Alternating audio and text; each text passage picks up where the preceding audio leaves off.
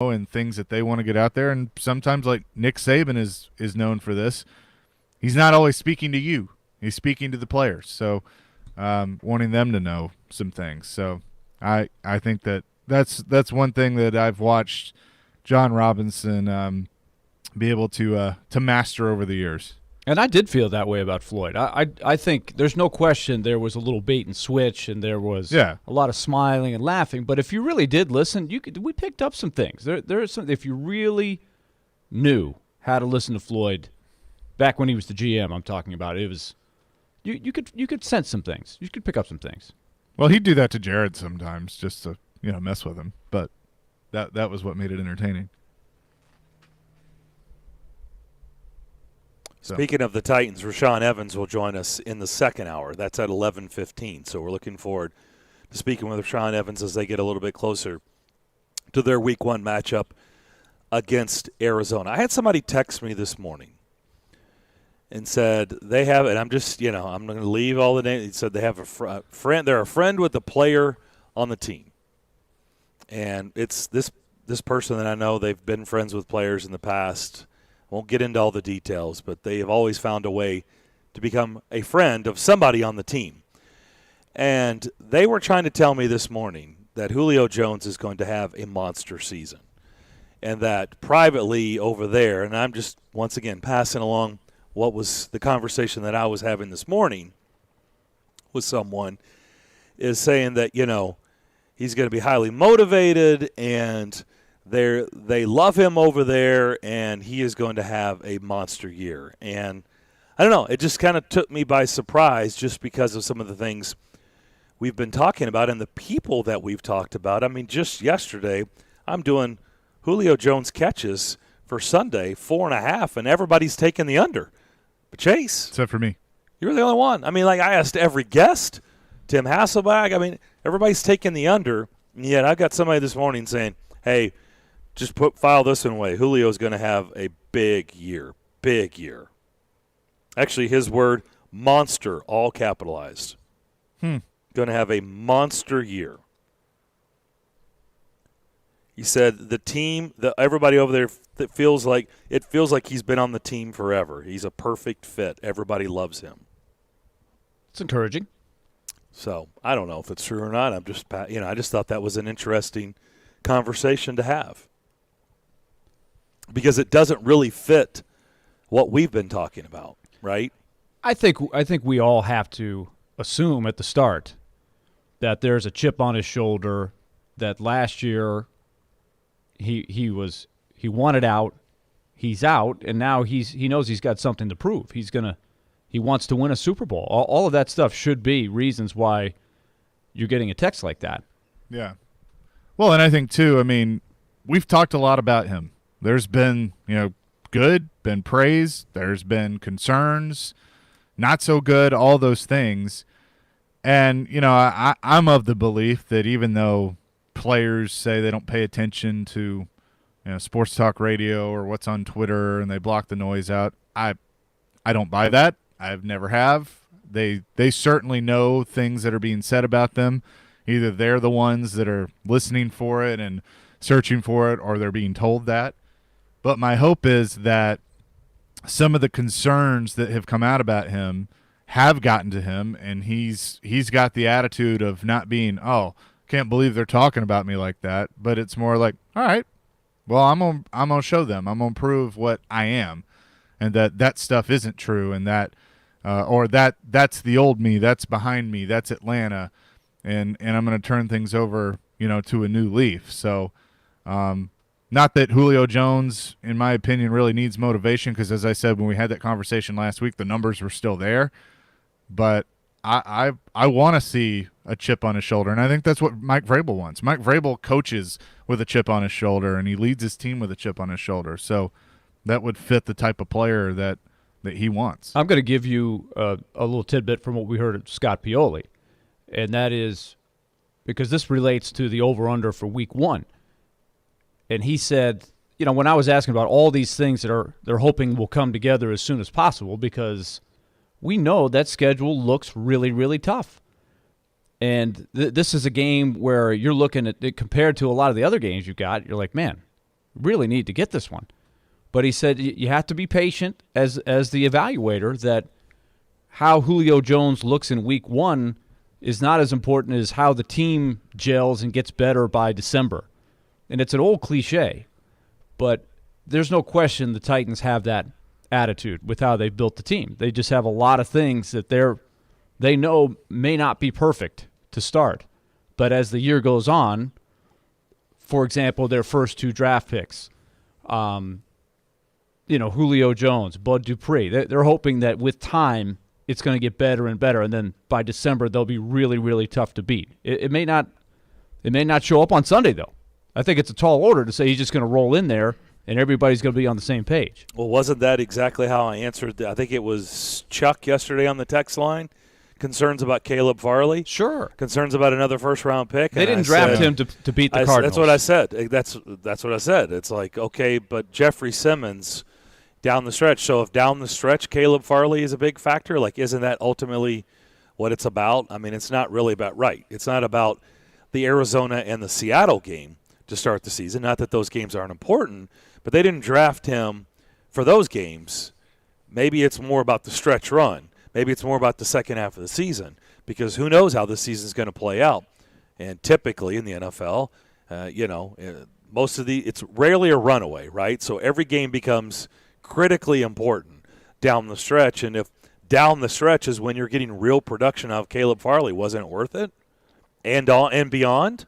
Of course. The answer is of course. And they had that idea with Isaiah Wilson, which didn't work. It doesn't always work, but I do think it's sound thinking. But I don't know if they really – you want the long-term success. That really, though, the way they viewed – because when we talk to people, people questioned the pick. Like, they thought it was too high. Like the other one, it was about value. Like, Simmons and Farley would have been higher if it wasn't for the injuries. Right? I think what you heard – Isaiah Wilson, people were like, wouldn't have taken him that high. No, but I think what they saw was a guy that came out early and was young. And had he stayed another year, I think they projected, well, hey, if this guy stays another year, he'll be a lot higher, which is how they saw Albert Haynesworth when they picked him. Albert Haynesworth was really young, and it took him a couple years. I think John Robinson was seeing that in Wilson, and that was the value that he saw, a guy that had a huge upside but just needed to play more football. But I think, the way they structured the team, they had Dennis Kelly to sit there, and place hold for him. Before, and they didn't have to have him start on day one. Of course, it all blew up all over the place, as we know. How's his new album doing? I hadn't heard anything about that. No Panda? You haven't heard his new album? Is there a new album? How's the music career going? He goes by Gigi Bowser on Instagram, if you're curious. Gigi Bowser. Where is he on the charts? He's not on a depth chart. I know that much. No, he's not on a depth chart. What about the music charts? Anything not. Cracked a top 100, top 50, top 20, top 10? No? Nothing? It's just a crazy story. Now they got, a second-round pick that they're trying to develop into a right tackle of the future, which still, it's early. But that's the same principle. Caleb Farley and Dylan Radins did not play last year. They didn't play. Yeah. So just to think they were going to go in there and be ready to roll week one against the Cardinals was kind of it's a naive. reach. It's a reach. No, it's more than a reach. It's naive. It's Stretch Armstrong. It really is. But to the point with the jelly inside. Yes, the red jelly. Whatever that was. Yeah. Red jelly. Yep. To the point of, you guys didn't think I knew what Stretch Armstrong was, did you? But Nice. Why we probably used that old reference enough. But I had Stretch Armstrong. You did? Yeah. Really? I had a couple of them. Was it a modernized? Original? Was it a modernized? Right, exactly. Did it have the jelly? Is this a newer version or the old, like the original version? I don't know. It was whatever came out in the mid '90s. Oh. That's not the new version. No. There was 70s. I was a saying. Okay. When did Stretch? Well, then it had a resurgence. But I mean, like I knew it because I had like two of them, and I remember I pulled too hard. He split in two on one of them, and it went everywhere. I don't think you could pull too hard at Really? The new You definitely did. Like, you couldn't pull too hard. Like, it was the new ones. He was split in the armpit. Oh, then there's no way that's the original. Yeah. No, I mean they make stuff cheaper now, Darren. I mean that's just kind of how things work. No, So, you're kidding. Really? No, yeah, it is what it is. But now I don't remember where I was going with that. Well, when was the original Stretch Armstrong? That's what I need to know. Like, what decade? All right, we're down It's around looks like 70s. Stretch 70s. We can verify at Mid-70s. least the 70s. But how old? But it could have possibly been earlier than that. No, I'm looking at it. Mid-70s. Mid-70s, okay. 1976. Wow, so we saw it when it was new. Yes. Oh, yeah. I had him, I'm telling you, the red gel, because eventually, and it wasn't because I pulled him too hard. You weren't strong enough back then to actually do it. You would have to have something actually cut him open, like something else. And I don't remember how. 76 to how he started bleeding. 76 to 97, and then it came back in 2016. So I had it in the early 90s. I don't know why it was such a thing, but it was to just once you've did the stretching and you had your fun with stretch, it just was the thing. You had to do it. You had to do the experiment. How far can you go? We know there's jelly in there. My You're friend dying told to me. know what it looks like. Yeah. So let's do the surgery. Let's mutilate stretch, and then it was all red. over. Mine was red. Red gel. And then I was so mad that I killed Stretch Armstrong. I know. Then he's done. It's like you're cool. It's like, oh, cool. It's over. And then when it's over, you're like, oh, man, I just now killed Stretch Armstrong. There goes my toy. Yeah. Man. Oh, well. What were we talking about? Things were so simplistic. Just think about that. But, I mean, I guess that's today's version of a stress ball, right? I mean, that's what they are. Stretch Armstrong was just the 70s version of a stress ball. That's it. Did you ever – now, one thing that happened with my friend and I, we would stretch and try to, like, slingshot him across the room, but the problem was the head was so hard that if you got hit with it, it actually hurt. Oh, yeah. He was a weapon. He was a weapon. He could be used as a weapon. Because the head was plastic. Darren, you look so confused. I mean, well, like, because my Stretch Armstrong would stretch pretty darn far. I don't remember it being able to be used as but again, it was heavy. It was heavy. Yeah, that's what I'm saying. If you could swing that thing. Oh, if you no could doubt, hurt you. you could knock somebody out. Yeah. With Stretch Armstrong, for sure. But I mean, like pulling his arm back and using him as like a slingshot, I don't think so. That's the thing. Well, right, but again, you're basing yours on the original 80s version or whatever, 70s, and I'm basing mine off 90s, cheap 90s from China. Yeah, there you go. I wasn't going to say it, but you said it. So I mean, that's no telling what was in mine. Oh, you didn't cut yours open? No, I told you it split. Like I didn't have to cut it open. Like it leaked everywhere. I remember I came home from school one day and it was gone, and I was like, "Mom, where's Stretch?" And she's like, "It's leaking everywhere. The dog was trying to eat it. I threw it away." Yeah. See, that's bad. It did happen. It got messy, and Mom was like, we're done. It's going in the garbage. It's over. We're not having There this." was one laying around here just within like the last week or so, and I didn't even see it. It was in Maddox's room, and I was like, "What is this?" He's like, Stretch Armstrong, and I was like, "Get out of here with this." I mean, it was much smaller. It's today's version. It's weak. It's weak. It barely stretches, and it's really hard. And I was like, "This is weak. This is trash." Sounds like Stretch is past his prime. Yeah, you can't bring Stretch back. The new Stretch is weak. Washed. Yeah. Well, I mean, whenever they reboot anything, somebody's got to have some pride in the name. Like I saw ABC's rebooting The Wonder Years. Like, why mess with the classics? I mean, it just, when it runs its course, and then come up with a new idea. Agreed. Congratulations, David Green. Wow, former NASCAR driver was listening to the show. And I thought it was the QB for Georgia. Yeah? Well, you know what? I guess you're right. I don't know which David Green it was, but David Green correctly called in and said Murray State, and Murray State was the answer we were looking for. So, David, thanks for listening. It pays to listen to the show. Go enjoy that Santana show and tell us how that venue is. Everybody says it's awesome later this month. So good job. First caller, by the way. Maybe it was former NASCAR driver David Green. I think he lives around here, and he's from Kentucky. I think he lives in Kentucky, but we go up into Kentucky. So he would know lives Murray. in He's from Owensboro. He would know Murray State. He certainly would. Does he like Santana?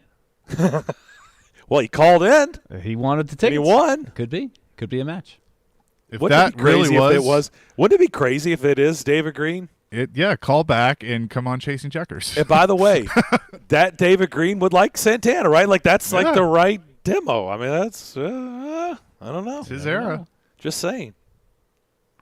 Thanks for listening, David. Former Busch Series champion, David Green. Texas. Well, he was out at the Super Speedway probably twice a year, right? Yeah, he won out there, I believe. Yeah, he raced out there all the time. Good guy. Yep. Good racing family.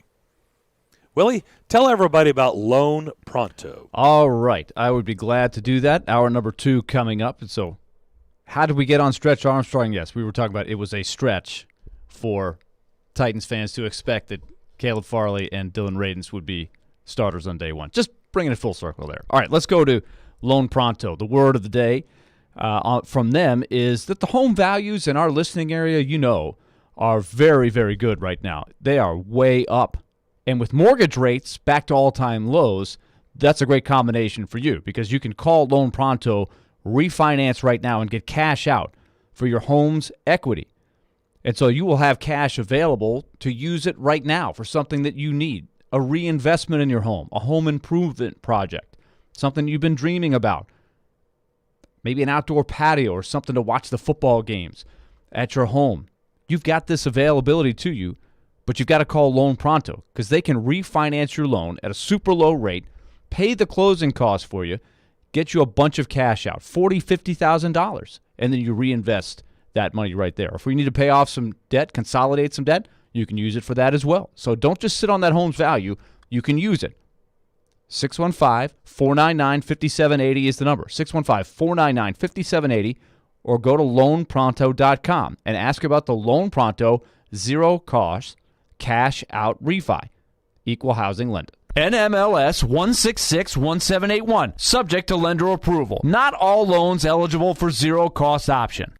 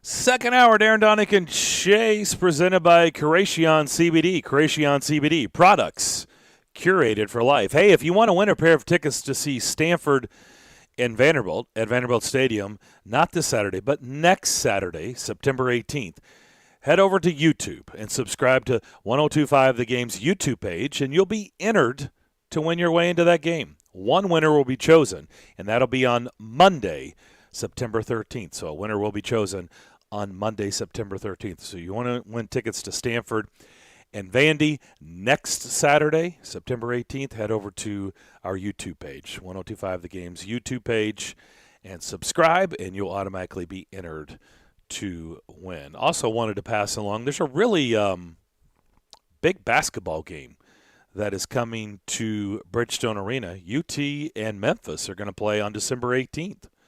And tickets, by the way, went on sale today for that game. So that'll be a big, big one on December 18th at Bridgestone Arena. Tennessee and Memphis. Remember when they were 1 and 2 in the country against each other? I watched the game. That was Pearl and Cal, right? Yes, it was. Yes, it was. Good times. Best college basketball game to ever play in the state of Tennessee in terms of, I guess, what's on the line. And two teams in Tennessee, I should say. Should clarify. Well, let's go on. Let's go over to our college basketball desk here in September, on September 9th. Right, there's going to be huge expectations with Rick Barnes and the Vols because their recruiting class, yet again, they've knocked it out of the park. Number 4, and Memphis, same deal, right? Recruiting class, number 1 in the country. And back then, before Elijah looks ahead, I have this memory of that week. It was Derrick Rose in that group. Tennessee won the game.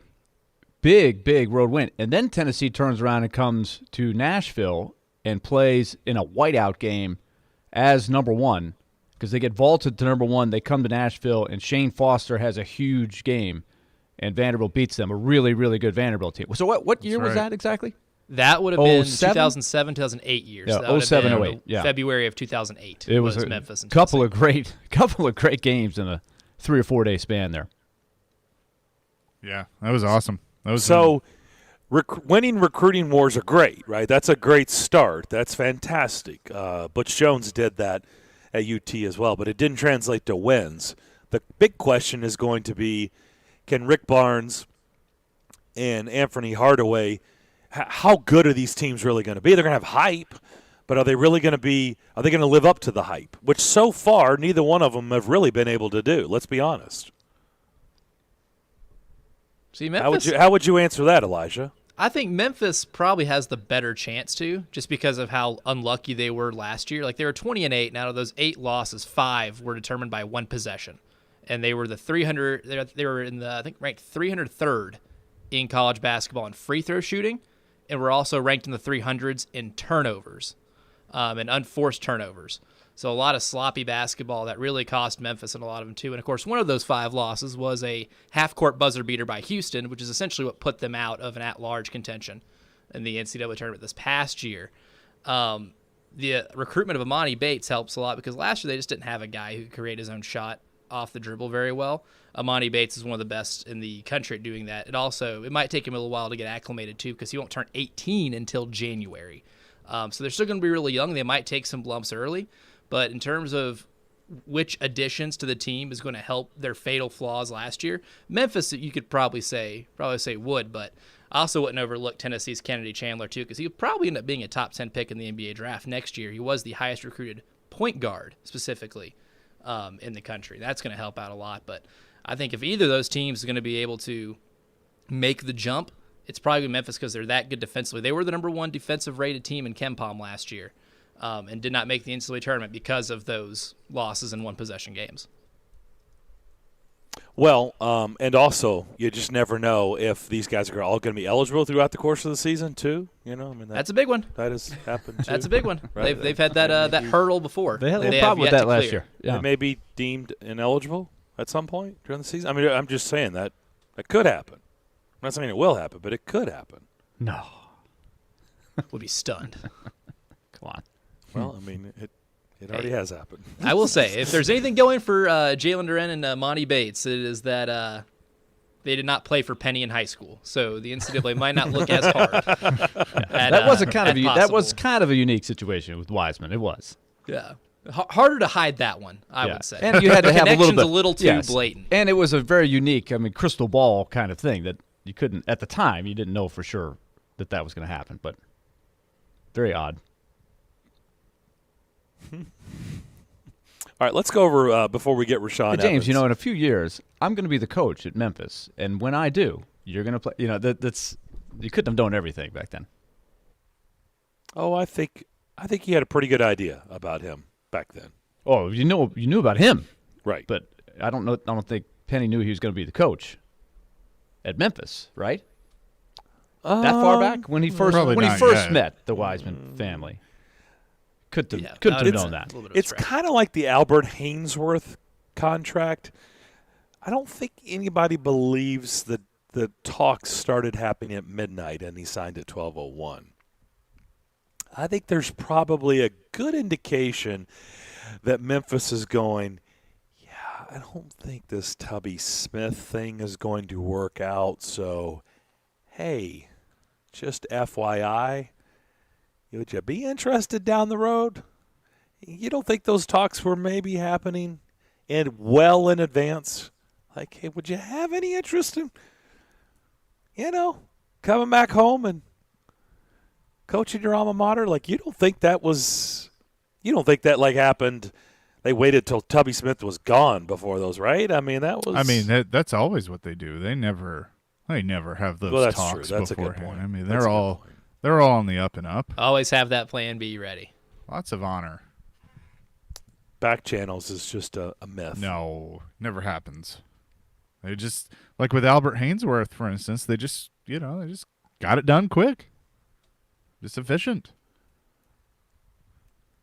By the way, the first time I ever heard that word, that just tells you where my head was. Actually, this is probably where Willie's head should have been. The first time I ever heard that word, I thought they were saying bat channel. I was like, cool. They got a bat channel? Awesome. Channel. That's how they signal that stuff? Same bat it's time. It's through the bat channel? Same awesome. Bat channel. Do they just put up the sign in the air? Awesome. Come home, Anthony. Come home. Check your bat channel, Penny. Check it. They paged him. I mean, they probably had a bat phone while they were at it, too. The red bat phone that Commissioner Gordon always had, that helps, too. Just pick it up. Penny picks it up on the other line. In 1994, when I was working at Jacobs Field in the scoreboard room, they had a bat phone that came straight from the Indians' dugout. And usually when that thing rang, luckily I was not assigned to the bat phone, thank God. Because when that thing rang, it usually was not to say, hey, just wanted to let you guys know you're doing a bang-up job up there. Great job. Great job as always. It's usually because somebody, like typically Albert Bell, was mad about something. Mike Hargrove was a good, easygoing guy. It wasn't him. But usually it was a player. And, Kenny Lofton, Albert Bell, those were typically usual suspects that somebody was really mad about. Somebody had been given an error or they messed up the walk-up song or whatever. Yeah, when that thing rang, it was never good. You could see everything got quiet in the room like, oh, crap. Somebody's in trouble. So the bat phone was ringing. Mm-hmm. Yeah, because, the only place it would be coming from would be the dugout. So you knew it was, like I said, nobody was ever calling to say, hey, keep up the good work. That's never why it rang. Until we get Rashawn, we wanted to go over some. We did the Julio Jones over and unders, but some markers for this season. Let's go over that until Rashawn calls in, and then we could pick it back up on the other side. But you said, Willie, you told us you've been putting together some specific numbers that we can try to gauge, and we should record this and see how it really plays out. But I'll kind of turn it over to you.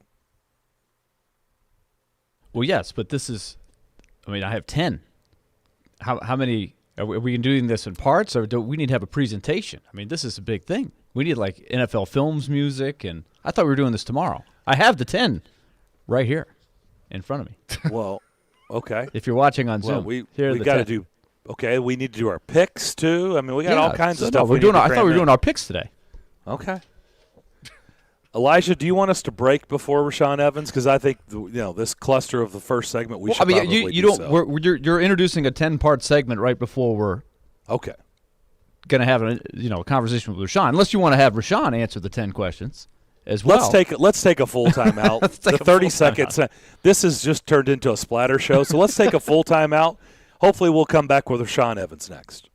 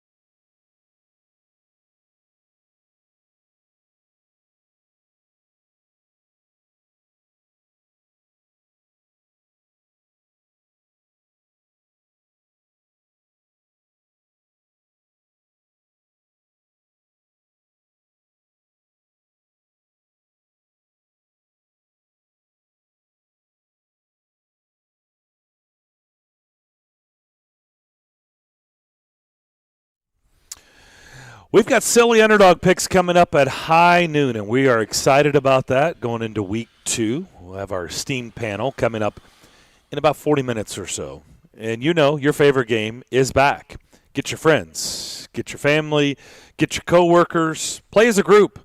Sign up and play today. Weekly prizes. You get to pick 3 football underdog teams that you think will win outright each week for a chance to win weekly prizes, like a pair of tickets to a sporting event or a concert here in Nashville. All you have to do is go to thegamenashville.com or ESPN The Game Nashville mobile app and sign up and play right now. Silly Underdog Picks is presented by Volunteer Hose and Gasket, and they've been a great sponsor for several years of this very popular contest, but we want you to sign up and play. We had a great Week 1 turnout, but we want even more. And remember, you don't have to play along every season. If you miss a week, no big deal. It's not too late to jump in right now. But also, if you're kind of new to this contest or you're unfamiliar really how it works, it's not against the spread, okay? Your team has to win the game outright, your underdog pick, and then you get the points assigned from what the spread is, okay? It's not about covering the spread. So if your team is getting 8.5 points and they win outright, you get the 8.5. But if they lose by a point, you don't win anything.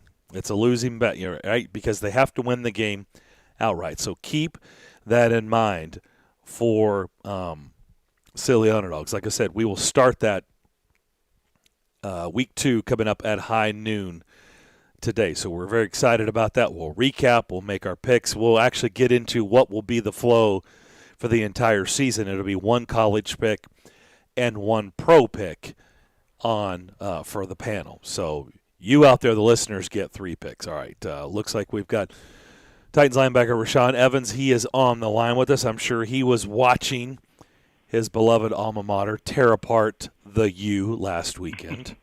Rashaan, how you doing? Man, I'm doing great, man. How are you? Doing fantastic. You've been accustomed to that first game out of conference at Alabama and kind of having their way. Were you even surprised at how easy they made it look against Miami, Florida? Yeah, I wasn't actually, to be honest with you. I mean, me knowing Coach Saban and how he is going into the first game of the season, because he loves to set the tone.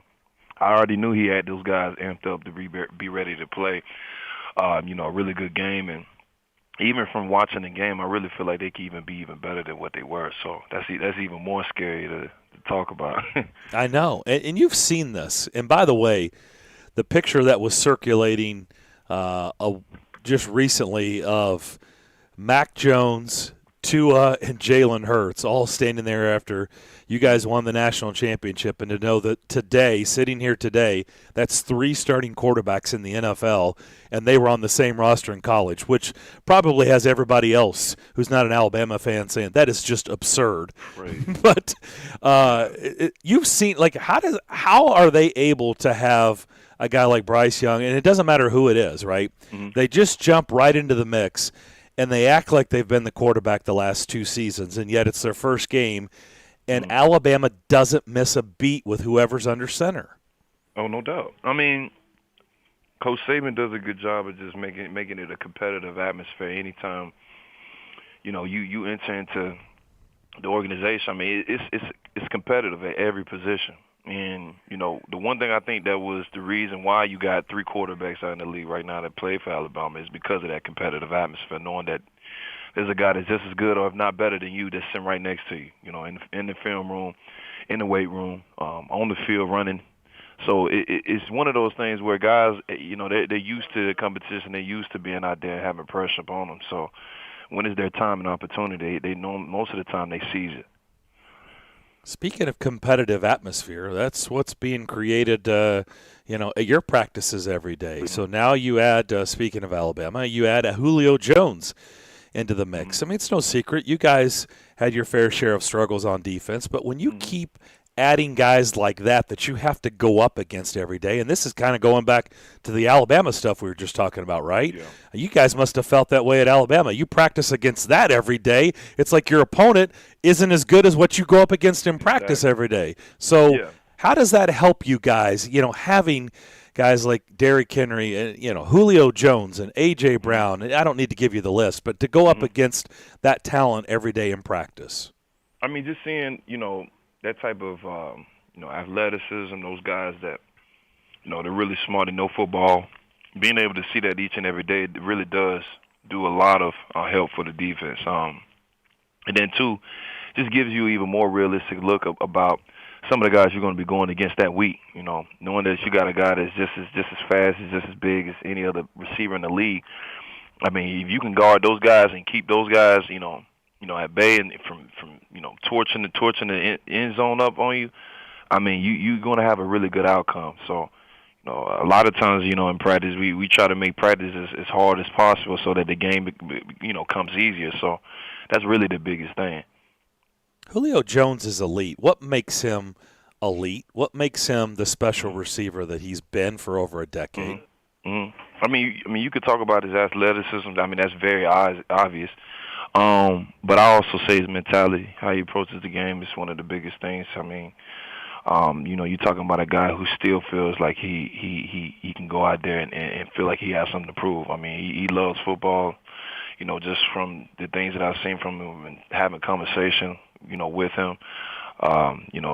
Former Bama guy, so I'm gonna be a little biased as well. But at the same time, man, you can tell a guy that is, a football player. Football players know football players, and a guy like that, I mean, he makes any team that he gets on better. You just said the words "having something to prove." Is that something you guys have been actively discussing in the defensive rooms? Having something to prove this season? Yeah, even if it's not said, it's felt. Okay. We definitely feel like we could be better from last year, and that starts with going into this first game and playing our game and being physical and doing all the things that our coaches coach us to do. All over off season OTAs and into camp, and then finally into the regular season. I think all of those things incorporated going to have to transition into this first game, and going out there and having fun also, being excited for other guys when they make plays, and creating that type of energy, man, is going to allow us to really, really play big, and I'm excited for this first game. Rashawn, now that you've been in the league for a while, there's no weeks off in the NFL. If you're not ready to play, you can lose every single Sunday. And I know your coach tells you guys that all the time. But to start off your year against an offense like Arizona, what's that? You guys don't get to tiptoe through the tulips, right? You have to come out and bring it on Sunday. Absolutely. I mean, you're facing an offense with a lot of speed. Guys over there on their side, they can get the ball and get north. That's the one thing I've seen. So, just making sure that we do the things schematically, do the things as far as things that Coach Vrabel constantly coaches us each and every day, which is effort, finish, and the little things like that. Going into those games are going to be pivotal. I mean, teams are going to be watching this game, and they're going to be looking at some of the things we do in the first week, and they're going to try to use it against us, when it's time for us to play them. So, you want to try to put the best film that you possibly can this first week, and also at the same time,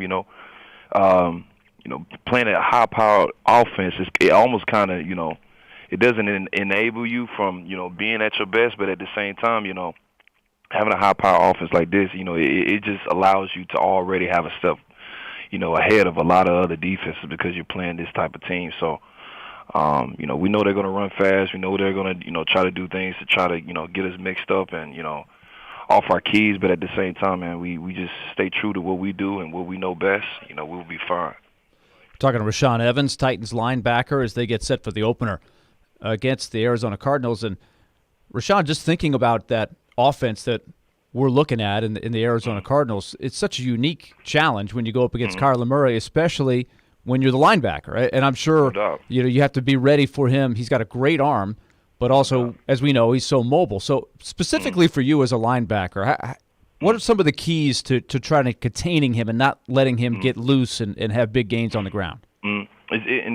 Really, to be honest with you, from a linebacker standpoint, I kind of view him almost in a way like Lamar Jackson. He's not as big, but he's just as fast and as quick, and really has an arm. So a guy like that, he can eat up yards, just like that. I mean, his speed is very, very obvious on film how much speed he has. I've seen him turn the corner on a lot of guys. I've seen him shake a lot of guys on open field. So, it's one of those things where there's no one-on-one tackles, man. You want to make sure you try to get as many people on the ball as possible, and understanding keeping that type of guy in the pocket is the biggest thing because, once he gets out of the pocket, he becomes a little magical with it. So for us, it's going to really be a really, really good challenge. We look forward to it.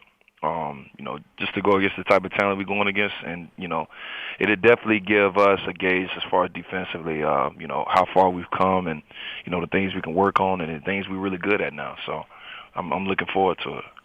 Rashawn, it's no secret. You've seen the business side of this play out, the salary cap things that have to happen. There's a lot of expectations for the team this year, but, of course, always difficult choices have to be made. So we know this is a big year for you. How do you try to stay focused on your job this year and do the best you can? Because if you play well, everything's going to work out one way or the other for you.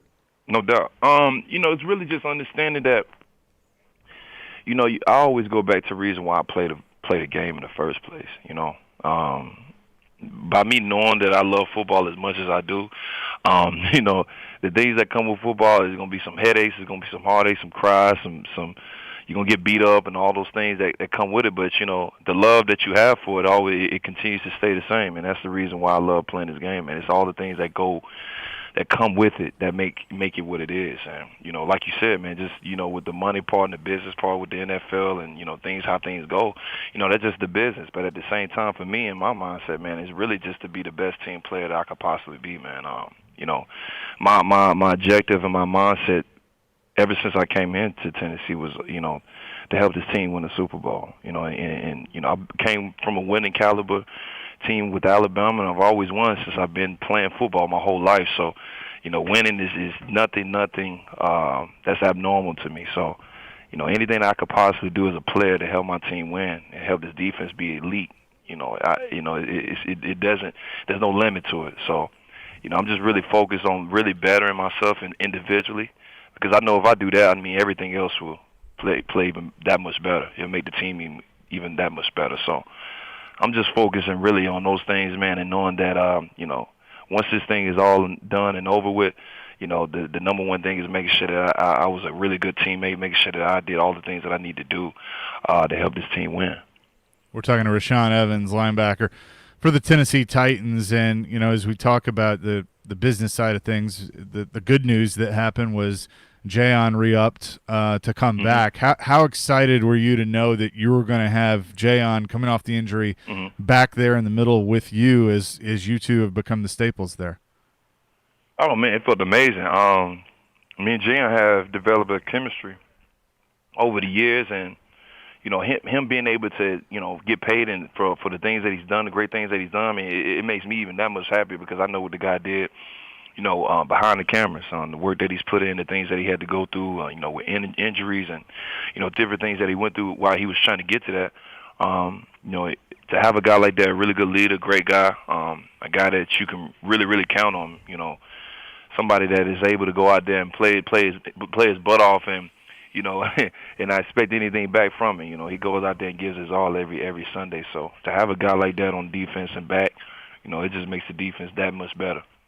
We've talked a lot about, roles and titles, and now Shane is the defensive coordinator, has that title. But what has Jim Schwartz brought to this defense as you try and pick his brain for new ideas?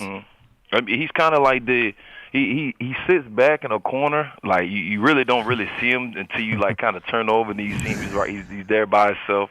He's writing some notes. I don't know what he's writing, but he's like a little evil genius over there. He's lurking. He's like a little evil genius, man. So I peep him out, don't bother him, but I see him, man. He dude puts in a lot of work, man, and to have a guy like that and be able to help us out as well, it just does wonders, man. And I'm really, really, really excited for this first week and to see what how far our defense has come up to now. Well, Rashawn, we always enjoy our chats with you. I know this market is pumped for this upcoming season. I'm sure you guys are too. Thanks for doing this as always. Best of luck on Sunday, and we'll talk to you down the road. Thank you, man. You too. All right, that is Titans linebacker Rashawn Evans. Always good to talk with him. There you go. Got their hands full with an Arizona offense. And he said he compares Kyler Murray. He's not as big as Lamar Jackson, but basically their speed, what they bring with their legs, he says Kyler Murray doesn't have to take a back seat to Lamar Jackson. They're that elusive. We'll come back and talk more on the other side. Also, Todd Downing has been speaking with the media. We'll have some of that too as well before we get out of here this hour. Silly Underdog Picks in hour number 3. You're listening to Darren, Daunic, and Chase, ESPN 102.5 The Game.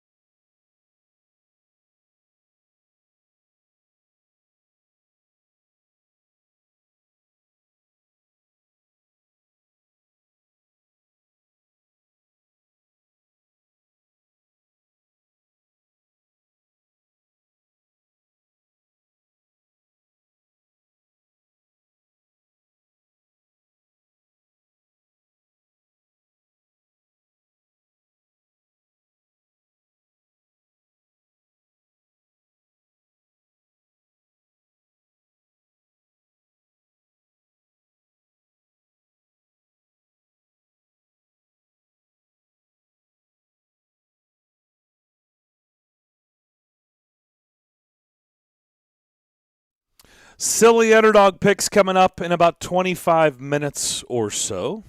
Hope you play along. Bill Hillgrove will join us at, voice of the Steelers and the Pitt Panthers. So we'll do that at 1, and then after, Bill, we will make our NFL predictions for this upcoming season because the NFL season begins tonight as the Bucs host the Dallas Cowboys. Don't forget to go to thegamenashville.com/deals to check out Nashville's best deals. You can save cash with the purchase of a $10 gift card for Retro Snow for only $5. That's Nashville's original shaved ice truck, bringing back snowballs with creativity and pure cane sugar, dreaming up new flavor combinations and adding fresh, delicious toppings to what makes Retro Snow and Nashville's original shaved ice truck. All you have to do is go visit their first ever permanent location, which is in the Nations at 806 51st Avenue North. That's open Friday 4 to 7 p.m. and Saturday and Sunday 2 to 7 p.m. Check out Retro Snow's truck schedule at retrosnowtruck.com. Other deals include half off $50 gift card for Fat Cat Slims, half off $25 gift card for Joyland in East Nashville. Get your deals right now while they last at thegamenashville.com/deals. Let's hear from Titans OC Todd Downing.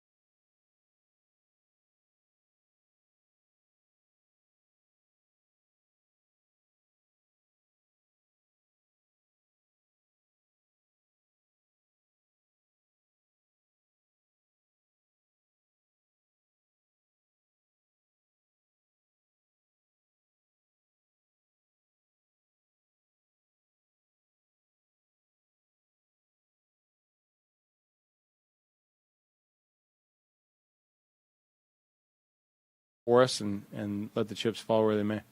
Do you feel like you want to dictate to the defense what they do versus how much, well, if they're showing us this, then we have to do something to counter that? Yeah, I think there's a balance between your identity and stubbornness, and I think we have an identity and we'll have ways that we want to do things and schemes we want to run, and then we're going to have to adapt and adjust to things that maybe we haven't seen on tape or unscouted looks. So there's a balance there for sure. I think that our guys work really hard to be, fully prepared and like I said, let our rules take us where we need to go. With this rushing attack, it seems like patience is big. Like Darren can have -1, then 70. How do you kind of handle that? Keep hammering away and keep loading that wagon with a back like that. Again, I think as part of our identity, we're not in the business of letting other people dictate what we do or don't do. So sometimes it takes a little bit longer in the process. We believe in physicality and effort and finish around here, and that includes our posture as we go about the game plan. I feel like you've gotten a good picture of Josh Reynolds and what he can bring to the offense. I know he's kind of been in and out of training camp with the injuries. Yeah, I think Josh fits in a similar boat as Julio. He's a pro. We've seen on tape his ability to handle multiple roles in different positions. And although he's had some ebbs and flows of his availability, he's shown his professionalism and his dedication to his craft. So looking forward to seeing what Josh can contribute this year. Impressed you, I guess, the most about Chester and his ability to kind of come in here, kind of carve out a role for himself. Yeah, he's a guy that just consistently produced in his one-on-one matchups. And throughout the course of camp, you guys were out there. You saw him put in the time. Works very hard on his craft with Rob Moore and his man-to-man route craft and, operating in the slot there for us and operating outside as well. He's a guy that I think, has shown some dependability, and that's a big trait when you're back there deciding who to throw the ball to. The guys you can depend on tend to get targeted. Your third down running back situation kind of a mystery to everybody until you unveil it, and is that going to be a game-to-game situation or situational thing? Yeah, I think it could be task by task, assignment, that's required of that player. But we have a number of guys that have worked extremely hard in our protection schemes and learned our third down package, that we feel like, we have some options there and versatility there. But certainly I think that can change by game plan and what we're going to ask that guy to do. Do you have a clear guy at right tackle yet? Do you need that to emerge? We'll let that unfold as it unfolds, and any announcements that come from people above me, can come from people above me. But we're proud of that group for how hard they've worked in the competition, what that has brought out of those players. We're fortunate to have a number of guys there that want that job and that are working hard for that job. So, pretty veteran group overall on offense. Can that help, in a training camp like this where you haven't necessarily had all that much time together? Yeah, I think there's some of that same as translation, right? So even if we haven't had a chance to necessarily run a bunch of reps at a certain route or a certain run scheme, they can relate to something that they've done in the past, right? And that certainly helps the transition or, helps us to kind of navigate some of those early bumps. What do you like about what you've seen this preseason? From the offense? I think, again, that competitive spirit. I think guys wanting to play our brand of football. I think guys buying into the way we ask them to do things. Those have been the encouraging pieces to me throughout the course of August and now into September.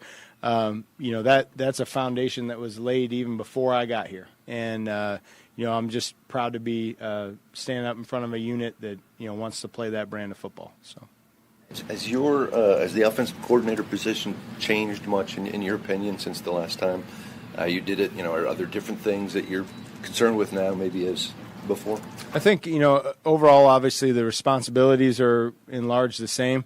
There's always kind of different dynamics within staffs or, different ways that meeting schedules and things like that may shift how you do your job. But, ultimately my purpose remains the same in this role. So.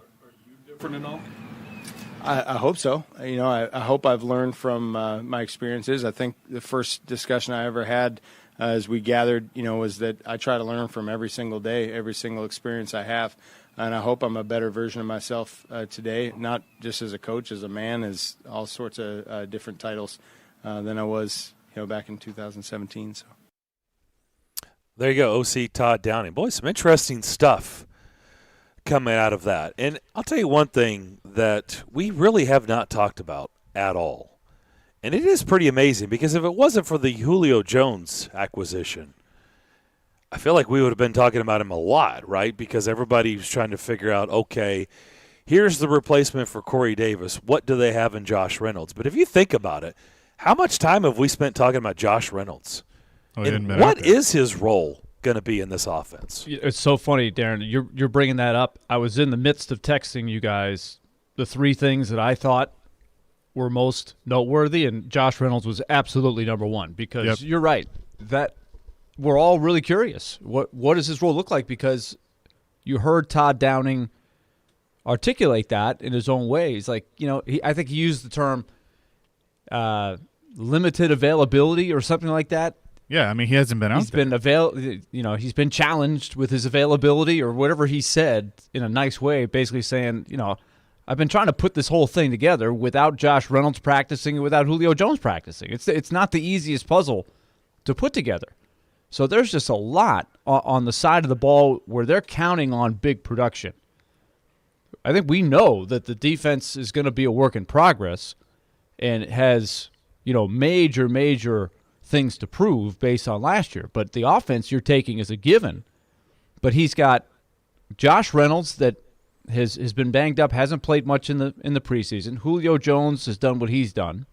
A.J. Brown's missed a little bit of time. You're trying to preserve and load management kind of thing with Derrick Henry. You got all kinds of issues on the offensive line.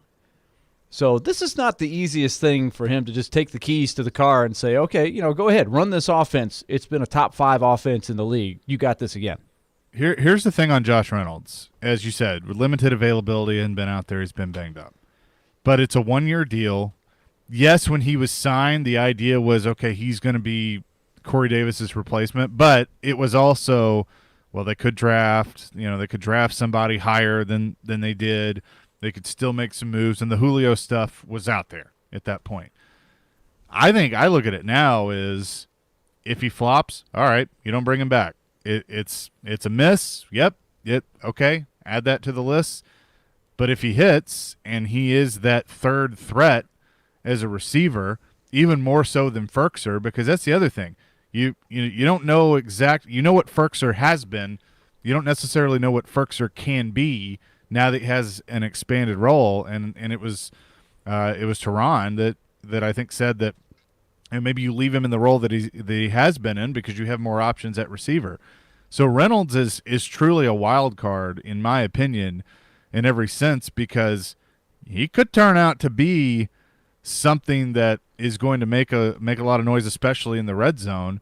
He had 618 yards last year, 2 touchdowns. Not really a touchdown guy in his time in LA, but in this offense, it could be certainly different. So I think that why would it be different in this offense? You've got Derrick Henry, you've got a monster receivers in Brown and Jones. Why would it be different if he couldn't do it with Cooper Kupp and Robert Woods and really no real big threat at running back? Why would he be able to do it?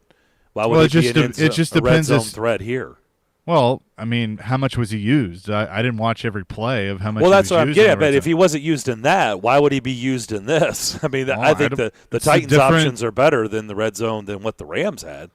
Don't you think? Yeah, but I mean, Julio's not really a red zone threat. Never has been. Well, he should be. He should be, but he hasn't been. Who knows if he's going to be? I mean, I don't know. That Jonnu Smith was their go-to guy in the red zone, and now he's gone. It's a good. So is that going to be Ferkser, or is that going to be Reynolds, or is it going to be Julio, or is it going to be a combination? I mean, the answer is we don't know. Well, it needs to be Julio. Like honestly, everybody's always scratched their head of why Atlanta couldn't figure why for some reason when they got to the red zone they went away from Julio. Like honestly, the answer needs to be Julio. I mean, he's an elite. Huge target. Like, why would he not be your go-to guy in the red zone? But we have made this point, and I haven't watched all of their games, but year after year, he is not a big touchdown guy, Julio Jones, right? For all the catches he's had in the production, he has relatively lower numbers of touchdown catches for whatever reason. So this isn't just something that happened last year. Another thing you hear, this is another thing I'm wondering about Reynolds' role. We know you heard Todd Downing talk about the identity. He says, we want to dictate to the defense. We don't want the defense to dictate to us. We want to do what we do. So you can tell he really still wants to have that power running game and the things that were the foundation of the success of the offense the last couple of years. It all starts with 22. But going with that, we remember they had a lot of 2 tight end sets. Are we going to see that as much? Julio Jones, are you going to ask him to block like Corey Davis blocked? I don't know. I don't think so. Josh Reynolds, though, does have a good reputation as being an excellent blocker, perhaps as a third wide receiver. So these are the X's and O parts of this that I'm wondering is, how do they create that same physical presence where they're smash-mouthing and they're doing their thing in the running game. I guess I'm trying to figure out what is Josh Reynolds' role. Like, let's say he's healthy. Okay, everything. He's 100% healthy and ready to go, and he's out there. What is his role in this offense? I think he's the third receiver who blocks a lot, and he sort of is like this. Instead of the second tight end, he's in there more because I think you're going to see less two tight end sets. Although I could be wrong. They could have Ferkser and maybe they go back to Michael Pruitt a lot in some sets. They did bring him back. Yep. I don't know, but that's some of it's up to Reynolds, right? He's got to be out there and he's got to prove he can do it. Let me ask you this, Darren, and I know the answer, but I'm asking the question. Would you rather have Cooper Kupp and Robert Woods or A.J. Brown and Julio Jones? I mean, I'd rather have what the Titans have, but Cooper Kupp and Robert Woods are really good. They're not they chopped are really liver. Good. They are really pretty good. I'm not saying they're chopped liver, but if you're a defensive coordinator and you have 11 on one side, 2 on the other, I mean, you're obviously going to in 22 in the backfield. But you're obviously going to. That's the what. See there, but see, you just kind of like slid that in, and that is the biggest wild card to why I said, well his production's not going to go up because you're going to make the point. Well, they're going to key more on the Titans 1-2 punch than maybe people keyed on the 1-2 punch with the Rams because you don't have a number. But you don't have that 22. Yeah. Like you don't, so it's a 1-2-3 punch. I mean, but then you can't. Right. I understand. Like that is the biggest differences, but you can't stop all that. Like you, right. By the way, that 1-2-3 punch maybe it is probably the best 1-2-3 punch in the league, no doubt. But I think that that's why it's so important to see what is their vision of, especially first and second down, because that's when you know Derrick Henry's going to be on the field. We know he comes off the field in some obvious passing situations. One thing if it's 3rd and 1. But are they lining up on first and second down with 2 tight ends like they did a lot before? Or three wide receivers and one tight end? Right. That's what. Or are we going to see a little bit more Akari Blasting? I'm very curious to see that. What does all that look like? How does all that fit together? Yeah. We haven't talked about blasting game. That's a very good point, Willie, because I saw even in some preseason games, and we've seen it in the past, they've used him out of the backfield. He can catch the ball. He did it at Vanderbilt. Yeah, but those guys weren't in the game, so I'm curious with everybody in the game how are they going to use him. Well, you know what I mean? Like all the starters are sitting out in preseason, so sure. Of course. But like, is he going to get used in games? Well, what I think that is there's going to be certain plays that are designed of you're getting the ball to 2 or you're getting the ball to 11, but then there's going to be others where it's at Tannehill's discretion. I mean, he's got, we always talked about how many reads a quarterback goes through. Mariota couldn't go through them. I mean, he's got 4 or 5 options at times that he could go to, and that's what it's going to be. It's going to. But I'm saying like 11, 2, and 22 weren't even in preseason games. So I understand. So you got to use. We somebody. haven't had a glimpse of it at all of what they really plan to do. Yeah, we have no idea what the hell they're going to do. I mean, that's the mystery, and you could tell he's still trying to keep that mystery. By the way, 17 wasn't in there either. So no, I mean, who knows what? I mean, I don't even know. Really, if you think about all of them in there, I don't even know what Blasting Game's role is going to be on this team with everybody in there. I love the different options that they have. I just wonder what ends up becoming their bread and butter. When they have everybody available. Now, if somebody's hurt, that's one thing. But they could come at you with 3 wide receivers. They could come at you with 4. But that's really not their MO. Their MO is much more physical. I mean, you have to stop. You have to prove that you can stop Derrick Henry, and then you have the play action off of that. So Ferkser and Josh Reynolds, how does that weave in there? There's going to we talked about it all summer. There's going to be great matchups to exploit, especially with Arizona, with Malcolm Butler retiring or whatever he did. The situation that has him stepping away. They got all kinds of question marks in the secondary. There should be great matchups against this defense. How do they go about it? And then the other thing he was kind of mysterious about, he was flat out asked, do you have a little – well, there's that, which we knew was a mystery, but it was kind of like, hey, can you give us a little picture of your third down back situation? We got nothing. Nothing. He's gone to the school. What's the latest we know about Evans? Has any chance of playing on Sunday? Darren, he's on IR for 3 weeks. He's out. He's gone. He's out. First month of the season. So who are we talking? We got McNichols. We got Blasting Game, who's not going to be a third down back. Makai Sargent. So Sargent, are we going to see him on third down at all, or is it just going to No. be the Jeremy McNichols, That's where I think you could placeholder? see Blasting game. That's where I think you could see Blasting game. Because, listen. But he's not going to Blasting go out game- and catch a pass. He might block somebody, I guess. He could Pass go catch a protection. pass, though. I mean, A little bit. He's listed as a fullback, but he's not a fullback. In a traditional role of a fullback, that's not what Blasting game is. I mean, But he's not played- Mike Allstott or somebody like that. In a pass catching 3rd and 7, I'm going to make the one guy miss and get to the marker. I think that's a little bit too much to ask for him. we got to go to underdogs. We do. Willie, first tell everybody about the Predators. Well, the Predators have some news. They have now, in addition to the first 3 months of the season, they have put the single game tickets for January and February contests on sale at Bridgestone Arena. They're available for purchase to the general public exclusively at Ticketmaster.com. So right now, season ticket citizens can purchase single game tickets to all Predators home games. Remember, that's just for a season ticket holder.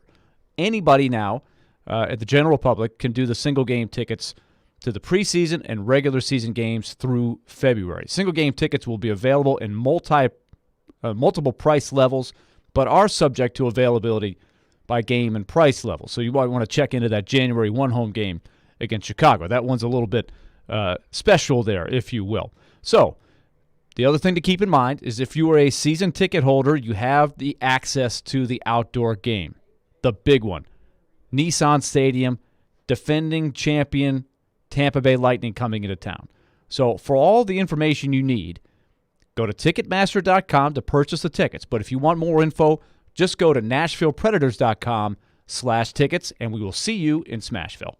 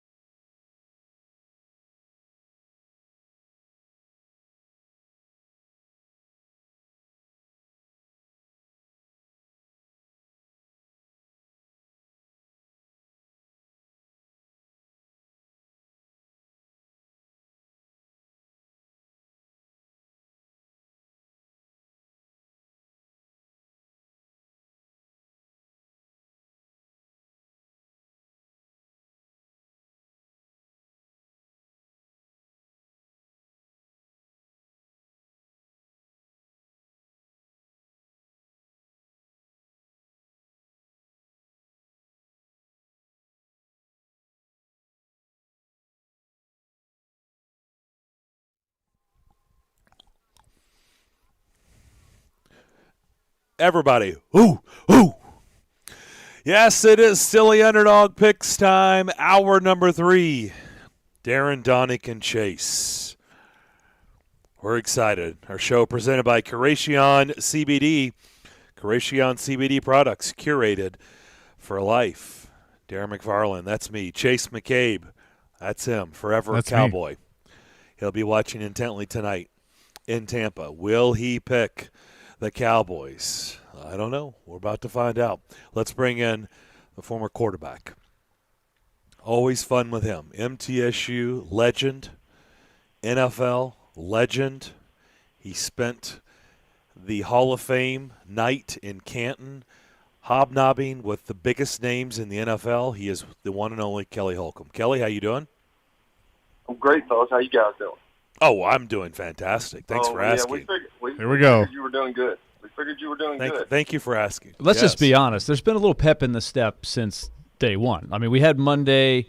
It was Labor Day. You know, we were just kind of cruising along, but there was still a little extra pep in Darren's step. And then since then, it's just even been crescendoing to this moment to be able to say big word. Nice. 2-0. Everybody, we're 2. Like he's been just enthusiastically banging away. Hey, we got underdogs going. Hey, everybody, underdogs. It's happening. You know what? He's been that way ever since Saturday. Oh, no doubt. No doubt. I got a question. There for may have Coach been Kelly. a GIF text or two, maybe. Just a few. I figured you would talk more trash. You didn't talk much trash. You know, it's early. I know it's early. I just figured you would talk a little trash. I mean, hey, we deserved it. Yeah. I want to keep – I don't want to have you guys throwing up after week 1. So, and then, I have a big target on my back. So I just kept it at a minimum. I Nice, told you, take minimum. the victory lap. Take the victory lap. That's fine.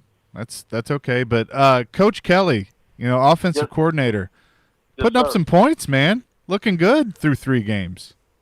Well, it's a little bit deceiving because our defense is putting up a lot of points as well. I mean, they had was it 2 or 3? I think they had 3 defensive touchdowns the last game. So our defense is nice. Yeah, our defense is outrageously good. I mean, they're really good, and we've had some holes we had to fill on offense. I mean, we've got 4 new starting offensive linemen, and with all this COVID stuff that's going on, I mean, guys have had to sit out, and it's just kind of crazy. We're in a different era now, man, and the offensive line is just yet to gel. I mean, we just keep having to move guys in and out, and I don't know, man. We have 7 new starters on offense, so it's that's kind of tough to fill. But our defense is really really good. So it's kind of deceiving, but yeah, we have put up some points. I mean, the first 2 games they put up shutouts, so it was 37-0. I think against Franklin, and 35-0 against Rossview, and then last week against Blackman. They're held at offense. Our defense was prepared and they were ready. Love it. All right. We'll find out if Kelly's offense and Silly Underdogs can get things going this week. Let's bring in forever Titan wide receiver Chris Sanders, who also had a big Easter egg last week. Chris, how you doing? I'm doing pretty good, man. You want to talk to Dwayne or you want to talk to Chris? Who you want to talk to first? Well, I don't know. It sounds like we've got a little bit of Dwayne seeping through right now. Absolutely. Dwayne is fierce. The alter ego. Yeah. That Wyoming game. I mean, I was sick to my stomach, man. That was pretty gross. I got to be honest. But the one thing I kept hearing in my mind was like, that was the stupidest pick because you said that last week. I did. I literally said that. In my ear, and I'm looking at the score like, oh, we about to win. And then when they lost, I just wanted to jump off the roof, man. Like, I'm done. Just so you know, I had already called I reached out to my phone provider to change my number. Oh, I was calling. If Montana State would have pulled that off, I was going to have a new number, which I haven't changed my number in about 20 years. But I was going to change it. Oh, I would have found you. I would have got the SWAT team, the Frogman, everybody. I would have got you. You can't win! All I know is I'm glad that nobody on this panel took La Tech because that was gross. Oh.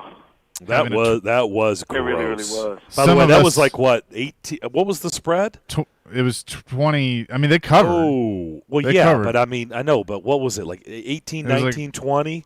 I think it was something 20 like and a half. that? 20 and a half, and they had a 20-point lead for a majority of the game and let Mississippi State come back and win by 1 point. All in the fourth quarter. It was gross. Unreal. It was gross. But, yes, I did, Chris. I'm not denying it. When you said Montana State, I said that's literally the dumbest pick that's ever been chosen on this. But you said it like in this 5 contest. times with disgust. I was disgusted. And then it almost won. Hey, if they would have won that game, Darren, I would have called and I know you called would have. and called and called. Exactly. Oh, you think I'm kidding? No, I was going to change my number. I had a burner phone ready, okay? You can just block him, Darren. I mean, it's real easy on the iiphone. Oh, Can you? man, hey, I'm good to go. Dwayne's upset. We had to talk to Dr. Phil and Oprah, but Chris is doing pretty good, man. He's ready to roll. He's ready to roll, so let's go get it. Have you watched Judge Judy already today? Or Nah, she ain't looking cute these days, so I'm good. Okay. All right. She's got a lot of money, though. I can tell you She that. got a lot of money. We'll get married for like Loads 5 of minutes, money. and then we'll get divorced, and I'll take half.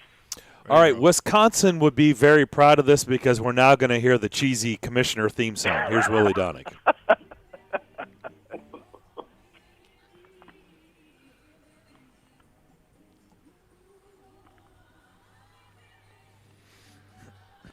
Ladies and gentlemen, this is your commissioner speaking. It's Yeah, great to whatever. have It's September another 2021. tremendous season of silly underdogs. 12-10 is the underway. time. 12-10 is the time. Not here on September 9th, 2021. All right, wise guys. All right. We're trying to be professional here.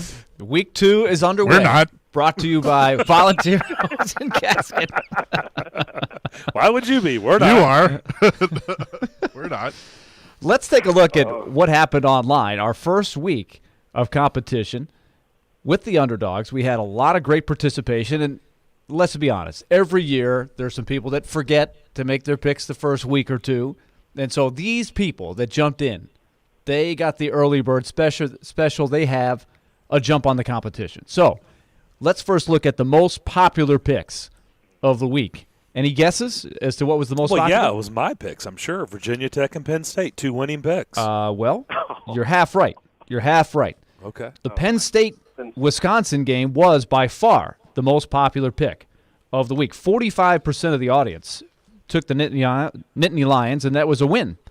The next two most popular, 30% of the audience took Arizona over BYU, and that was an L. The Cougars got the win there. And then 21% took Oregon State in an attempt to upset Purdue, and it was a failed attempt. They did not win that one. The winner of the week prizes for week 1 is Shane Blythe from Smyrna, Darren's backyard. So, Darren, do you know Shane? Is he a neighbor of yours? So, did he call you for picks? No, I did not. Shane won the tiebreaker. It was a tight one, but Shane had a slight edge on the tiebreaker pick, which gave him the victory for week 1. So keep playing every week. You can pick a total of 3 games, and you can do any combination now of college and pro with the pro picks on the docket this week. So keep that in mind, and we'll remind you how you do that. Just go to thegamenashville.com, and you'll get the info. Now, let's get to what happened last week in our first week of competition. Chase McCabe, having finished last year, had the first pick of the season. He went with the Ragin' Cajuns of Louisiana. 8-point dogs at Texas. Steve Sarkisian and his Longhorns were able to handle Louisiana 38-18. Louisiana had some good things going on. They hung in there. Maybe a little closer than the score indicated, yards-wise and stuff like that, but Texas wins by 20. So Chase not off on the right foot. Not so good. Not so good. Look at this. Yeah, thank you. Thank you, Dwayne. Darren, as he's referenced about 17 times during the show this week, is 2-0. And so he had his first pick. He took Virginia Tech, a 5.5-point dog, playing at home against North Carolina. Easy. 17-10 win for the Hokies. A great start for them. They need a big season. They got a great fan base. Not a lot of success here recently. And so they picked off a team that a lot of people have high hopes for in the Tar Heels. Led the whole game. Never trailed. 17-10. Some lower scoring games. They led the whole game. Yeah, led the whole game. In control. One of a number of games, but it had more of like a traditional score from back in the past. Justin Fuente texted me at halftime. He said, "Don't worry about it. We got it. We got this." Chris Sanders had the third pick in the first round. He selected the Temple Owls. The game that was moved because of the weather. Gross. 14.5-point dogs at Rutgers. Now, when is the last time we saw Rutgers put up a 61 spot on anybody? Thank you for the encouragement. That was a good one. They lost by 80. 61-14 was the final. Okay. Oh, thanks. Appreciate it. Thank you. Chris Sanders, feast or famine, he loves to take the big swings. That one came up with the whiff. Then the defending champion had 2 consecutive picks. Kelly Holcomb won handily last year. First pick that made perfect sense. Boise State, 6.5-point dog at UCF. 2 good programs, a lot of success over the years. A great game, back and forth, had a weather delay that pushed back the start. So it went deep into the night, especially if you were watching on Eastern time, which thankfully we were not. But UCF was able to pull it out 36-31. So Kelly falls. So Kelly, just to teach everybody, no points for a cover. Sorry. Yeah, thanks for that. UCF decided to have the biggest comeback in history of their freaking program. So, I mean, that was I thought I had that one in the bank. I was about to start texting folks. I had a friend say, why don't you start texting? It's over. And I'm like, I see how the game's going, man. It's not going well in our favor. Yeah, Boise was up 14-0 in the game. It was really good back and forth.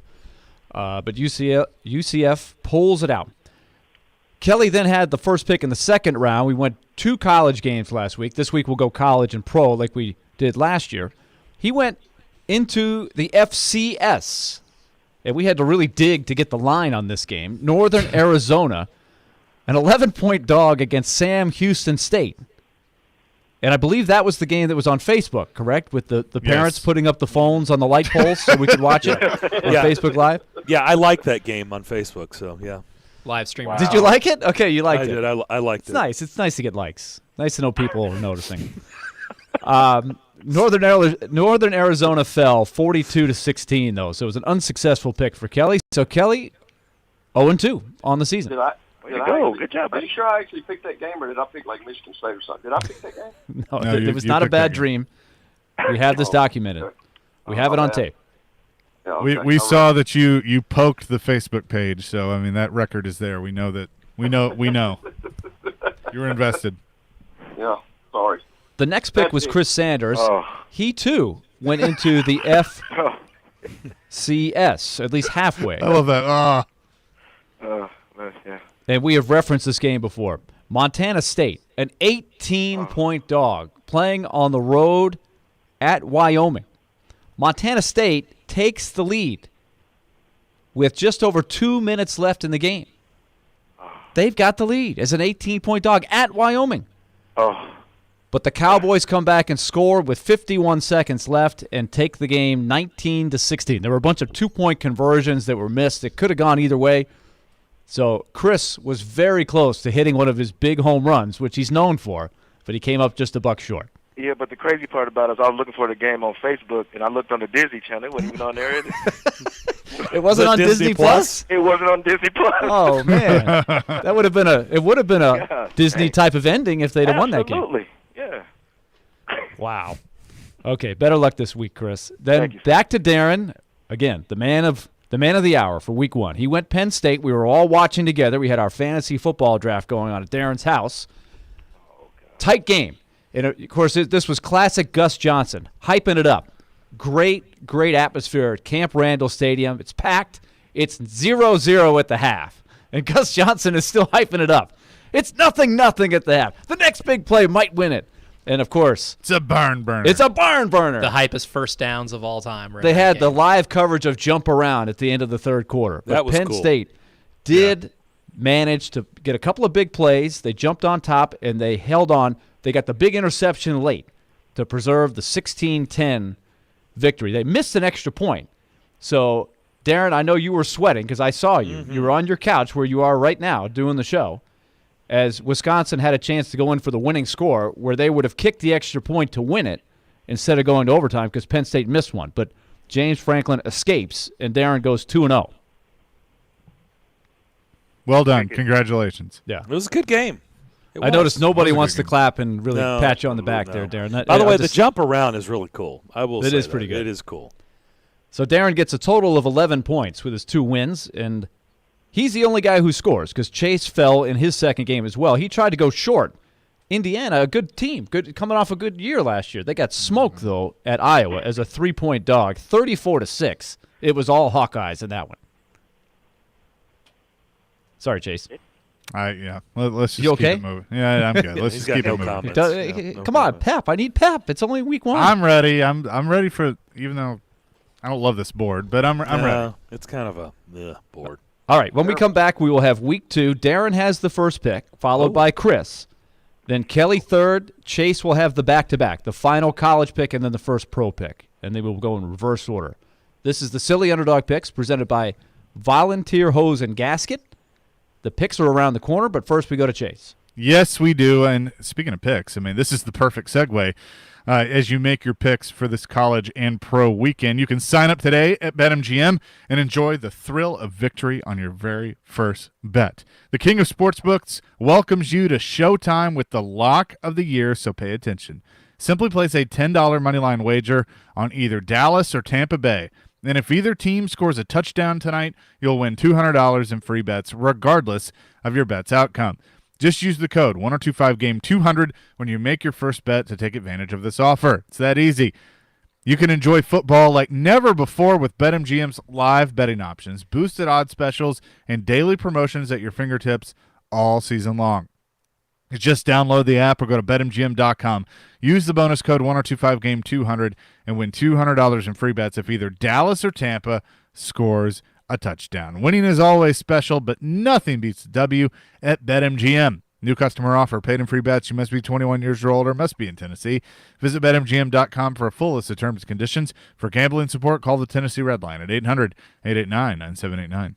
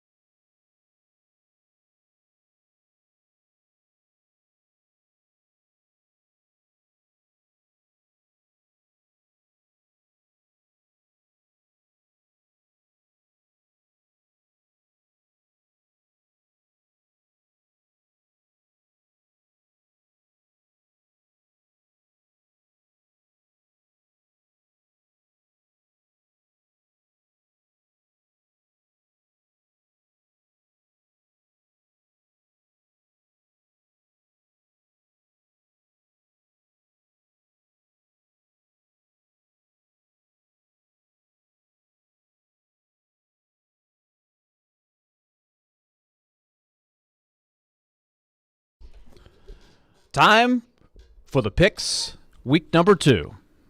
This week, one college, one pro for the second year in the competition, which dates back to the mid-1990s in this town. The underdog must win outright. Just something for all the new listeners to wrap your arms around. When you pick at thegamenashville.com, you're going to make 3 picks. But keep in mind, you're not just looking for the cover. You got to win outright to get any points. Week 2, Darren McFarland has the first pick, followed by Chris Sanders, then Kelly Holcomb, then Chase McCabe. So let's start off with Darren, who starts the week 2-0.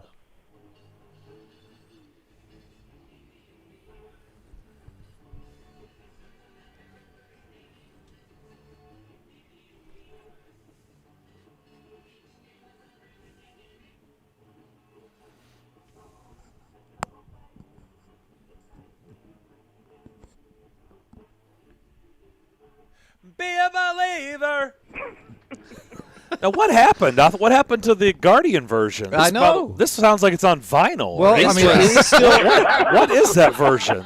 Is that an 8-track version? What is that? That was a reward for winning week 1. I was going to go ahead 2-0. and let you Wait a play the minute. classic here. Why would you mess with a winning streak? Good question. Maybe that was intentional. Maybe it's reversed. I didn't Maybe tell I'm him to mixing do it that. up. I thought, you know what? I think Dwayne called him. Darren earned the reverse Absolutely. name change after week 1. You go 2 for 2, you get a little something special. I had that version on vinyl. I don't remember giving it to you because I think you just played the vinyl version. Like that was, It's 8-track. man, that was or 8-track something. See, the high quality one is lost somewhere, so I had to do a little digging. Wow. It had a little bit of character to it. Gone forever. Very gone disappointed. Absolutely. It goes 2-0 and he changes the song from last week that worked. You're Wow. done. You're not going to win any more games just because of that. Well, you know what? With that being said, then I better start praying because I'm going with the Holy War, okay? Ooh. That's where I'm going. BYU, Utah. See, guys, what I do is I pick games that are on television that you can watch. Like you don't have to watch on your phone, digging through some app. This game is actually going to be televised on ESPN Saturday night. And this is going to be perfect. Late night, 9:15 kickoff. Utah has won the last 9. It is time for that streak to come to an end. It really is. By the way, Kyle Whittingham, do you realize this is his 17th year as the Utes head coach? Hard to believe. But I'm taking BYU and the 7. BYU is a 7-point dog playing at home against Utah. Both teams 1-0. Utah ranked 21st for the moment. Darren with details of the pick. He was prepared for that pick. And Darren, let the record show last year. So maybe Elijah's doing you a favor here because I don't think you switched the theme song at any point. You were in first place after a few weeks, at least through the 3rd week. I'm looking at our records from last year. So let's not ride this. Let's not get overconfident here. Let's not get overconfident here. Did he win last year? He did not. Okay. Oh, are you saying "pump the brakes"? A phrase that's never used on this show? I did not use any let's particular pump phrase. the brakes, guys. I didn't. I've retired. Just that, pointing so. out Pump the that brakes. there was a fast start last year, and it just didn't. Let's no one get excited on the show. Ooh, ooh. I'm so nervous starting off 2-0. Ooh. Oh, So the Cougars. The Cougars are on the board. That brings us to Chris Sanders. let's go. Let's see if he's going for the fences again. Absolutely. Yeah. In 2016,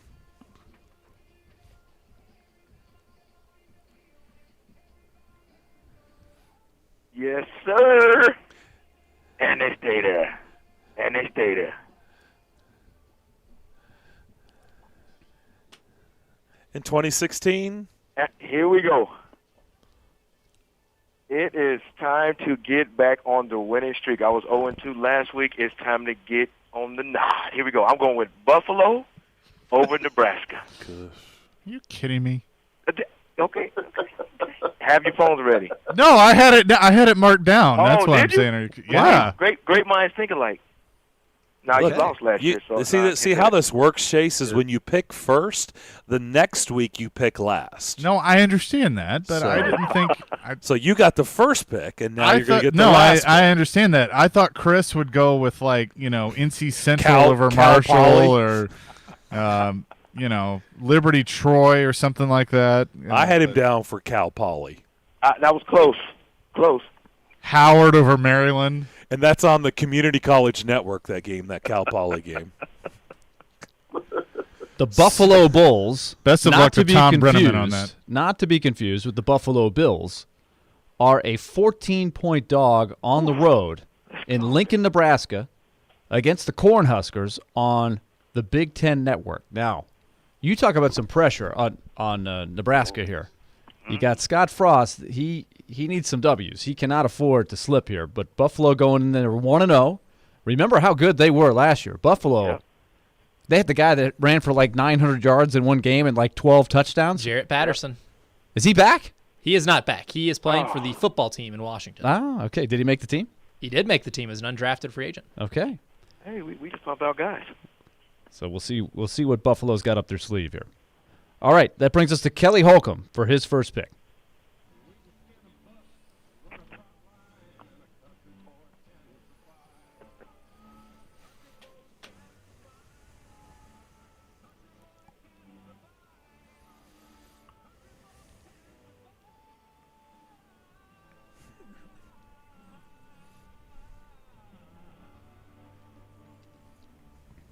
Don't take my pick.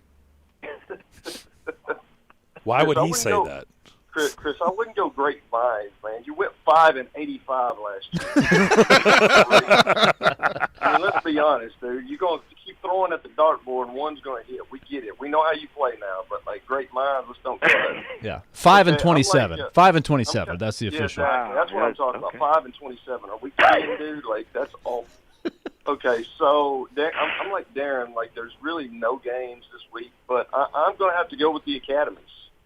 I'm going to say the Naval Academy beats the Air Force Academy. It'll be over in like an hour and 20 minutes. And I'm hoping they get over so I can go ahead and put that W up on the board. That is one thing you can count on when Navy's playing. Running clock. Absolutely. A quick Running result. clock, baby. Navy is a 6-point home dog taking on the Air Force Falcons. Navy 0-1, Air Force 1-0. Navy has fallen a little bit back They have. from They have. the solid streak they had Didn't for a they long get time. whipped last week? I agree. But hey, it's at home. I like home dogs. Hey, we'll see.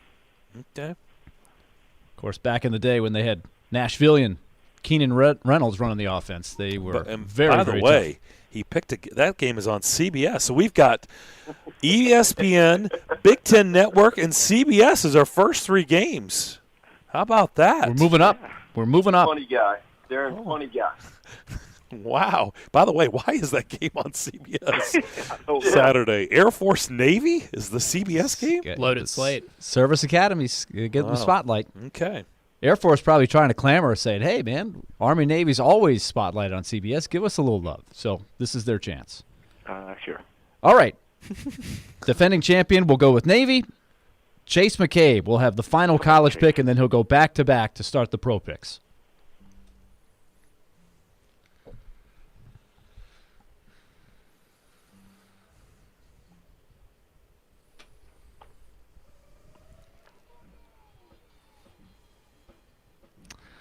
All right. Let's do this. I was trying to narrow this down, and I'm going to ride in here with NIU. Had a huge upset last week over Georgia Tech. Had it down. They take on Wyoming this week as a dog. NIU, give me the 7. Yep, definitely had that one marked. I will take the Huskies. The Huskies of NIU taking on Wyoming, who, as we just talked about, escaped last week against Montana State as an 18-point favorite. So now Wyoming goes on the road just outside of Chicago in DeKalb, Illinois. I have done a game there on the sideline. A Vanderbilt victory against Northern. Now, of course, the Huskies, they've had some good years over time here, especially recently. Didn't they have a year where they were, like, undefeated until, like, the last week was like, what, 2012? Yeah, well, maybe? was it that long ago? It was a while ago. I think I was in high school. All right. NIU with the 7. Okay. Home dog for Chase. That brings us now to the pro picks. Chase, you are up first. All right. And Darren asked the question, am I going to do it? Jimmy, tell him what I'm going to do. And the only thing else I got to say is, how about them Cowboys? Give me that 8.5. Let's go. Let's go. Let's get it done tonight. Come on. Boy, Give that it was to me. easy. That was Actually, I think it's up to 9. 9. Is it 9 now? It's 9. We're going to give you the full 9. The Tampa Even- Bay Bucks, even better. the defending Super Bowl champions, hosting the Cowboys in the opener of the season. So Chase is looking for pain. He thinks the Cowboys are going to pull the upset. Remember, the Cowboys do have to win the game outright. Chase, you know that, right? I'm aware. I'm aware. So you're picking against the Wyoming Cowboys and picking the Dallas Cowboys. Gotcha. All right, that brings us to Kelly Holcomb for his pro pick. Okay, I am going to go down to Louisiana because of all the turmoil they've had in Green Bay this year. So I'm going to say that the New Orleans Saints beat the Green Bay Packers. That game is played in Jacksonville. Yes, so keep going south. Go past Louisiana and go into Florida. Just keep going. Yeah, all the way to. Keep going. Yep. That might be part of the reason why the line is what it is. But the Saints are a 4-point home dog, even though it is home in quotations, against the Green Bay Packers. And that shows you how much I've kept up with the NFL. Like, is Jameis Winston starting for those guys? He I don't is. even You know. bet he is. Yes. Yes, he is. So I hope he doesn't have the same problem that he had at the Tampa Bay Bucks, where he threw it to the other team more times than he threw it to his own.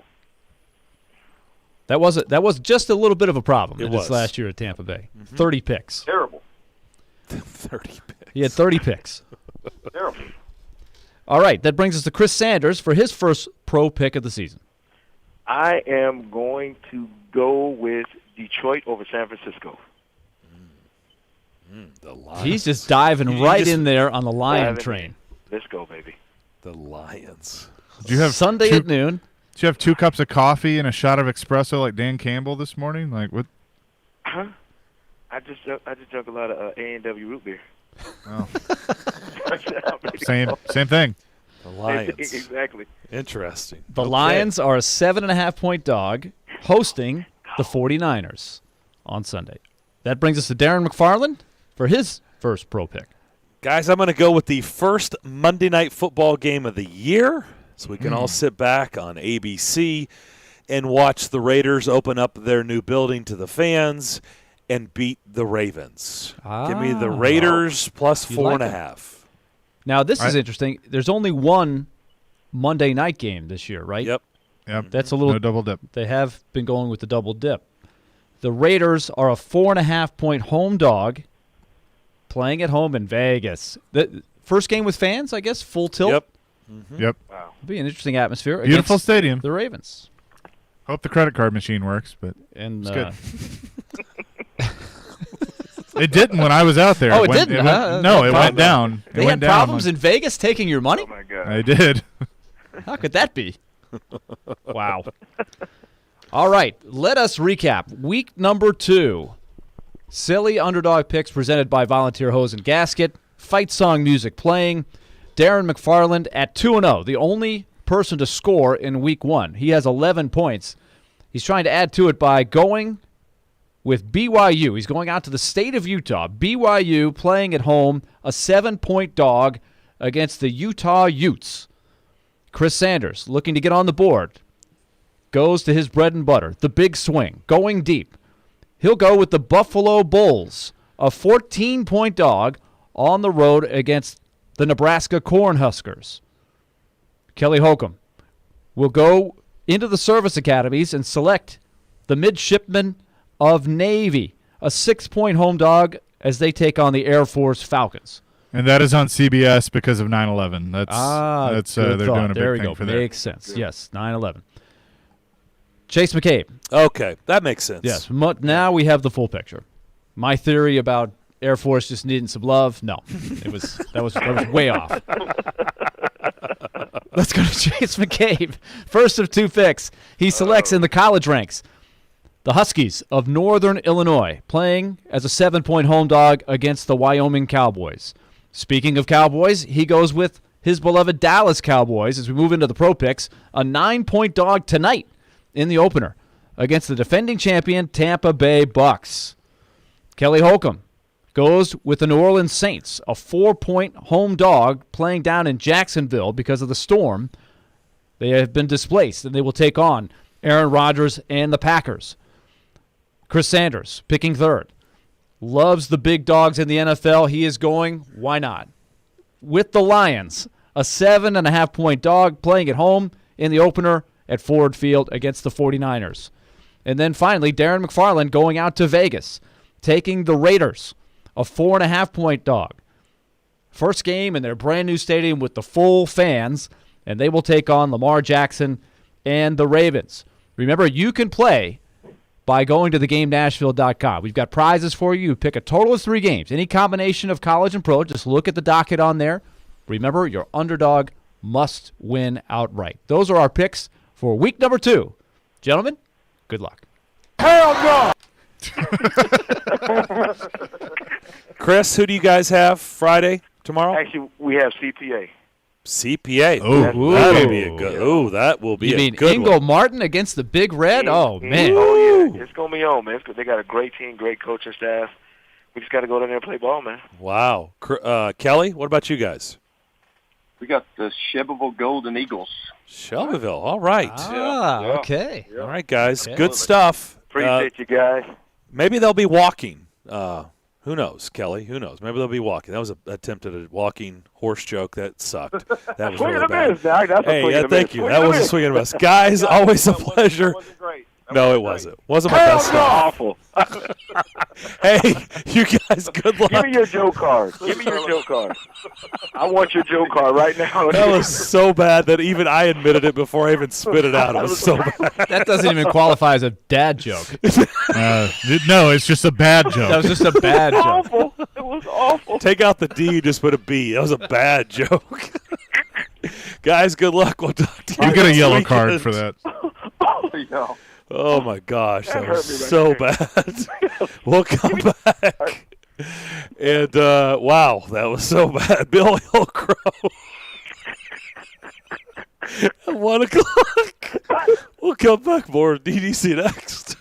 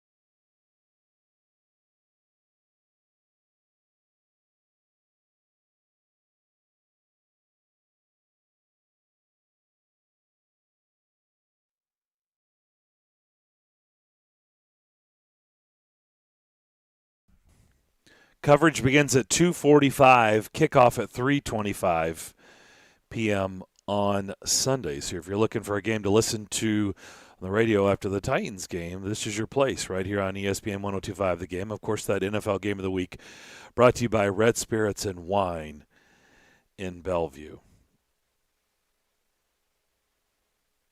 Back here on Darren, Daunic, and Chase. Good stuff there. Silly Underdogs, as always. Our show is presented by Creation CBD. Creation CBD products curated for life. Sorry, not sorry, guys, for that one, but I don't even really know. I was just going to tell you I'll be back at 1. I'm going to sit a segment off. I'm surprised. Penalty box? I'm kind of surprised you didn't do that. Yeah, that's a 10-minute misconduct. I mean, I meant to send that too, but honestly, I was laughing during the break at like the stupidity of that joke, and so I still cracked myself up, but I still deserve a segment off. I really do. So I'll see you guys at 1. Yeah, you deserved a set after that. Oh, okay. No, he just turned the camera off. I think he's serious, Willie. I think he really is sitting up. Okay. So it's just us. There we go. I'm thinking of slap shot, feel shame. You feel shame. You feel shame, and then you get free. Yeah.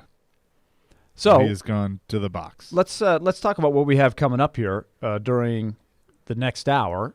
I believe we are going to, after we talk to Bill Hillgrove, the voice of both the Pittsburgh Panthers and the Pittsburgh Steelers, tremendous announcer, an institution in the Steel City.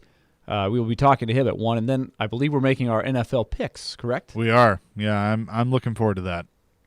So secretly, that's what Darren is doing. He's absolutely preparing to make the picks.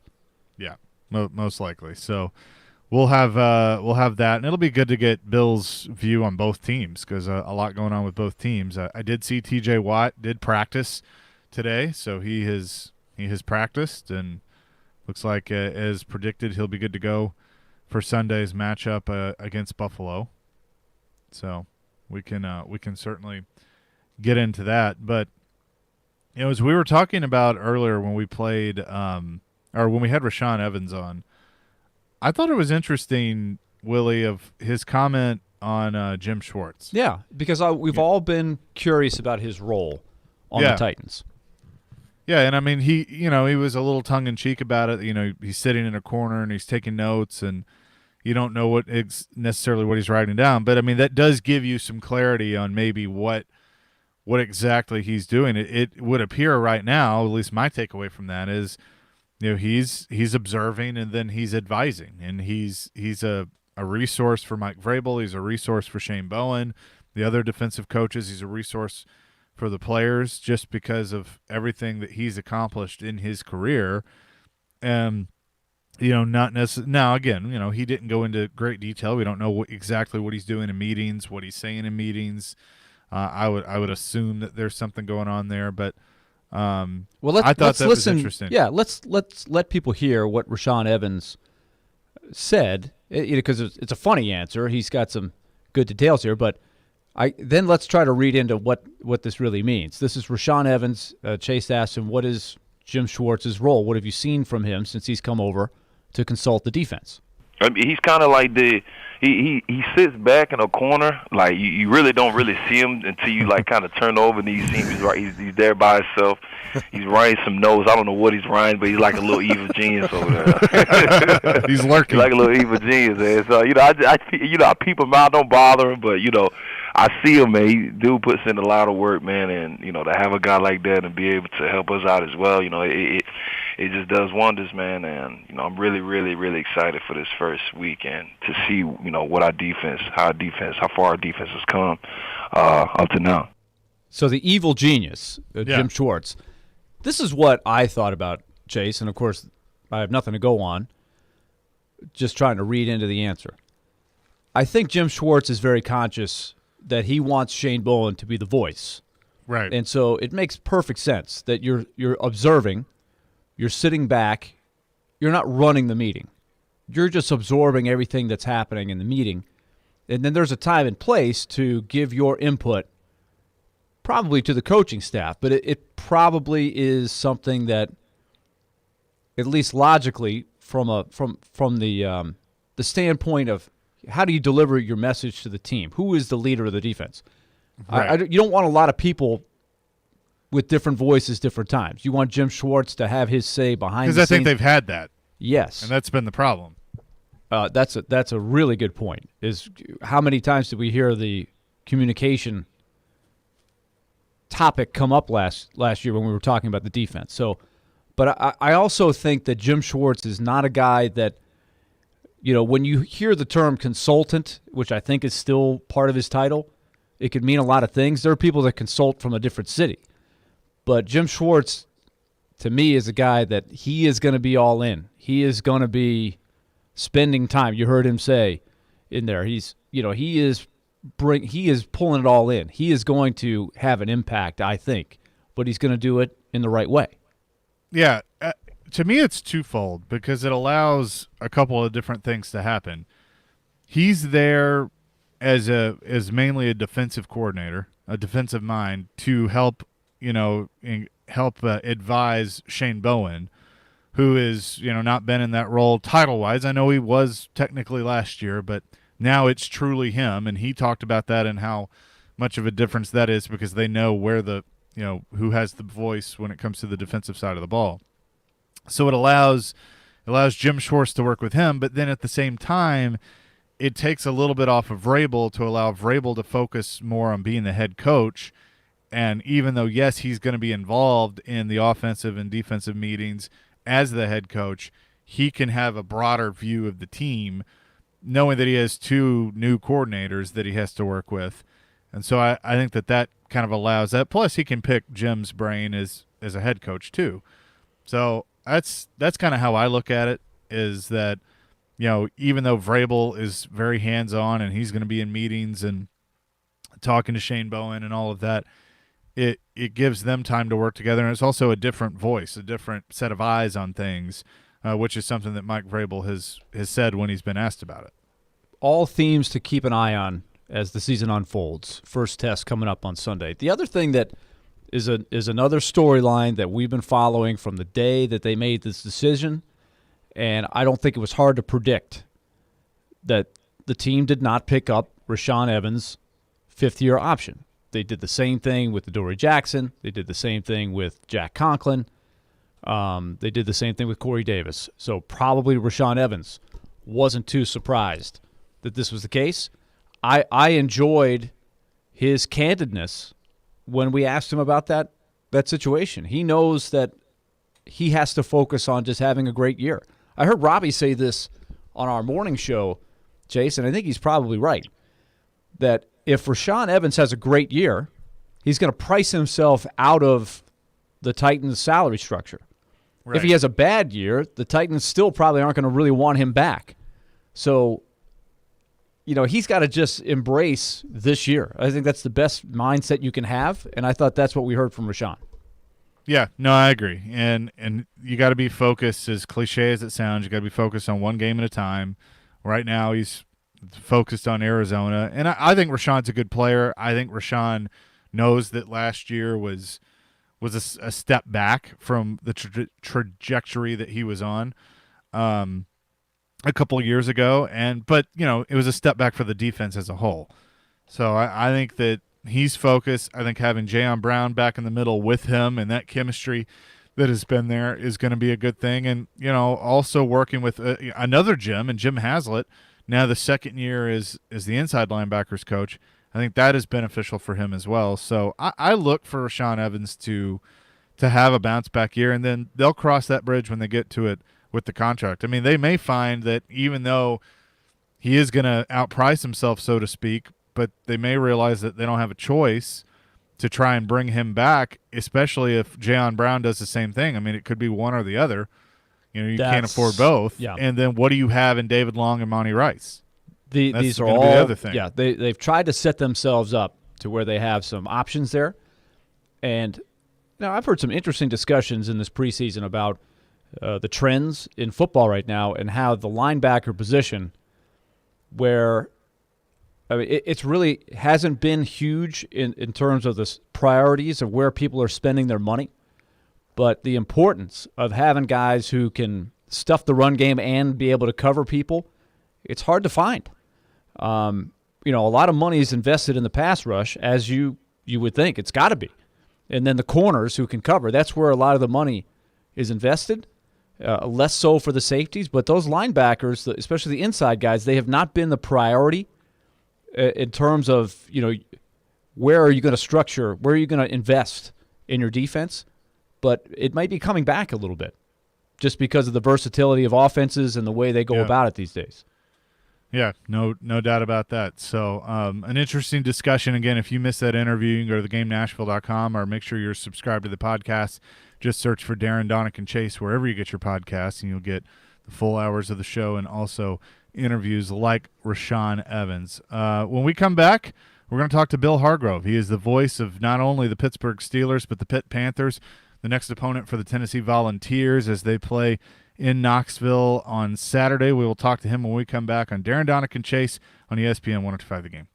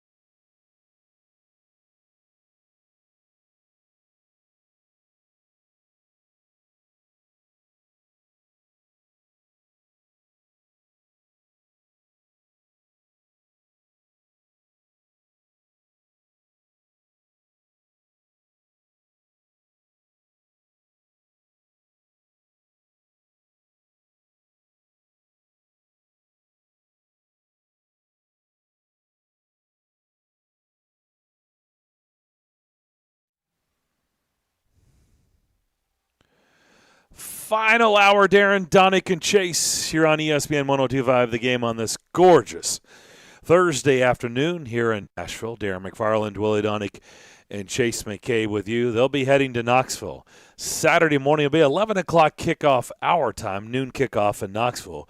But the Vols will be hosting the Pitt Panthers, and the man who'll be behind the voice for the Panthers, and of course he's also a longtime Steelers voice as they go to Buffalo to take on the Bills, is now joining us on the show. Bill Hillgrove is now with us. Bill, how you doing? Thanks for doing this. Getting ready for the road. That's right, the road for you in week one for sure. Let me just start off by saying this. Thought of you, tough news last week, longtime partner of yours, lost his battle with ALS. Tunch Ilkin died last week at 64. I know he was a good friend of yours. Oh, my gosh. Words can't express the loss. But because of the way he fought the fight, and he fought the good fight, it's probably a relief for a lot of his friends to see that the battle is over, because that is a terrible disease, but he handled it as well as anybody could. He would say, when people say, "How you doing?" he said, "Better than I should." And, he'll just be missed. Boy, yeah. Bill, I got to add, I had the pleasure years and years ago when the Titans/Oilers first came into the league. I was a young broadcaster, and I had the ability to spot for you guys a couple of different times when the Steelers came to town, and I just have great memories of how you guys treated me. It's an unknown. I walk into your booth. I don't know, you guys don't know anything about me, but you guys were so welcoming. Tunch was so great, and the great Myron Cope. I mean, words can't even describe him, right? Once in a lifetime kind of guy that comes along. So two great partners that you've had in your great career. I'm blessed, and now Craig Wolfley will take over. Max Starks will take his place on the sidelines, and life goes on. It's what a memorial service they had for him yesterday. It was just very, very special. Yeah. Let me start with this, because there's a couple of interesting guys here that I want to pick your brain on what the Titans have in them. Let's start with Bud Dupree, the big free agent acquisition. They gave him a lot of money. They pried him away from Pittsburgh. He's a free agent. Bud Dupree, we all know, Steelers start off 11-0. He's a big part of that defense. He went down with the ACL injury. But what do the Titans have in Bud Dupree? Great edge rusher. He can beat you in any game you want to play. If you want to stop his bull rush, he'll make a move outside. If you want to take him outside, he might, rotate and go inside and get to the quarterback. He just has a great knack. And a guy coming from the college ranks, the team that will be in Knoxville to take on UT, Pittsburgh, a fourth-round pick by the Titans, Rashad Weaver. They've been impressed. The things have been very good so far on the practice field when it comes to him and in preseason and in training camp. But what do you think the Titans have in Rashad Weaver moving forward? Again, a guy that can beat you no matter the game you want to play. He's athletic enough to take people to the edge. But he's strong enough to hold the line and, secure the edge. So he's a very special player and a very special young man. We're going to make our picks after we get done speaking with you for this upcoming NFL season. And I've been saying these guys know for weeks now. I feel like with Pittsburgh's rich history and all the decades where they've been basically winning, I mean, it's rare you see a Steelers team that has a down year. They just always find a way to win. I feel like people are writing them off too quick this season. You think that could be kind of a good thing for them, where it seems like the more sexy picks are Baltimore and Cleveland in that division? Well, they thrive on that sort of thing. And let's face it, Mike Tomlin's never had a losing season. And I think this team is a contender. And you're right, all the press has been kind of swayed toward Cleveland or Baltimore, but don't count the Steelers out. I think they'll be there right at the end. They struggled running the football last year, but they tried to fix that through the draft and a guy we watched in college, Najee Harris. What do they think they have in Najee Harris? Do they think he's a guy that can get – I mean, Pittsburgh is known for running the football. Do they feel like he's the guy that can fix kind of that woe last year? Without question, he's a complete football player. He can receive the ball. He can run the ball. He can change direction. He can knock you over. But I think beyond that, and, where the woes really started last year was up front. That offensive line just didn't get the job done, especially run blocking. And I know Pouncey and DeCastro, two perennial All-Pros, are gone. But I think they played injured last year. And Villanueva had a down year. And so maybe by subtraction, there'll be an addition here, no matter who takes their places. And Adrian Clem, the new offensive line coach, is working on, setting their minds toward a run-blocking mindset. So I think that all augurs well for Najee and the running game. Talking to Bill Hillgrove, he is the voice of the Pittsburgh Panthers and the Pittsburgh Steelers. He'll be on the call for Pittsburgh versus Tennessee this week. And, Bill, needless to say, we will really enjoy your perspective on the connection between the two programs, and that's, of course, the late Johnny Majors, who has such historical significance for both programs. But take us back, when Pittsburgh was in its heyday and he was running that program, that was such a special time. And I know you were right there front and center.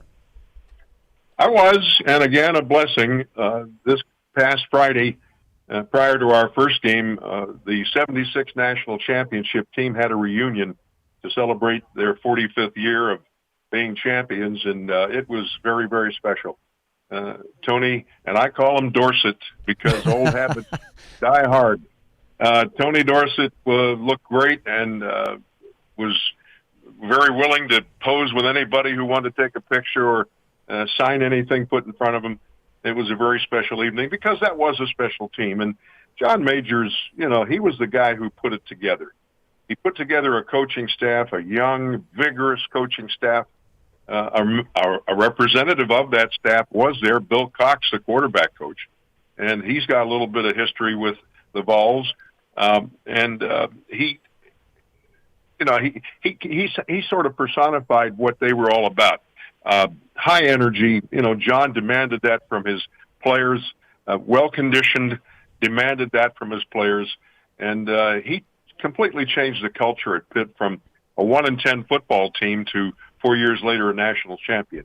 I don't think that'll ever be done again. Just incredible, for sure. And then, of course, he had a sort of a similar building project when he left Pittsburgh to go to Tennessee. And, of course, he eventually, as we know, comes back to Pittsburgh at the tail end of his career. But how tough was it for the fans up there when he left? Or was there some understanding, okay, he's going back to his alma mater? Well, it was tough, and I think even John himself had second thoughts about it. But I think he was so deeply, the fact that they brought Jackie Sherrill in, and Jackie continued to put great teams out on the field. Jackie's last 3 years, they were 33-3. That was an incredible time, and John set the foundation for it, and Jackie continued it. So, Bill, let's talk about this matchup coming up on Saturday. It's an important game for both teams. You've got a brand-new coach at Tennessee. So set the table for us. What do you see as the biggest key, of course, in a tough environment? Well, what I saw from Pitt's first game was a defense that really chased the football. This is a Pat Narduzzi defense, no question. We have more speed, especially at linebacker. We're deeper up front and on the back end. And on offense, Kenny Pickett he's the fulcrum. He's the thing around which it's built. And, he's in control. Because if you try to shut down the passing lanes and let him alone, he'll find running lanes for himself. I think he was Panthers' leading rusher in that game. If my mind doesn't fail me, which at this age now it often does. But I see a team that, okay, they made some mistakes, some red zone mistakes against UMass. If they make those against the Vols, it'll be deadly. And they have to clean that part of it up. I do have to say, too, Bill, while we're getting nostalgic, I love that Pittsburgh went back to the the traditional uniforms that they had back in those days of Anthony Dorsett and Matt Cavanaugh and those guys, and Hugh Green for years after that. I don't know how the fans feel about it, but there's something about when they go back to that retro look. No question. It's just comforting for the fans, for the players. Love the uniforms, and they're great colors, and so it's back to where it was. And let's hope that this program can get back to the heights that it once attained. Bill Hillgrove with us, voice of both Pittsburgh Panthers and Pittsburgh Steelers. So, Bill, this is going to be an interesting game in this atmosphere too for Josh Heupel. What has been some of the themes as you prepare for this game of what you're hearing from the Tennessee side? It's always interesting to get an outside perspective because we're sort of deep in the weeds here when we look at them. But what's the thought of Josh Heupel taking over this program? Well, Josh Heupel, the Panthers are familiar with him because when we played at UCF, they walloped us, and then the Panthers got even, if you call it getting even, with a 1-point victory with a trick play that gave them the winning touchdown. He doesn't hesitate to throw the ball down the field, but I don't think that the Vols quite yet are built to do that on a regular basis. But they ran the ball very well against Bowling Green. And I think stopping the running game for Pitt will be one of their objectives. Maybe they can't stop it, but they're going to try to slow it down, and I think that'll be the key to the whole thing. There is some familiarity there. Bill, it's been a pleasure. Thank you very much for taking a few minutes with us today. Looking forward to the season as it unfolds, and we'll be watching on Saturday. Yep, and it's great to have the fans back in the stand. Love that energy. Oh, I do. Man. You'll see them on Saturday for sure. Okay, take care. That's Bill Hillgrove. What a great announcer. He has been an institution in the city of Pittsburgh for so long, announcing both programs, Pittsburgh Panthers and the Pittsburgh Steelers. Goes further back with the Panthers as you look at his history. He was doing that before he took over the Steelers job a little bit later, but he's been doing both now, for decades. Really, really good stuff. There'll probably be 80,000, 90,000 in Neyland on Saturday. Yeah. Johnny Majors Classic. Yep. A lot of history. So, Darren, it's time to make our picks. We're going to be making our picks here. We are going to do that. I noticed you tried to get a little insight there about the Steelers. Just trying to see where you're going with your pick. We'll see. We'll see where I'm going on the other side. But first, I'm going to get everybody fired up because we know the NFL season is back starting tonight. And on Sunday over Nissan Stadium, the tailgate scene is going to be awesome, and it is time to fire up the tailgates because the NFL is back. Week 1 is getting ready to kick off tonight, and you can get in on all the action before opening night kicks with DraftKings Sportsbook, the official sports betting partner of the NFL. And with the NFL returning, DraftKings is giving all customers the opportunity to participate in this year's no-brainer offer. You need to do this because I've already done it. DraftKings Sportsbook has moved the spread to Tampa Bay plus 73 for all customers. Yeah, you're getting 73 points and the defending champs. That means you can still cash in as long as the reigning champs don't lose by 74 points against Dallas. And if you haven't tried DraftKings yet, don't miss out. DraftKings is giving new customers $200 in free bets instantly when they bet $1 or more on any football game. That's right. Download the DraftKings Sportsbook app right now. Use that promo code 1025GAME. And new customers, you bet $1 on any football game and receive $200 in free bets instantly by using that promo code 1025GAME. That's this week at DraftKings Sportsbook, the official sports betting partner of the NFL. You must be 21 years of age or older, Tennessee only. Free bet promotion for new customers only. Minimum $5 deposit. Max wager limits apply. 1 per customer. Restrictions do apply. See DraftKings.com/sportsbook for details. If you or someone you know has a gambling problem and wants help, call or text the Tennessee Red Line 1-800-889-9789.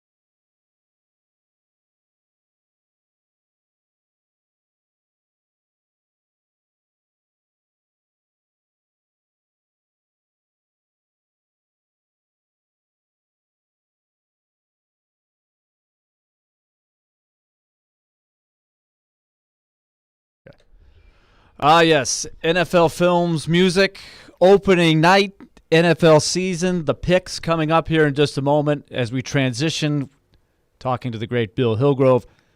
It was such a great memory just as talking to Bill. The last days of the Oilers and the first days of the Titans, of course, they were in the same division. They would come to Nashville every year. And so as a young broadcaster, I used to try to get into another team's booth. If I could be a spotter or a statistician, I was bouncing around at the TV booth and sometimes the other team's radio. And so a couple times I was spotting for Bill Hillgrove. And, of course, back then, the late, great Myron Cope was part of the broadcast. Absolute legend. Just here's a little taste for those of you that might be a little younger, can't go back that far, not sure who we're talking about. You might know the voice more than the name. I forget. Tony Siragusa, I am going to describe him as looking like the guy they send around to break your legs when you haven't paid your bookie. A little Myron Cope there. Wow. Chain smoked the entire game. Absolutely hilarious. They had so much fun during the broadcast there. Bill Hillgrove was kind of the straight man, just kind of keeping it all together. So you just try to pick up on how everybody does different broadcasts. Great learning experience for a young broadcaster. So with that in mind, Darren, it's time to make the picks. Indeed, it is. So it is time to officially make our picks for this year's upcoming NFL season.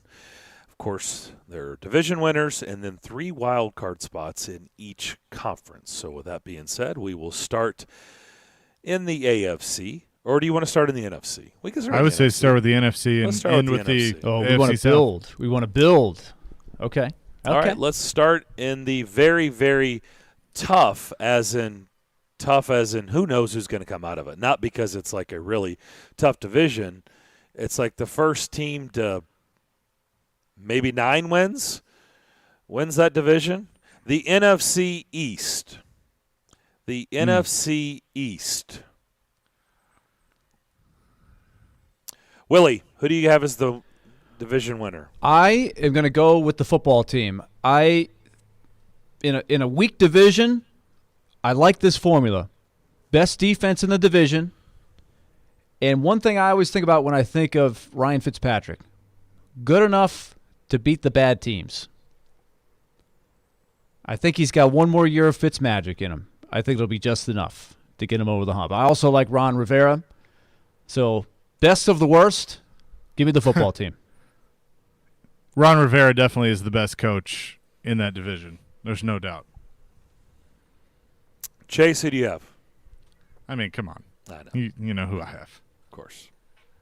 I already did How About Them Cowboys once, so we'll Okay. I mean the question is going to be the defense, obviously. I mean, I think that offense is going to be pretty good. Tim said it yesterday.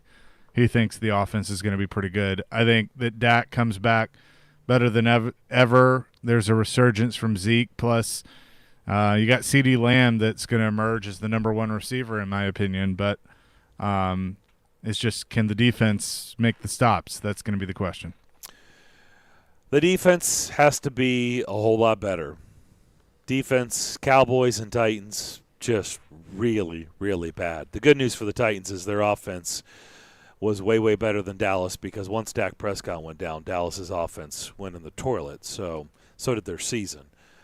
I just think it simply gets down to they are the more talented team. In Mike McCarthy, I do not trust. I think he's a meathead. I think he's been an overrated head coach for a long time, going way back, even when he was winning a lot in Green Bay. I didn't think they were winning enough for the talent that they had. I don't think he's a very good head coach. But Dallas just simply is the most talented team in that division, so I'm going to take the Cowboys. All right, on to the NFC North. Chase. I think I don't think this division as a whole is all that great either, except for one team. And I think that there are a lot of questions surrounding Chicago with their quarterback, with their head coach, with their general manager. I don't think Minnesota is very good, and I think there is a very good chance Dan Campbell could be a one and done in Detroit. I just think they're going to be awful. Sorry, Chris. I know you made that pick this week. So I'm picking the Packers. I think Aaron Rodgers and Devontae Adams have chips on their shoulders, and they are about to, as I've said before, run down the field, turn to the front office wherever they sit, and have the double bird salute every time, showing them what they can do, and what is most likely going to be their last year in Green Bay. But I think they go out on top by winning the North. Yeah, it kind of feels like, what we watched of the Chicago Bulls last year, it just kind of feels like everybody knows this is it. So they're probably going to try to 100% try to win it all. Not that they're not trying all the time, but they kind of feel like this is it. Green Bay's just simply the best team in that division. There's just really not much to break down here. They just are the better team. It's not even really close. So the Packers are the runaway winner in the North. Willie, what do you got? Not even worth discussing. It's definitely the Packers. It's not even close. Yep. The Green Bay Packers. All right. I think these are all going to be pretty quick. NFC South, it's really the same. Same applies. C above. Literally what we just said, except for every time we said Green Bay, just put in Tampa Bay. Tampa Bay is the leader in the clubhouse in the NFC.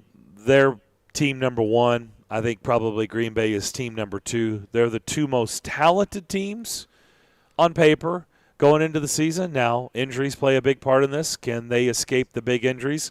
We'll see. Tampa Bay is just – they brought their whole team back, and they just won the Super Bowl. So it's a no-brainer.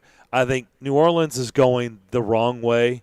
I think their window is closing, if not has closed. The Falcons are the Falcons, and the Panthers are about a 6-7 win team. The question is, do the Falcons or Panthers have a chance to challenge the Saints for second? I think the only question for the Bucs is, do they just get a hangover? It's hard to repeat. As we know, do they just have age catch up? Sometimes things just go wrong. That's the only thing that could happen to the Bucs. On paper, by far, they're the best. I agree that the Saints are down. So are the Saints still a 10-win playoff team, or could somebody like the Panthers put it all together? Somebody's going to surprise us. Well, we haven't made our wild card pick. Just keep that in the back of your mind. Just keep that in the back of your mind. Anybody has the Saints as a playoff team. So I guess we're all going Tampa, right? That's really not much to add. Hey, Tampa Bay. Bucs know how to shine. The most intriguing division in the NFL is the toughest division in the NFL, and that's the NFC West. So, Willie, back to you. Who do you have as the division champ? This was a really tough call because you have three legit choices. It just depends on what you think of the quarterbacks for the Rams and the 49ers. I am going to go with the Rams by a nose. Rams are my pick. I love the defense. I love the offensive mind. I don't know that Stafford is going to be great, but he's an upgrade. He's a clear upgrade from Jared Goff, and if he just has a good year, then that should be enough for the Rams to be a really, really good team. So you're a believer because last year you were not a believer. Basically, we made our picks every single week. Yeah. You were not a believer in the Rams. Well, because Goff changed the quarterback, Goff just kept screwing up, and then he got hurt, of course, and they didn't get the offense. They didn't have much of a running game. I think this year it'll be just better. It'll just be overall. But they have a great defense. If you're ranking coaches in that division, now we all know what we've said about Cliff Kingsbury. I think we all agree. At least I know how do you Darren rank and I the agree. other three? How do you rank the other three? I think it's really tough. I think Shanahan's an outstanding coach. I think you give Pete Carroll – he's earned the right to be number one. Yep. He's got the more skins on the wall. I think, the other two, it's both have neck taken and neck, their man. teams to the Super Bowl and lost. So both have really good offenses. Young offensive minds. They're, brilliant offensive minds. Like I said, both have taken their teams to the Super Bowl and lost. I think Pete Carroll's one, and I think the other two are tied for two. I don't even know who you would pick one over the other. I think that's fair. I mean, it's a really tough one. My pick, I'm going with the Rams because I've been on the bandwagon, but I'm a believer in Matt Stafford. I think Matt Stafford was on some really bad teams in Detroit. I think that he's always deserved better, and I think the missing piece for the LA Rams has been their quarterback. I think McVay did all he could with Goff. He dumbed down the offense the best he could, the terminology, and now I think you're really going to see that offensive mind come through. It's going to be a tough battle, as we'll get to, but I think the Rams win it. I was a believer in the Rams, as you guys know. I was the believer on the show in the Rams. I had them the highest every single week in our top 10. Nothing has changed. They've only improved. I'm a believer in Matthew Stafford. I may get burned on this. He is my starting quarterback in fantasy football. He is my starter this week. So you know who I'm going for this division. I am going with the LA Rams in the toughest division in football. Okay, so we've got, and I'm telling you, I'm such a dope. I sit here and I've got the chart, and I wasn't even charting you guys' picks. Don't worry, I got my, we got it. Holy cow! All right, so we've picked the division winners in the NFC. So now we pick 3 wild card teams.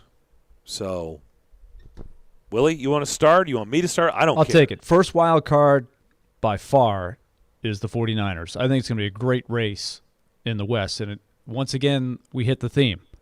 Difficult schedule for the Titans. They play all of these teams. I think the 49ers are going to be really, really good because they have 2 ways of getting the quarterback play that they need. And they were riddled with injuries last year. I think somewhere in here they're going to get solid quarterback play, and if they do, that's going to be a really good team. So I take 49ers.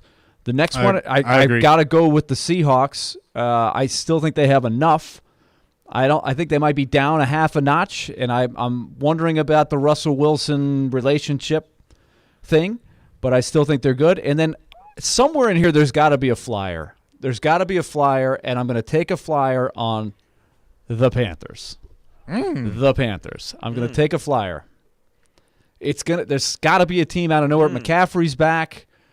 They've got some pieces there. If Sam Darnold can do anything, they might have a shot. I don't know. Like that. I just think the Saints might take a step back. I think there might be an opportunity there.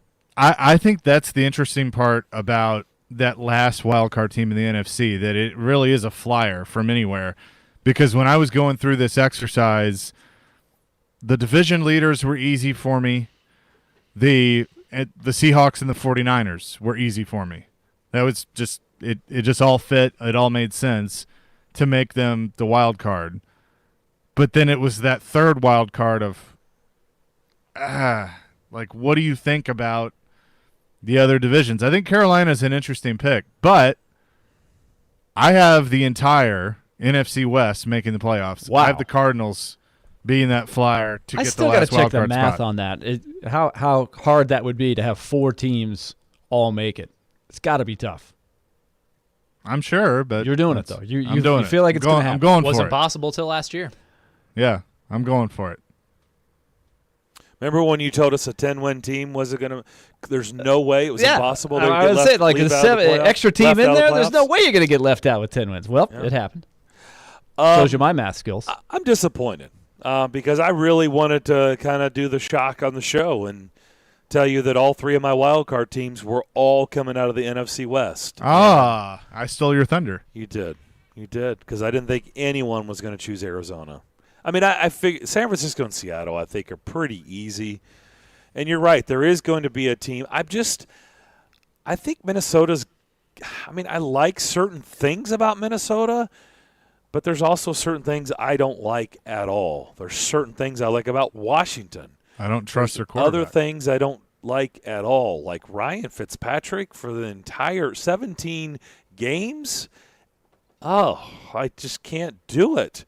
Carolina's an interesting one. To be honest, I really didn't even have them in consideration. But, yeah, I went San Fran, Seattle, and Arizona. I've got the entire division making the playoffs. And I didn't think anybody else would do that. That's what I had. So we actually have the same thing. Okay, on to the AFC. We start in the East. Chase, you go. Well, this one for me was, again, easy.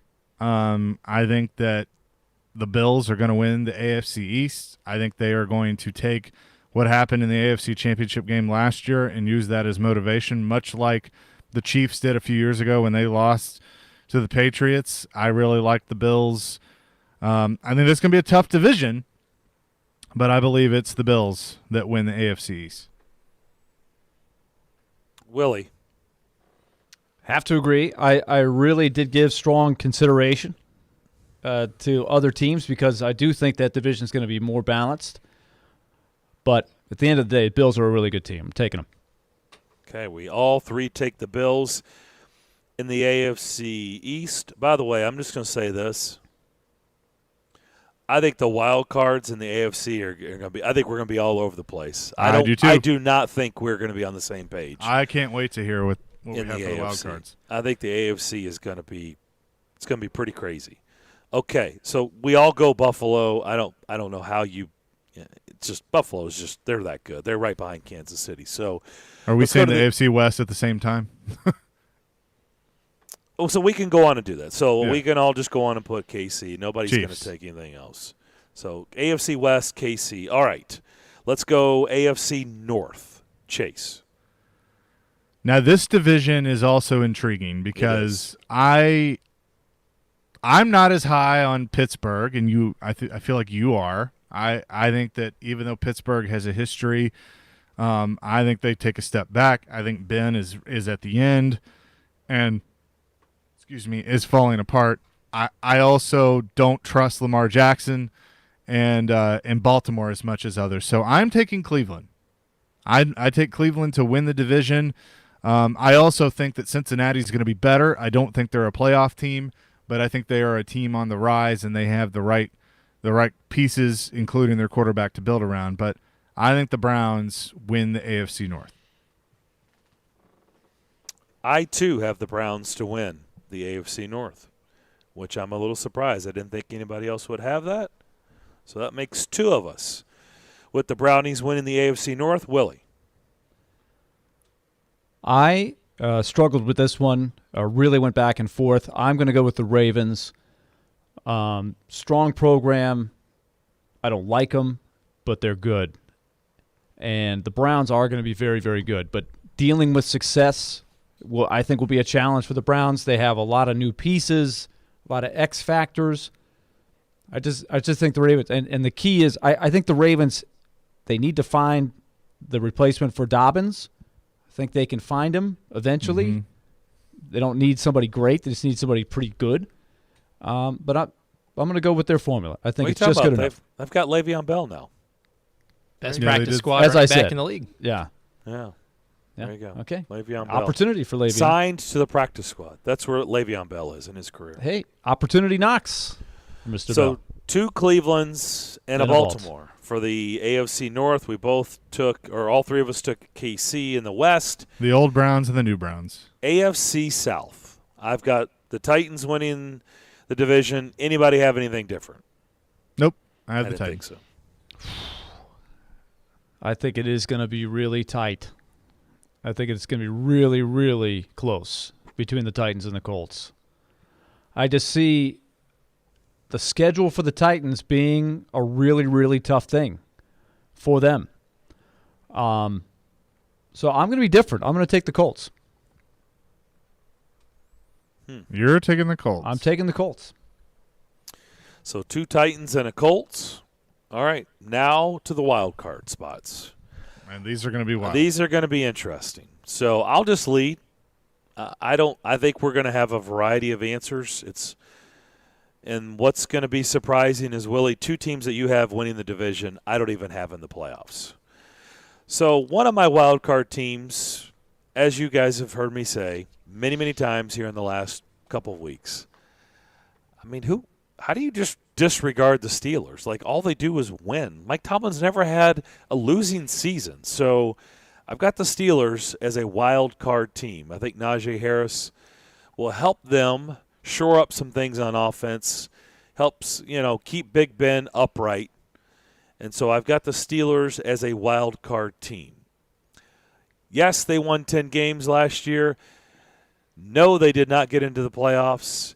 people have real question marks about Tua, but I think Miami is a playoff team, and I think Miami is going to get in to the playoffs. So I've got Miami as a playoff team, and finally, I did not go to Baltimore.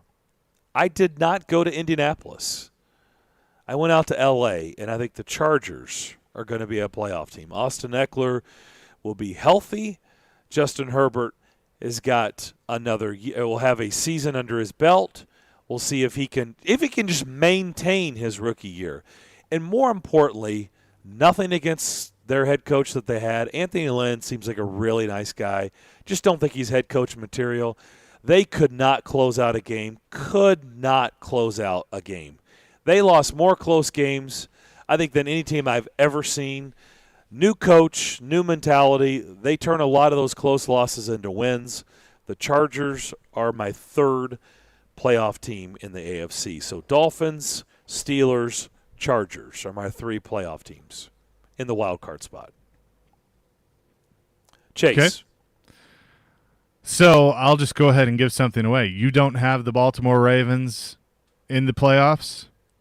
I don't either. Wow. I do not have them in the playoffs. My first wild card team, I believe last year when Tom Brady was celebrating on the field, holding up that Lombardi trophy and then tossing it to Gronk in Tampa Bay, there was a gentleman that was sitting up in his castle, in his tower, and he was just angry.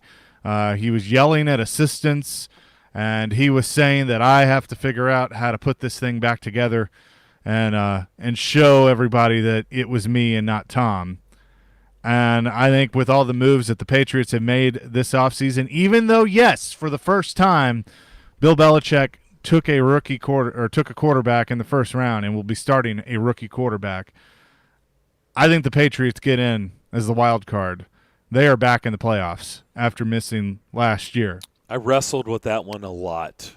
I mean, a lot. I think a lot of people will. I mean, I think everybody – well, not everybody. I think a lot of people look at them and go, it's hard to count them out. Because here's the other thing. Not only did they not have Tom Brady last year, how many opt-outs did they have? Like 8 or 9? A lot.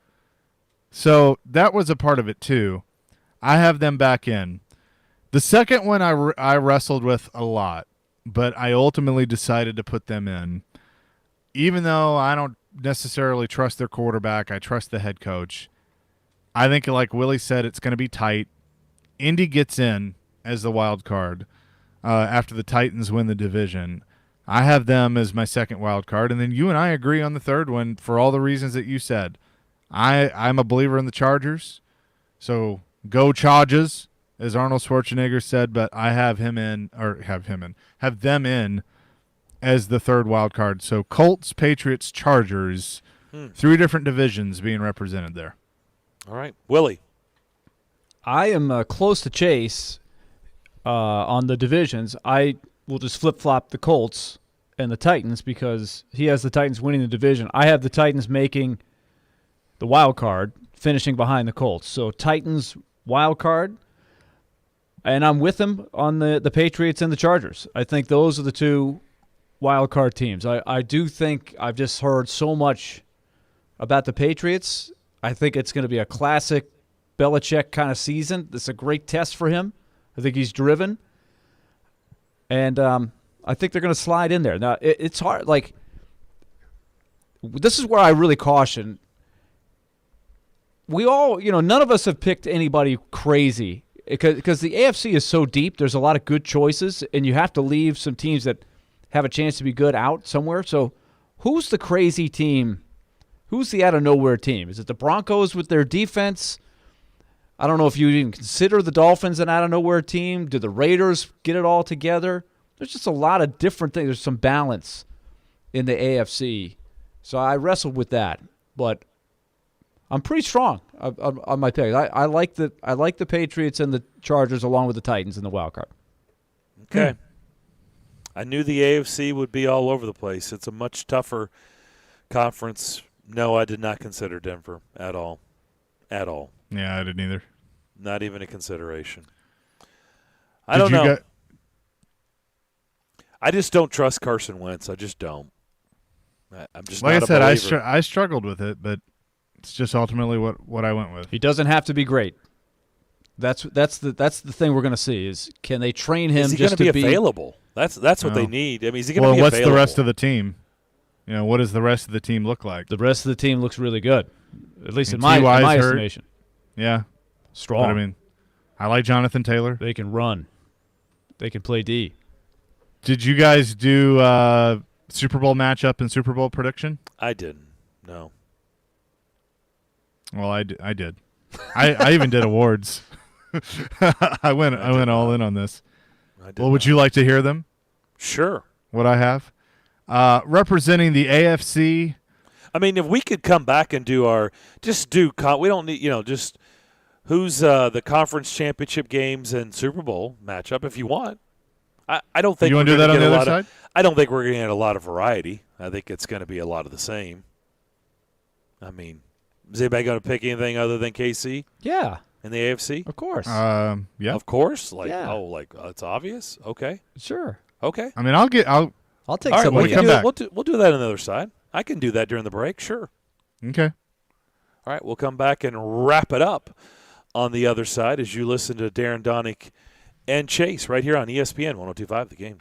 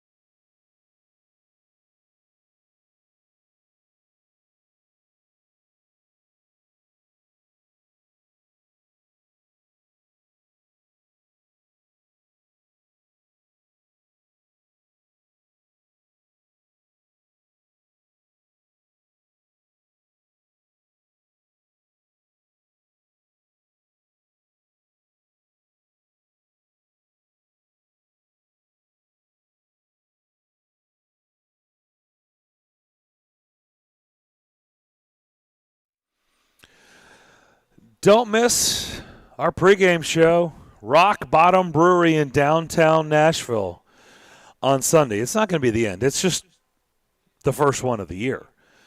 Our pregame show is going to be 9:30 to 11:30 a.m. at Rock Bottom Brewery on Broadway prior to the Titans hosting the Cardinals. Pregame show is brought to you by TriStar Moving, Parman Tractor and Equipment, FreedomTireGuys.com, FanDuel, E2 Roofing, Hillside Medical, Social Furniture, and Screwball Peanut Butter Whiskey. Yum. Back here on Darren, Daunic, and Chase. And don't forget, our show every day presented by Creation CBD. Creation CBD products curated for life. Big weekend coming up. Big weekend. Bill Hillgrove started the hour talking about the Pitt Panthers. By the way, that'll be an 11 o'clock kickoff in Knoxville against the Vols on Saturday. And, of course, the Titans hosting the Cardinals for that noon kickoff at Nissan Stadium. All right, we have made all of our picks. I just wrote down who was going to represent each conference and who was going to win the Super Bowl. That's all I wrote. Yeah, that's what I have. Okay. I didn't do through the whole playoffs and everything. Yeah. Whoever wants to start, Chase, that you were proactive on it. Go ahead. Who do you have in the Super Bowl? And who's the winner? So in the AFC Championship game, Bills versus Chiefs, rematch from last year. In the NFC, the Rams versus the Bucks. And in the Super Bowl, representing the AFC, I have the Buffalo Bills. And representing the NFC, the LA Rams. Winning the Super Bowl, Pete Weber, your long national nightmare is over. The Buffalo Bills. Oh, man. Wow. Well, they'll definitely get that new stadium. If that's the case, they'll be breaking ground during the kickoff of the Super Bowl. You're darn right they will. Wow. So you have. And notice, for the second year in a row, I would have the home team being represented in the Super Bowl. Or a team because it's in LA. Wow, it is. It's SoFi. Wow. Okay. Yep. I've got Buffalo versus Green Bay in the Super Bowl, and I have the Packers winning it all.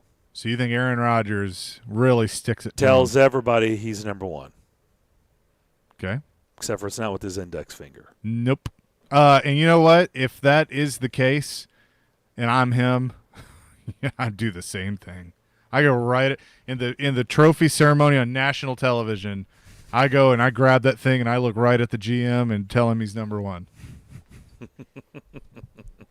That would be epic. I wouldn't put it past him. I really would. Oh, it'd be so epic. Robbie Stanley, if you're listening right now, you know you love it. Oh, my gosh. He'll be eating so much cheese that day. All right. Who do you have, Willie? Titans-Rams. Rematch of 99. Oh. I think the Titans are going to struggle some early in the year, but I'm going with Scott Pioli. It's going to come together late, and they're going to be red hot going into the playoffs, and I think that's when they're going to play their best football. And you have them winning it all? I got them winning it all. Oh, okay. Parade and they will not be the division downtown champion. Nashville. Okay. All right, 2 Rams picks. I like that. I know you guys didn't do this, but I did awards. So can I throw out my awards real quick? All right. MVP. You should see a theme here. I am a believer in Josh Allen. Josh Allen is the most valuable player in the National Football League. Okay. Offensive Player of the Year, Defensive Player of the Year, no change from last year. Derrick Henry, Offensive Player of the Year. Aaron Donald, Defensive Player of the Year. No change there for me. Okay. Rookie of the Year. I actually did struggle with this because I think there's some good candidates, but I am going with the number 1 overall pick in Trevor Lawrence. But you didn't split it, offense, defense? No, I just went with – because I looked it up, and they do – I've seen like just Rookie of the Year and then Offensive. It's kind of weird. I just went with 1.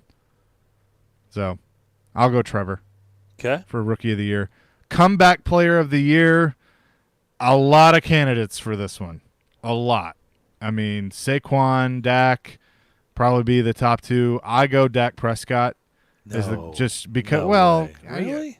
For the homerism and also just the severity of the injury. What about Christian McCaffrey? No? McCaffrey is certainly a candidate there for that. I mean, like I said, a lot of good ones. Coach of the year in his first year, Brandon Staley of the Chargers, getting them to the playoffs. Okay. Coach of the year. Did you do offensive rookie of the year? Trevor. He did not. You said split Trevor? them. He just went with Trevor Lawrence. Okay. Yep. I didn't do a defensive one. You didn't do a defensive one. Yeah. So I don't even. I can't. I figured you'd take Micah Parsons. That's why I asked. Nah. Oh. Not going Micah. Okay. Going Trev. All right. Good stuff. Very good. It's all been documented. We'll see how it all turns out. As we learned last year, it's kind of hard to make these picks. It's fun though. It is It's fun to go back and listen, and then we do. I hope we do our power rankings again. That was fun. Well, I was going to say, that just goes to show you the level of difficulty with the NFL. We started in about week 12 last year, top 10 power rankings in the NFL every single week, and how far off we were in just that going week to week. Yeah. That tells you how hard the league is. Now, are we going to start that after week one, or are we going to kind of wait? No, we'll wait a little bit. We'll let the league form a little bit, and then we'll introduce it. Okay. That'll do it for our show today. Enjoy the game tonight. Bucks hosting Dallas. We'll have tons to discuss, and we will finish out the week tomorrow morning at 10 a.m. We hope you join us to close out the week. Enjoy the rest of this beautiful Thursday. Continue to be safe. Stay tuned. Stillman & Company is next.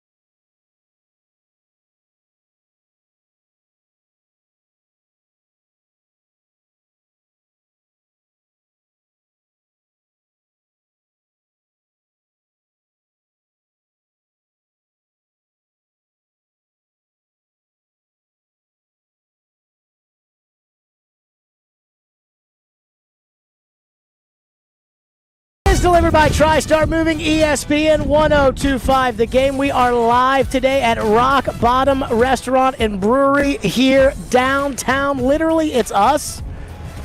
Then I think it's, I forget what that bar is. Then it's the river. Then it's the stadium. This will be the home of the pregame show all year long for the home games right here. Mark Howard, Chris Sanders, yours truly, every single week. Ian, does the audio sound okay?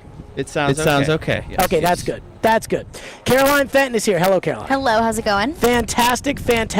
Today is a great day. You know what? Today's a great day. Well, for a lot of reasons. So, it's the start of the football season. Now, I have a couple of thoughts when it comes to the start of the football season. It's like very generic, and I don't know how true it is when people say, hey, opening day of football season, anybody can win. I don't know how true that is. Like, if you're an Atlanta Falcons fan today, do you really think you can win the Super Bowl? Well, no. Okay, so I would hope not, at least. Take all those teams out. You know, Atlanta and Carolina and Philadelphia and Houston and Jacksonville and the Bengals and take all those teams out. There's probably like 7 or 8 teams that wake up today and think they can win the Super Bowl. So Tampa Bay thinks they can win the Super Bowl. Kansas City. Tampa Bay, Kansas City, Buffalo, Baltimore, Cleveland, Tennessee, Green Bay, Indianapolis, Green Bay, the Rams. And then outside of that, those are all the teams that I guess I think can win the Super Bowl. Mm-hmm. Then outside of that, and I don't think Indianapolis can. I think probably Pittsburgh thinks they can win the Super Bowl. I think Dallas, because their fans are always irrational, they think they can win the Super Bowl. Any team that has some sort of answer at quarterback probably thinks they can win the Super Bowl. Charger fans, though those people don't exist, they probably think that they can win the Super Bowl. So here we are today, and I want to start with this question. On opening night, and it was funny because I was watching ESPN today, and it was all talking about tonight's game, like the Bucs and the Cowboys. So much hype. And it was literally like, we've got our football panel out here of 6 people. What kind of chance do we think Dallas has tonight? Everyone's like, no chance. I'm like, that's good TV right there. At least we're being real here. It's embarrassing. It's embarrassing. It's embarrassing. Anywho, I think the Titans, let's go ahead and turn that off right now. I think the Titans have a legitimate chance to win the Super Bowl this year. I think Titan fans are allowed to think in their head that they can win the Super Bowl this year. We'll make our picks today. And I'm just going to tell you, I don't have the Titans winning the Super Bowl. But I think when he talks about teams that wake up today and think their team can win the Super Bowl, I think the Titans are one of those teams. And I don't know exactly, people will talk about what the ceiling is, or they'll say, this team right here is a contender, this team is a pretender, and I don't know if the Titans are contenders or pretenders for the 2021 season, and neither does anybody else. But today, I feel comfortable in saying Titan fans can look at themselves as one of those teams that thinks they can win a Super Bowl. And I know it's crazy, but when you have a team that you think can do that, then I think it's worth at least discussing on opening day that you're one of those teams. And again, what was it, 10 we came up with? Teams that can fans that can actually feel like they have a chance to win the Super Bowl. And I think the Titans are one of them. Well, what if we heard so much since the Titans signed Julio Jones? The Titans are going for it. John Robinson is going for it. Ryan Tannehill is in a 2 to 3 year window in his prime. Derrick Henry is only getting older. A.J. Brown is only getting older. His contract is up next year. He's up for a re-up next year. So the Titans are in this window, and whenever the Titans signed Julio Jones, I think that's when everyone realized, okay, the Titans are going for it. They're investing in this team. So I think when the general manager makes such statement signings and spends so much money in the offseason and legitimately signs players to holes that the roster had, fills holes that this team needed, then yeah, I think Titans fans absolutely can wake up today feeling like this team has a possibility to win the Super Bowl. Yeah, Do but I think the Titans are winning? Teams spend money too, though. Yeah. Atlanta's redone Matt Ryan's contract 18 times. Like, they're capped out. They have spent so much money. But did Atlanta get better in the offseason? You could argue, I mean, if you wanted to, I would say no. But you could argue, hey, we got Kyle Pitts, and I forget who they signed on defense. But everyone drafted a player in the first round. Not everyone. I don't think that it's about the signing, because last year the Titans I think the Titans were allowed to look at it the first day of the season as if their team was good enough to do that, because they were in the AFC Championship game the year before. They signed Clowney. People have a hard time with this. There is almost no difference between Clowney and Julio, except that you're more invested in Julio. Like, the fan reaction is the same. The expected impact is the same of Julio that you all, not me, everybody else, you all expected from Clowney. Like, I'm not sure it's like one signing, because I think that today the Titan fans would be allowed to feel this way even if Julio wasn't here. I think it's because this team has been to the playoffs. And this team looks like, I mean, I'd be stunned if the Titans don't make the playoffs this year. I'd be embarrassed if the Titans don't make the playoffs this year. Like, I think Titan fans are legitimately allowed to have that expectation. And I think they're legitimately allowed to lose their minds if they don't make the playoffs this year. Like, so that, I mean, you're one of those kind of teams. Now, the Colin Cowards of the world and things like that think the Titans have no chance of making the playoffs, and that's fine. But I don't know if it's like the general manager sending out the bat sign that you can think about the Titans as Super Bowl contenders because they traded for Julio Jones. I just think it's, veteran team. Everybody thinks the coach is a good coach. They got players on defense. They got players on offense. I mean, I'm not one to sit here and say I think they're going to win the Super Bowl, but I think there's a shot. Like, I think there's a legitimate chance this year that the Titans win the Super Bowl. I don't know if I'm there yet. Ian, do you think there's a chance the Titans win the Super Bowl this year? Sure. Now, do you say that sure as in sure like, sure there's a chance for anyone on sure day the one of the Bengals can win the season? Super Bowl too? Or do you think like there's a legitimate chance the Titans can win the Super Bowl day? I can't go there. Why? Well, let's start. You two don't think that the Titans are legitimate contenders today. Why Caroline first? 2 reasons: Kansas City and Buffalo. I think those are, you look at Kansas City, and if you compare them to the Titans, Patrick Mahomes or Ryan Tannehill, you're going to take Patrick Mahomes.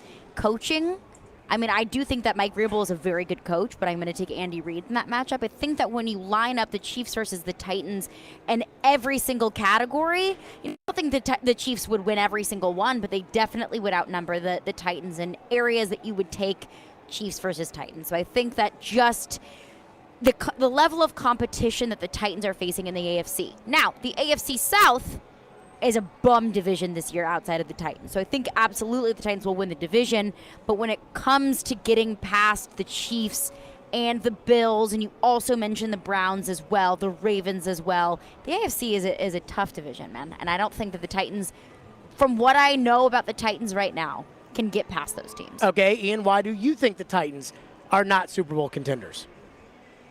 I would like to see more from the defense first before I can go there. I need to see some improvement. Some improvement. So, to me, do you think there's a chance that they are legitimately improved? There is a chance. Yes. So I think there's a legitimate chance. That's what opening day is about. Opening day is about being optimistic. Opening day is about, hey, you can feel that way because there's a legitimate chance that Bud Dupree comes in and is the sacker that they haven't had for a decade. There is a legitimate chance that these young corners are actually good and better than last year. Again, the defense doesn't even have to be that good, considering they were 11-5 last year, and they didn't have any sort of a defense whatsoever. I think you guys are just not. I think you guys are on the, there are proven teams last year, and those are the teams this year. Remember, the top team in the AFC entering last season was not Kansas City. It was Baltimore. And nobody talks about Baltimore from 2 years ago that was 14-2. The Ravens in the summer of 2020, the Ravens were favored by Las Vegas to win every single game they played that year. They were a wild card team. That's how football works. The teams that were the hot teams last year, they're not going to be the hot teams for sure this year. I'm with you. Kansas City's going to be good. Buffalo, let's see a little bit more from Buffalo. It's hard to do this every single year. When I was a kid, the Titans went to the Super Bowl. Titans were the best team in the league and lost in the second round, 7-9 the next year. That's how this league works, baby. And I look at it and I think to myself, okay, who are the surprise teams this year that we would not talk about right now that nobody thinks on opening day can win the Super Bowl? Who are those teams? And then what are the teams that were good last year that got better? And Titan fans used to call the show, and here's where I'll give the fans some credit. Last offseason when Jarrell Casey left and Logan Ryan left and all these guys left, fans, not us, fans were mad. And fans were asking the question, where are they better? Where are they better on defense? Well, they drafted Christian Fulton and they, signed Beasley and Clowney, and we know that was an unmitigated disaster. But I can look at this defense today and say, where are they better? Well, you got nothing from Adoree Jackson last year. He's gone. In is Christian Fulton. So if you get anything out of that guy, it's better. Plus, you got a first-round pick that we'll see if he ends up actually doing anything, but he's out there. You've got, Malcolm Butler was good, but Jenkins is probably better than Butler. What did you have at pass rush last year? $20 million for nothing from Clowney and Beasley. Surely the additions of Bud Dupree and Rashad Weaver, and surely that's going to be better, at least something more than nothing. So you replace some nothing, and I don't think you have to be totally overly optimistic.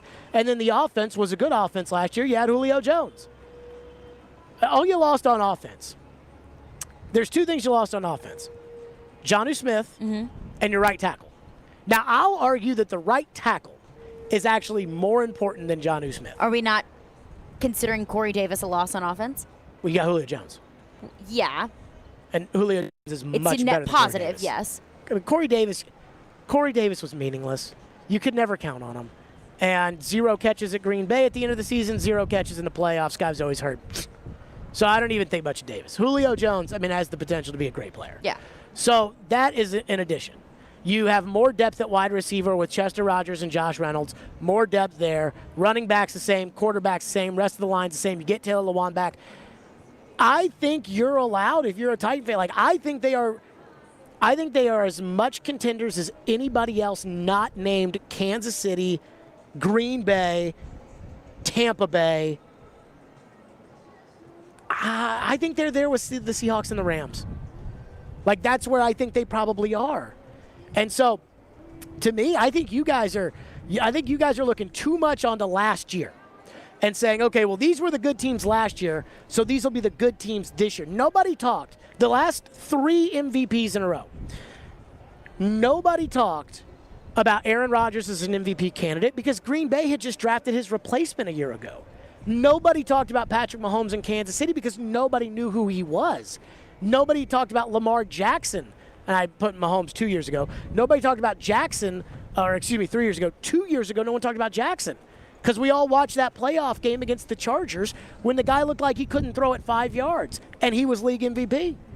So the whole league is about who gets better, who gets worse, who has injuries, who has cap problems, so I can't put the Saints, for example. I don't think they're a Super Bowl team. I don't think if you're a Saints fan, you can wake up today and think with Jameis Winston at quarterback that your team would have any chance of making it to the Super Bowl and winning this year. Whereas for the last decade, Saints fans have been able to say, Saints. And I really think the Titans are legitimate contenders. Today, for fans, are you allowed to be optimistic that the team can win the Super Bowl? I say yes. You two say no. And how many teams do you think can legitimately say that today? That can legitimately win the Super Bowl this year? How many fan bases can look at their team and say, hey, if things break our way, we can win it this year? I think Green Bay, Tampa Bay, Kansas City, Seattle,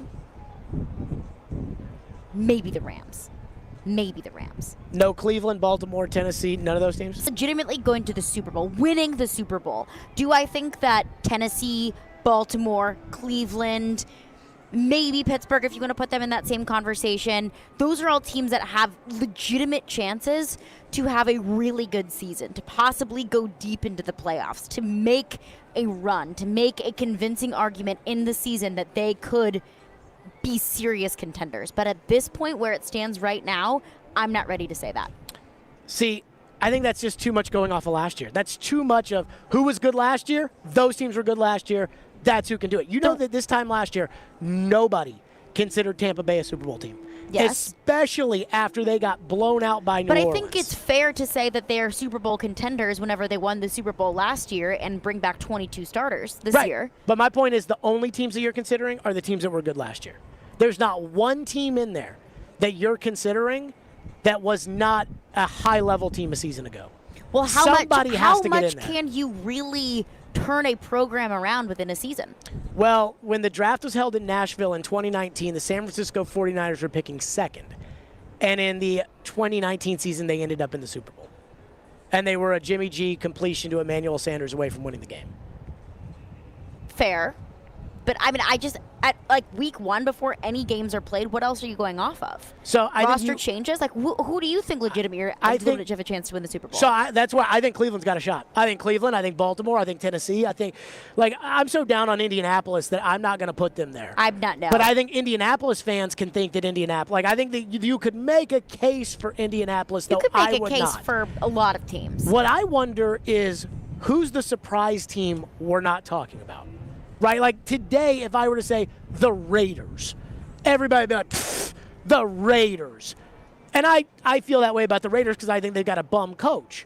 But there's a team or two out there that we're not talking about that I think is certainly in this mix as well. So that's how we're starting the show today. 615-737-1025. Here's the question for the callers and the texters. How high is Titan fan optimism allowed to be as far as the Super Bowl is concerned on opening day? 615-737-1025. And how many legitimate contenders are there for the Super Bowl this year? 615-737-1025. It's opening night. And I don't think this is going to happen, but you know there's a chance Dallas could win tonight. Like there's a legitimate chance that Dallas could win, and then all of a sudden everybody's going to be like, Case in point, a handful of years ago, the Patriots lowered the banner. I want to say this was 2017. Patriots lowered the banner. Alex Smith in Kansas City walked in and just drubbed them. It happens. Not often, but it happens. 615-737-1025. Stillman & Company. Today we are live. Rock Bottom Brewery, downtown Nashville, right here on Broadway. This will be our home starting Sunday for all Titan home games. We will be here for the pregame show starting at 9:30. Chris Sanders, Mark Howard will be with us for that. Stillman & Company is delivered by TriStar Moving. It's ESPN 1025 The Game, and we're streaming on the Game Nashville app. Let me tell you about my friends at Edmunds. That's right. Look, buying a car is so stressful. I hate buying a car. And I hate it because of all the different things that go on, and you're like, oh, my goodness. Like, how do I compare this car to that car? Do I want an SUV? Do I want a midsize sedan? What kind of prices are there? What do? I just don't know. Let the experts at Edmunds take care of that. Edmunds editors drive over 500,000 miles every year, testing thousands of hours on hundreds of new vehicles. They review almost every car in the market and rank the best ones in each category so you can narrow your search and compare with options side by side to find the best vehicle for you. When you're ready, Edmunds makes it easy to find options in your area with accurate price estimates. They've got the top-rated awards, which are selected by Edmunds editors based on extensive testing, ranking process, and they'll consider the best performance, comfort, technology, fuel economy, and value. Edmunds is here to guide you to your perfect vehicle. Visit Edmunds.com to see their best car rankings and search for vehicles near you. That's EDMUNDS.com, because for cars, there's Edmunds.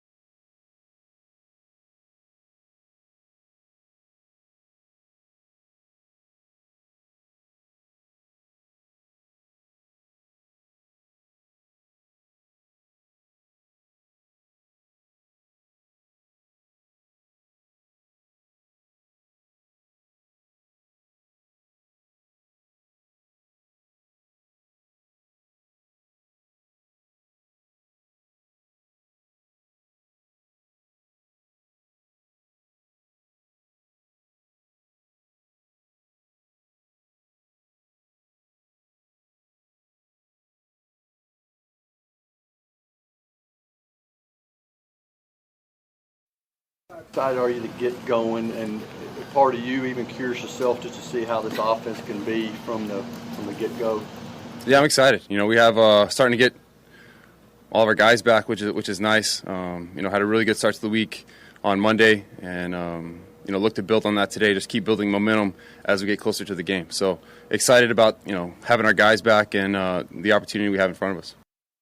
That was Ryan Tannehill. He's excited. Doesn't really say much right there, but I can give him credit for that. We're live today at Rock Bottom Brewery. Again, stop on by right down here on Broadway. We're on the rooftop. This is where we will be every Sunday for the pregame show starting at 9:30. We're starting off with this.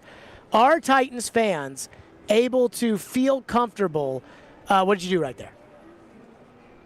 Because I can't hear anything anymore. That's okay.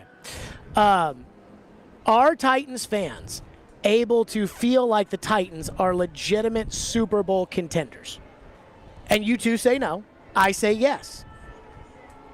How many legitimate contenders exist in the AFC? Would you consider the Chargers, for example? On opening day, would you consider the Chargers?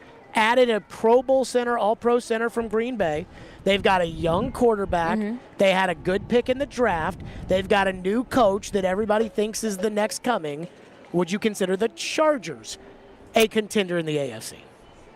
I don't think so, because I do think that there is a legitimate chance that Justin Herbert has a sophomore slump and could possibly take a step back. Now, of course, that risk, that possibility is there for any team, for any quarterback, for any player to kind of take a step back. But I do think that that is a legitimate chance that could happen.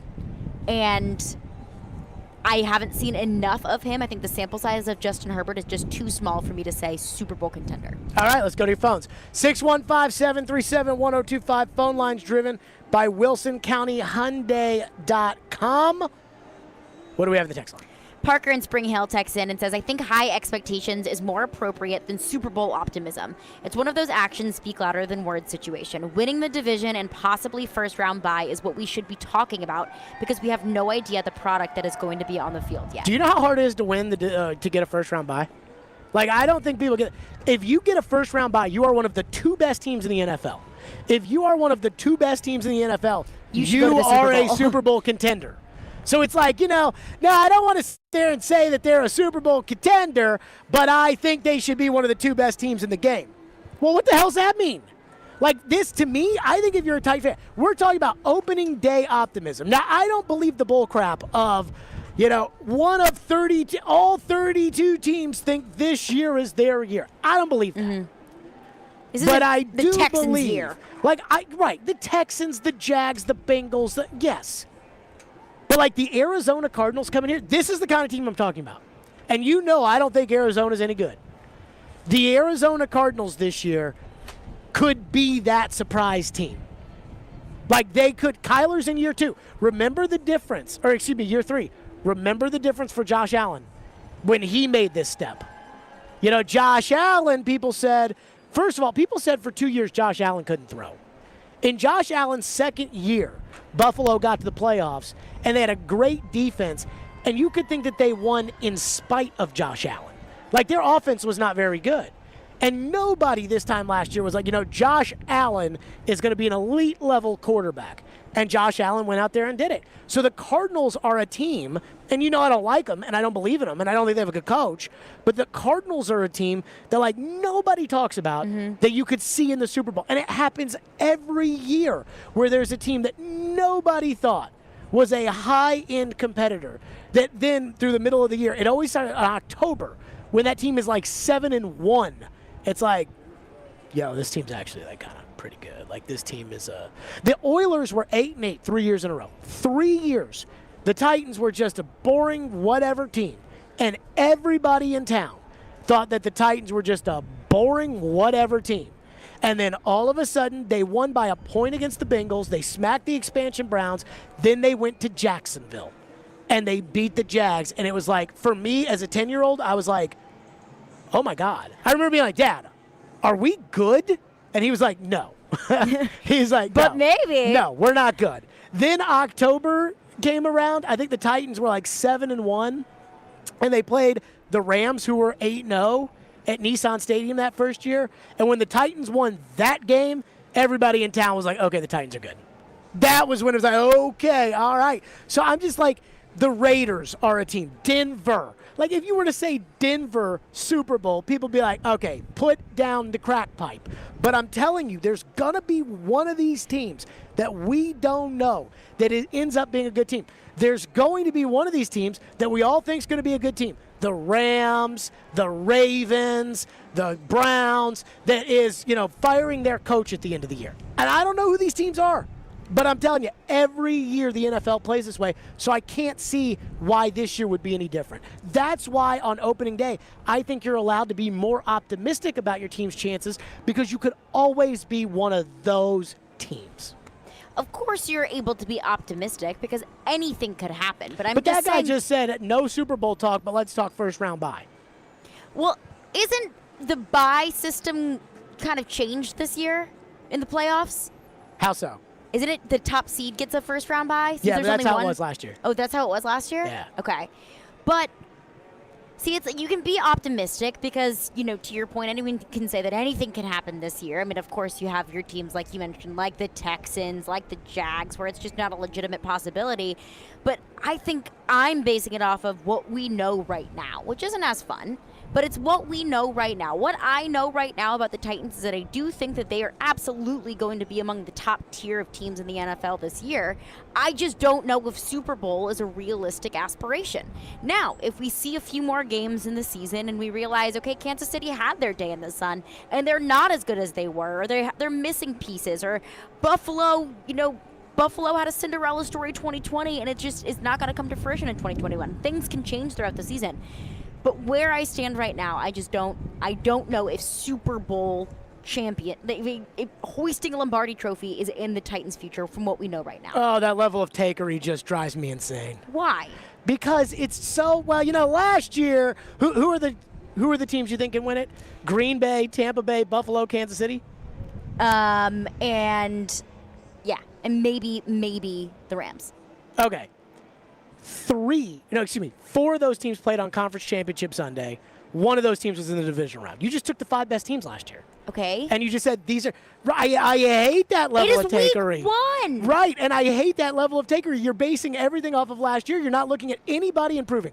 So, but based on that, the draft doesn't matter. Free agency doesn't matter. The only thing that matters is Matthew Stafford got traded to the Rams. Okay. That's it? You don't think there's a team that's better? Well, maybe. I mean, am I going to hear to say, the Jags have a legitimate chance at the Super Bowl because they had the first overall pick and they got the best quarterback in the draft? No, but there has to be a team. It's not going to be chalk of last year. It's never that way. That would be like saying, doing a bracket for college basketball and being like 1, 1, 1, 1. It's happened. But it doesn't usually happen. There normally is like a 3 or a 5. Okay, well, who won the Super Bowl in 2019? The 2019 season? The Super Bowl in 2019. Okay, the Super Bowl in 2019 was... Or the 2019 season, sorry. 2019 season. So Kansas City. Kansas City and New England before that. And then who went to the Super Bowl in 2020?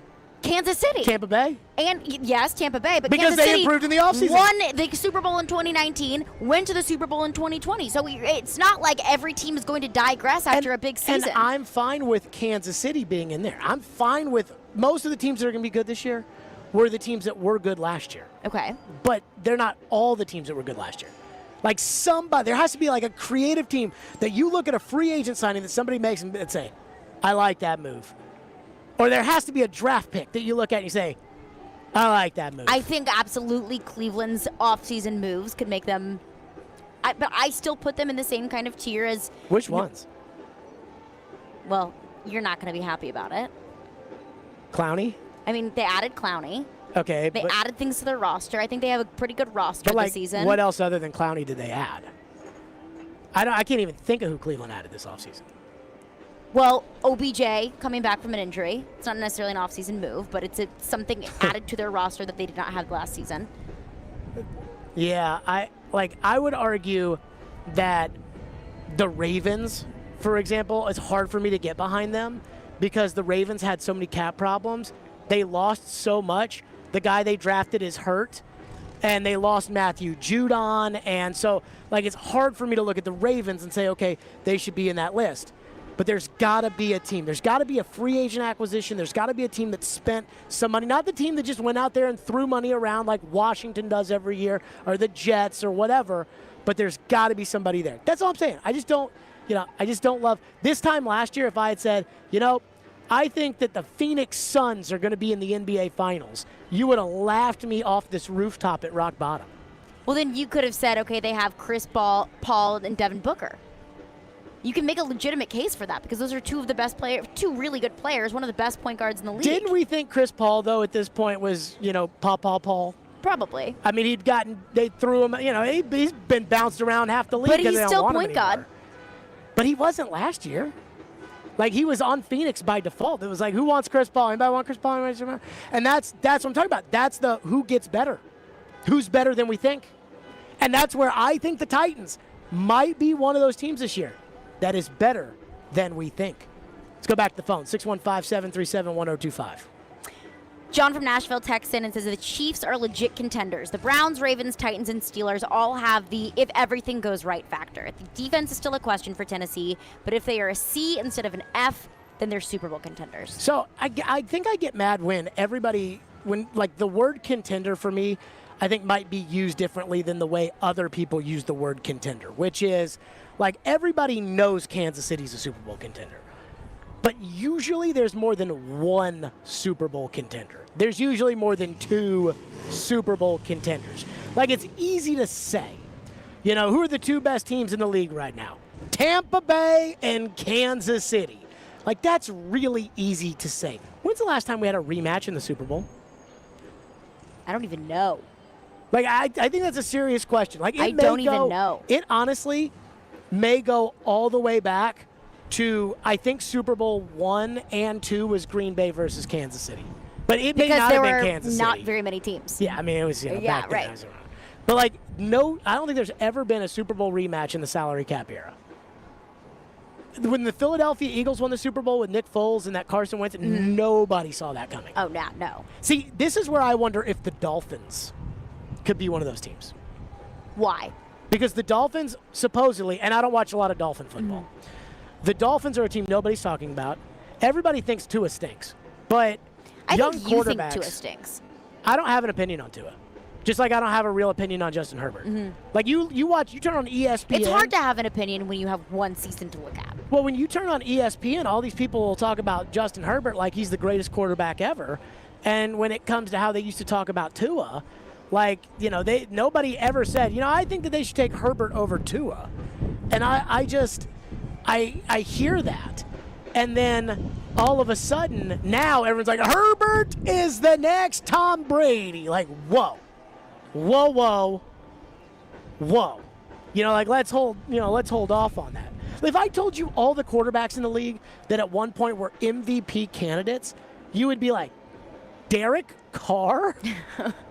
Derek Carr and Carson Wentz were two of the best quarterbacks in the NFL for a 2016-2017 period of time. Well, it's just classic. Jared Goff, this time last year, had the highest guaranteed amount of money in the history of the NFL. And everybody thinks he Rams. sucks. That's the Rams. But everybody being thinks he stupid sucks now. And throwing millions of dollars at whoever they want to throw millions of dollars at. But, at the beginning of this week, what did we talk about? Week 1 college football overreactions. I think that you can apply that same kind of logic to rookie season overreactions. Justin Herbert is the next Tom Brady, and Tua is just going to be the next, Ryan Fitzpatrick, who just shuffled around from franchise to franchise and never really does anything. It's the rookie season overreaction. So apparently Ian just told me Dallas and Buffalo in the 90s was the last repeat. Okay. Thank you, Ian. I guess I forgot. When I think Dallas and Buffalo in the Super Bowl, all I think of is that just monumental beatdown that the Cowboys gave Buffalo. That was Buffalo's 4 consecutive losses. Was that the 4 falls of Buffalo? I want to say Washington was one of them. The Giants when they lost on the Norwood kick, and then I'm guessing 2 Dallases. Correct. Have you seen that 30 for 30? On the Bills? Mm-hmm. I have not. I was never a big Bills fan. But, that's neither here nor there. 615-737-1025. We're back to your responses again. Who's legit? Plus, Keyshawn Johnson, we didn't get to this yesterday. Keyshawn Johnson said the Titans have already reached their ceiling. Have they? Stillman and Company, 615-737-1025 here on ESPN 1025 The Game. Let me tell all the fine folks out there, as my papers and everything just go a-flying. Let me tell all the fine folks out there that ESPN 94.9 is the official English radio home of the Nashville Soccer Club. Listen in this Saturday as Nashville SC takes on Montreal. Pre-game starts at 6:45, and the match begins at 7.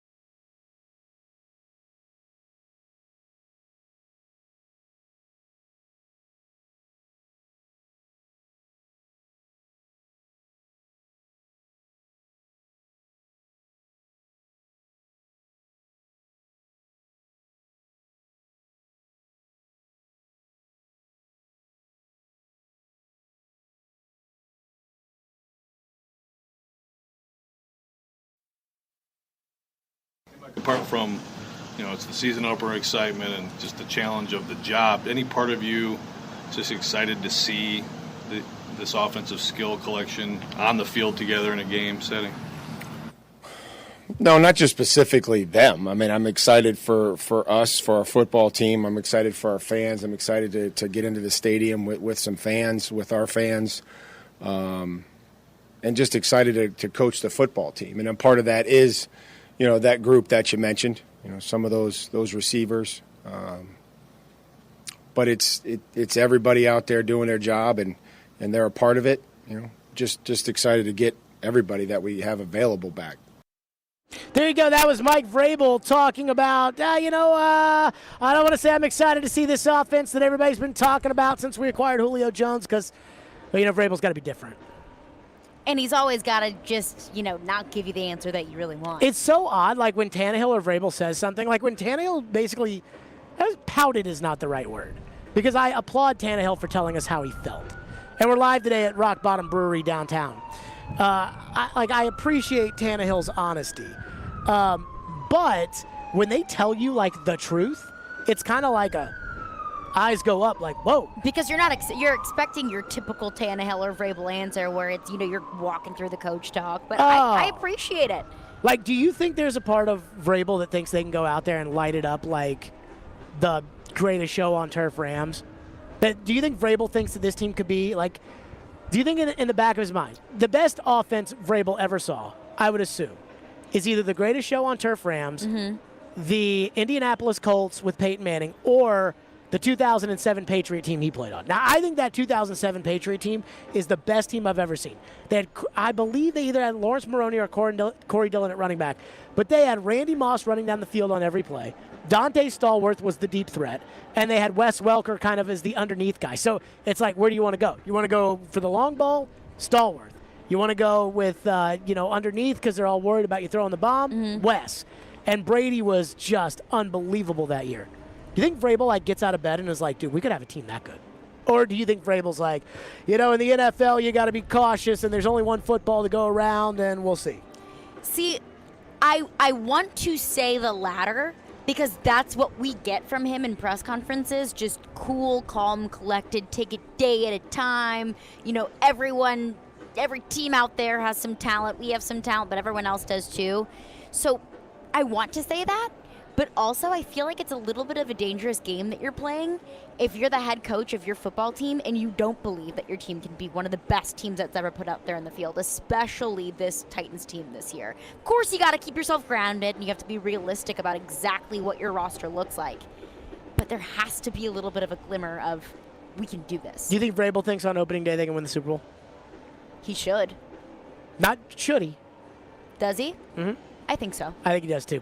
Let's go to your phone. 615-737-1025. Dylan is up next here on Stillman & Company on opening day live from Rock Bottom Brewery downtown. Go ahead, Dylan. Hey, guys. I appreciate the show. I listen to it every day. You guys do a fantastic job. Thank you.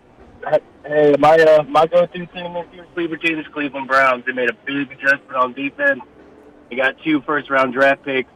One in the second round that was a steal, could be considered a first round, was projected to go in the first round.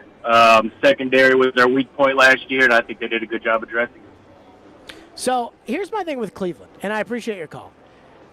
First of all, we all know that I think Clowney is lazy and just worthless. I think Clowney is, to me, Clowney's a non-starter. When you tell me that you think Clowney's an upgrade, then that tells me that you don't watch games. You just watch, ESPN talk about people. You don't actually, watch the actual football games. The second thing is he brought up Owosu Koromoa. He might be great. I don't know if you can ever get excited about a draft pick because the only draft picks that are any good are the guys that are at the very, very, very top of the draft. And outside of San Francisco 2 years ago, normally the teams that pick that high are awful. Mm-hmm. So it's wasn't Kyle Pitts was the highest non-quarterback taken in this draft. And he might be on a terrible team. Most likely is on a terrible team. So that probably doesn't move the needle much there. Or was it Penei Sewell? No, because Jamar Chase went before Penei Sewell, and now Jamar Chase can't catch the ball. Did you see what Jamar Chase said about catching a football? No. He said it's harder for him to catch the ball in the NFL than college because the ball doesn't have the white stripes on it. And so it's easier to see the ball with the white stripes than it is to see the ball with no white stripes. Well, then give the man white stripes. Whatever Jamar Chase wants, he gets. See, I would just argue this. There's about 500 receivers in the NFL, and I have never heard someone complain about that. Oh, it just kind of sounds like, okay, I haven't really been performing like I've been expected to, so let me just come up with a reason why that for me to justify it. That's what that sounds like to me. Right back to your phones next. 615-737-1025. Plus, Keyshawn Johnson's nonsensical take on the Titans. We will finally get to that next. Stillman and Company, it's ESPN 1025, The Game.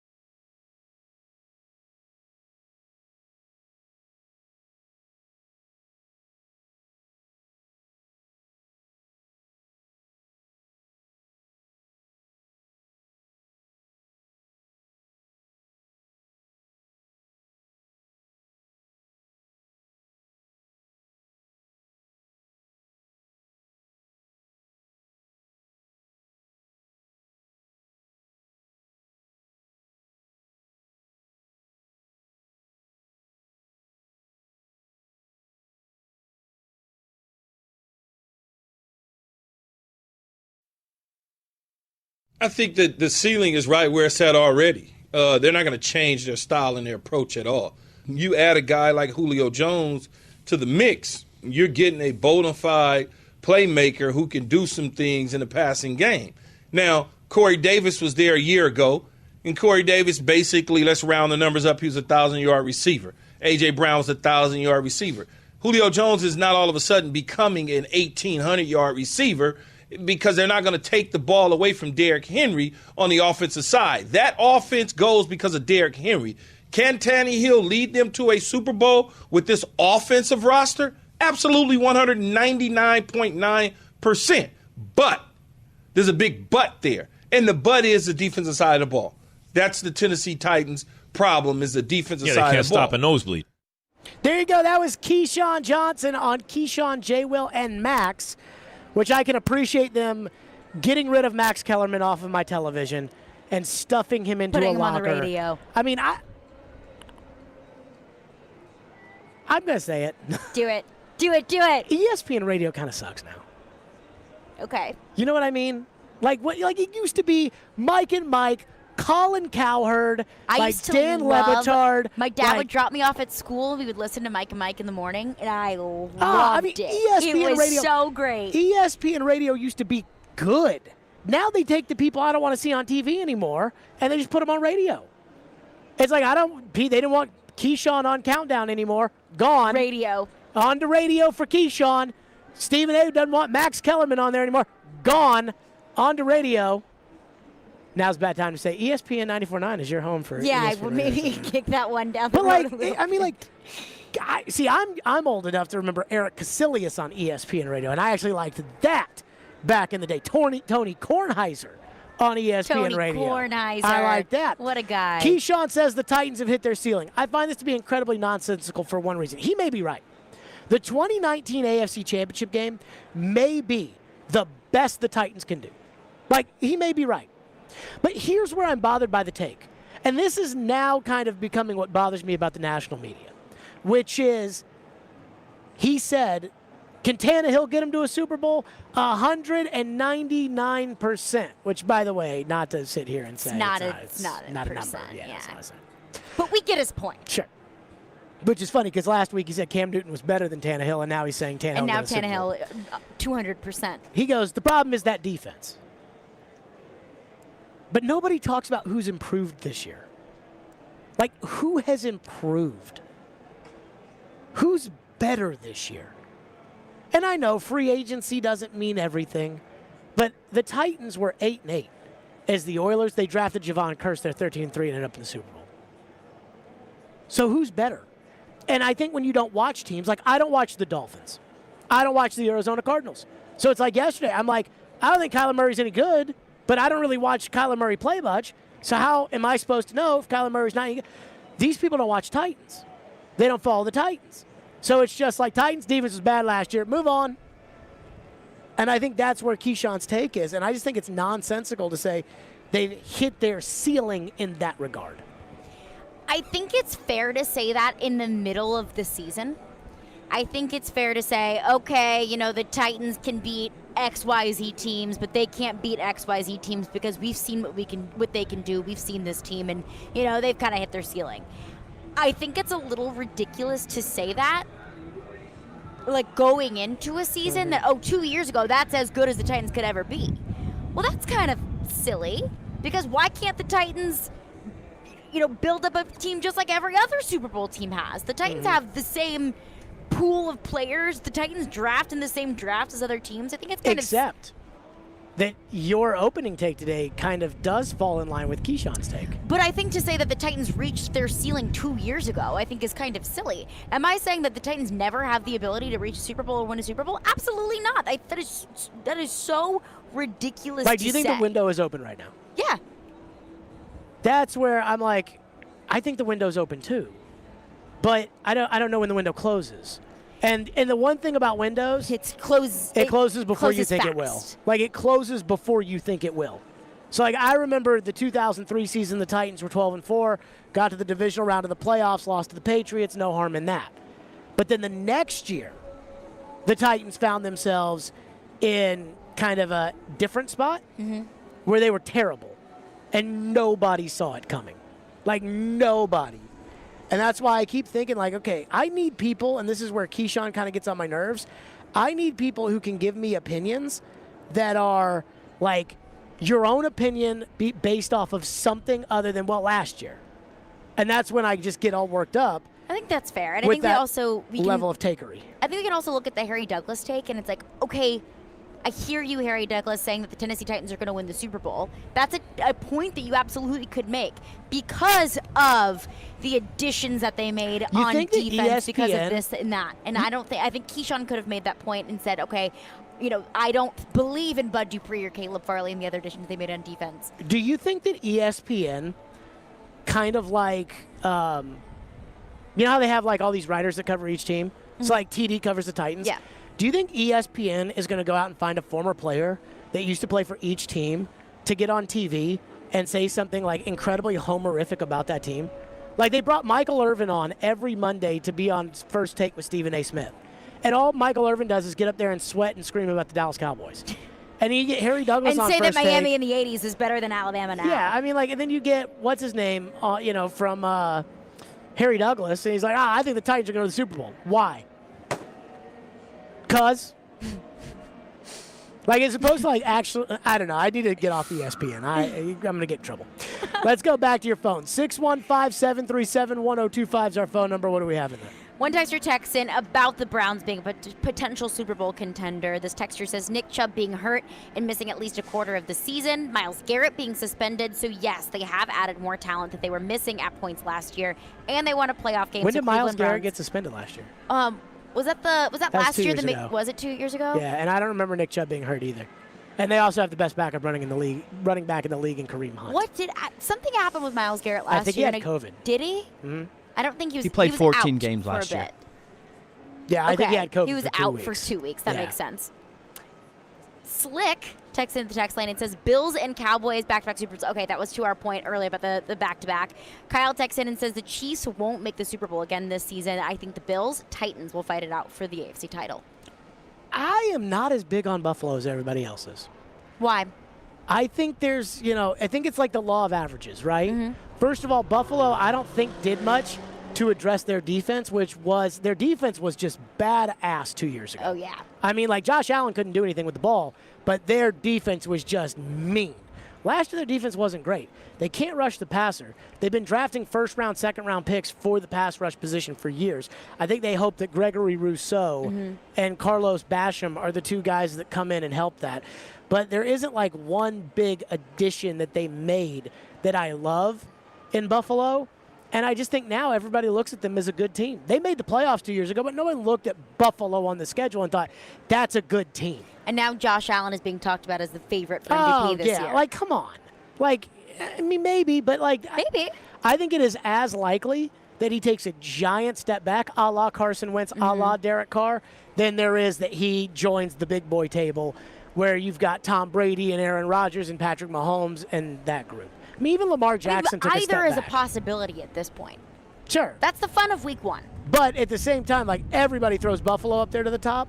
And, Ian, you back me up on this. I was the biggest Buffalo Bill honk last year when they couldn't lose. But and that safety, Poyer. Yeah. Oh, I love Jordan Poyer. I love Poyer, love Micah Hyde, love Tre'Davious White. But I mean, first of all, they kind of let me down in the AFC Championship game because I thought they were going to win. But I think if there's a team that I had to say, okay, I would short that stock because it's too high right now, it's the Bills. 615-737-1025. So at 5 o'clock today, we do this every single year that we start the season on opening day. At 5 o'clock, we make our predictions. I have already changed based upon news today. I don't have to make my official pick till 5 o'clock. I've already changed one division winner, taking them out of the playoffs because of some news today I'll get to next. Stillman and Company live from Rock Bottom Brewery downtown. Again, the pregame show. Chris Sanders, Mark Howard, and yours truly, 9:30 Sunday right here. FanDuel Sportsbook is my official sportsbook app. You got to get the FanDuel Sportsbook app. The NFL is back, and FanDuel Sportsbook is celebrating with 40 to 1 odds on any Week 1 game. Who doesn't want to win $200 on a $5 bet? This is no Hail Mary. It's that simple. New customers get 40 to 1 odds when you place your first wager. FanDuel is sports betting made simple. The app is so easy to use, and when you win, you'll get paid in as little as 24 hours. The bet I would tell you to make tonight with 40 to 1 odds, tonight's game. I don't see Dallas winning that. I don't know anyone who thinks Dallas is going to win. See for yourself why FanDuel is America's #1 sportsbook. They're always hooking you up with exclusive odds boosts, great promotions, and so much more. Sign up with the promo code JGM, and you could win $200 on a $5 bet. That's promo code JGM, exclusively on the FanDuel Sportsbook app. 21 and older and present in Tennessee. New users only, $10 first deposit required. Must wager in a designated offer market. Max bonus $200. Bonus for Tennessee users fulfilled in site credit within 72 hours. Tennessee site credit expires 14 days after receipt. Restrictions apply. See full terms at sportsbook.fanduel.com. Gambling problem? Call the Tennessee Red Line 1-800-889-9789.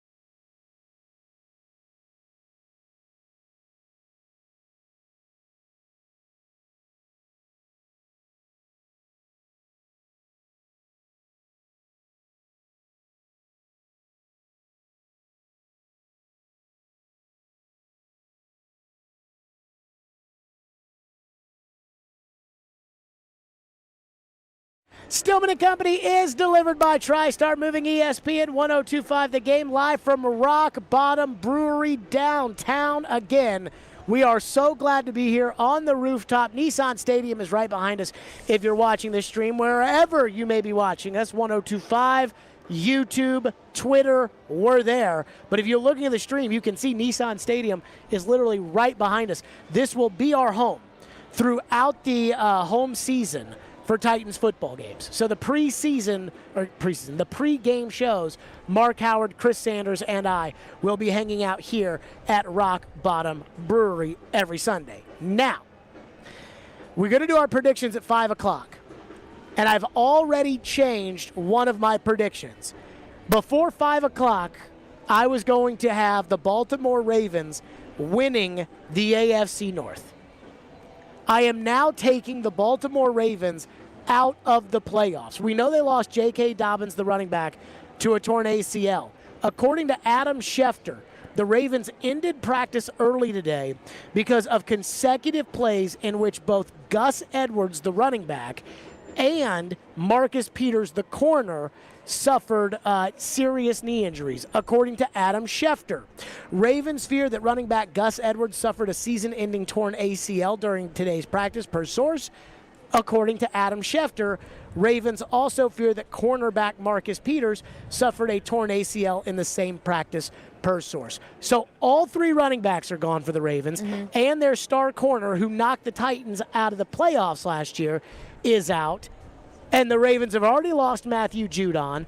And this is a team that when they came in here to Nissan Stadium and beat the Titans in the wild card round last year, I just thought the Titans played crappy.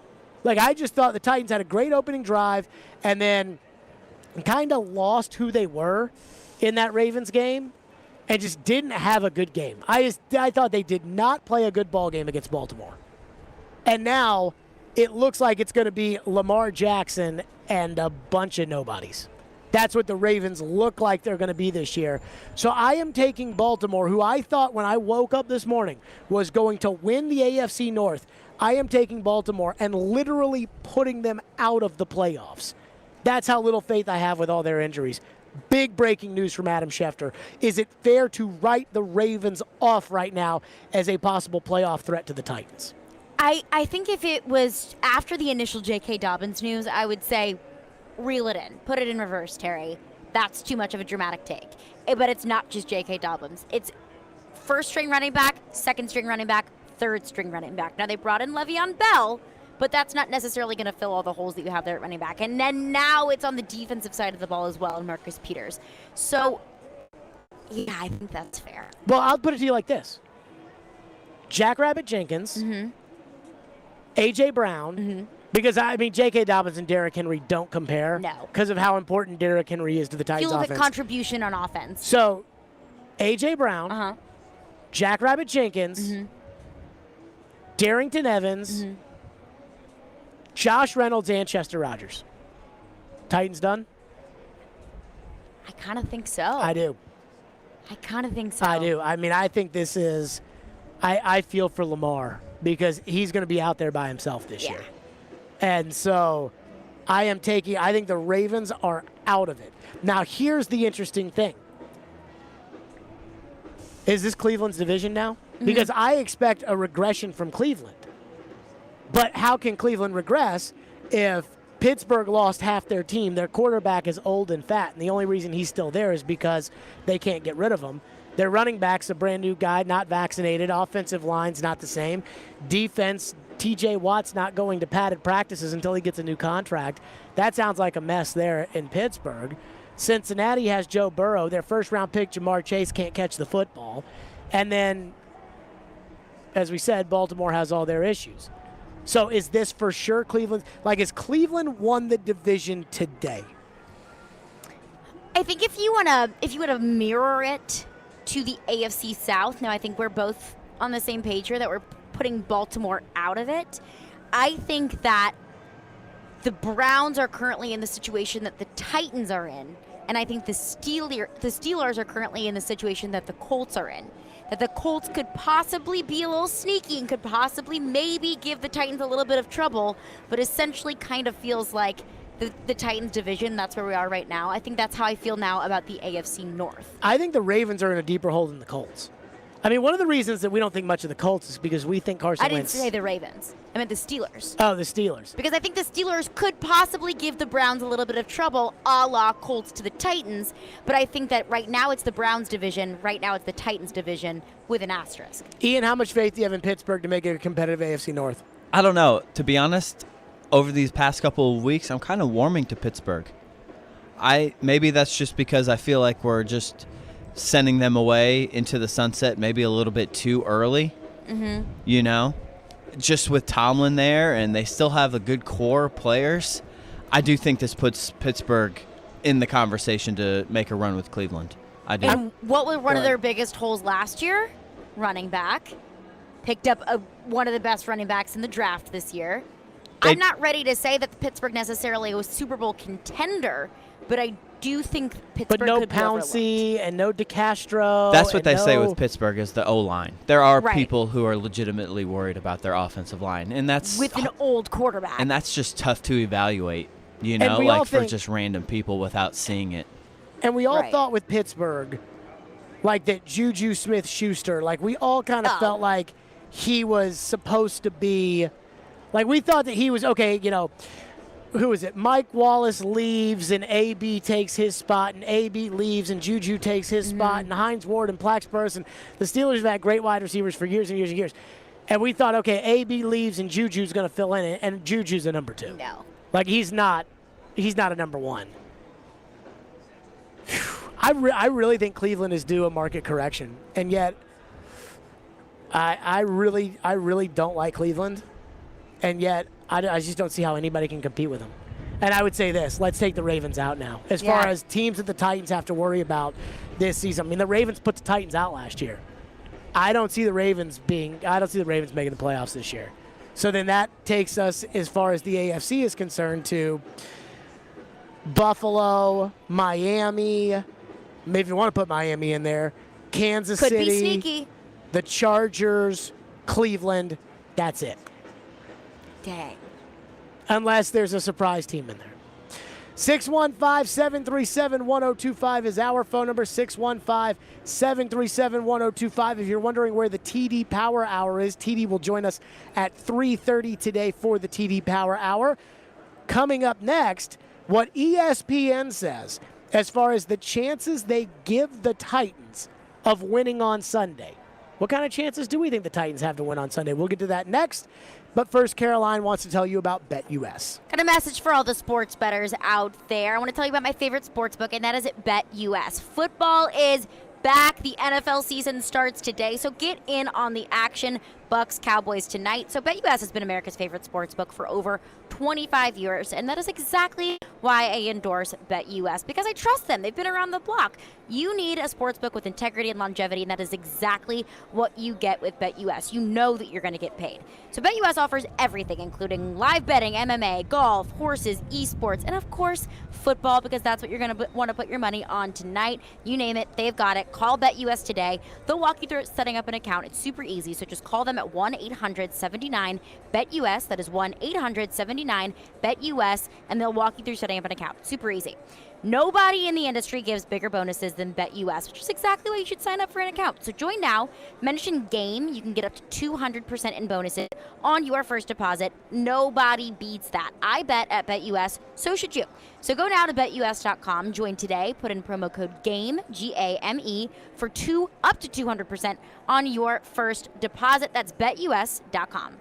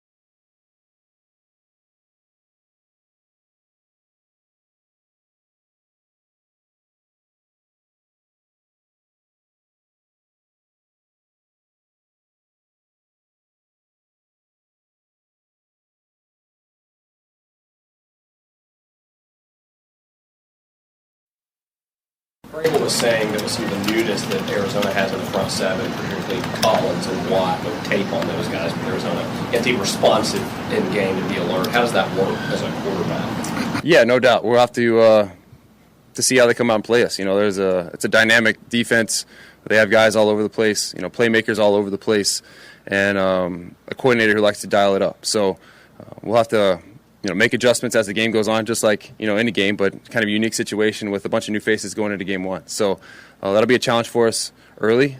We have to be clear with our communication, and then all be on the same page. There you go. That was Ryan Tannehill talking about the Arizona game on Sunday. I'm excited about the Arizona game on Sunday. I'm very excited. Like, we're going to be here, Rock Bottom Brewery, on the rooftop for the pregame show, 9:30 to 11:30. Going to walk across the bridge over to Nissan Stadium, something that I have done like 5,000 times. Walk across the bridge. Hopefully, the Titans let people in with the gates this week. Knock on wood. I mean, last week it was a show for sure. Well, it's been a show Yeah. since you've been in high school. Yeah. Well, just from my perspective, my only experience at Nissan Stadium, getting in wasn't a fun one. So there was a game 2014 where the Titans played the Steelers, and the Titans were terrible that year. They won 2 games. And they played the Steelers on Monday Night Football, and I literally waited in line to get into the stadium for like the entire first quarter. So this is nothing new. Right. So hopefully the gates will be okay. And then going to go into the game, watch Titans play Arizona on Sunday. Very excited. The Titans are favored by 3 points on Sunday. ESPN's FPI. Now, you'll have to explain to me how the FPI works, because you worked at ESPN, and if you work at ESPN, you have to mention the FPI every time you talk about a game, even though they never explain how that comes to fruition, and those things seem to almost never come true. I have no idea. That wasn't something like on the first day at ESPN. That they're was like, no. Here's that is your, here's your handbook, and in the handbook you got to know how the FPI works. Your complimentary mug, and then here's a breakdown of the FPI. No, that was a stats and info thing. I was very much so on the other side of anywhere away from numbers was where I lived, so I have no idea how the FPI works. I don't really know how many people really know how the FPI works. The FPI, it's just a fun stat to throw out there. The FPI has the Titans percent chance to win on Sunday at 64%. So with that, I ask the question, and this to me is an important question. I ask this question: do you think that it should be higher or lower than 64% for the Titans to win on Sunday against Arizona? With no statistics and number breakdown and crunching, stat and info kind of things, I would probably make it like a 75-25 situation, because on paper, the Titans are a better team. But of course, Arizona has some really good weapons. And with Kyler Murray, you don't really know exactly how well this new Titans defense will be able to shut Kyler Murray down in the pocket. So I would have given it like a 75-25 chance. The Titans should win this game. But, of course things can go wrong, so you always have to give at least a formidable chance for the Arizona Cardinals. So I don't think that 64% is that far off of what I would have given the Titans. Ian, higher or lower than 64% chance for the Titans to win Sunday? I don't know. I'd say 64 is pretty close. I'd say that's pretty good. That's 65-35, pretty close to the split there. I would almost lean more 60-40. See, here's why I'm going to disagree with both of you. Because if they lose Sunday, and I don't think it's catastrophic or the season's over or anything like that. If they lose Sunday, though, I'm gonna be freaking pissed off if they lose that game. Yeah, I am going, and I think every fan, when their team loses on a Sunday is upset, especially when it's the first Sunday of the season. I get that. But I think that this Arizona team is average. And if the Titans lose, I think it will be because the Titans screwed it up. So I think I'll be walking out of the stadium and into the car, which I have done so many Sundays in my life, in the car where I'm looking at my dad. Now, he's not going to the game Sunday, but in the past, where I've looked at it and been like, oh, my God, it was right there. Oh, my God, it was right there. Right there. Can I be honest in that I don't think being in the car with you after a Titans game is anywhere that I want to be? So my dad and I went to London in 2018 when they played the game, and Mike Vrabel stupidly went for 2.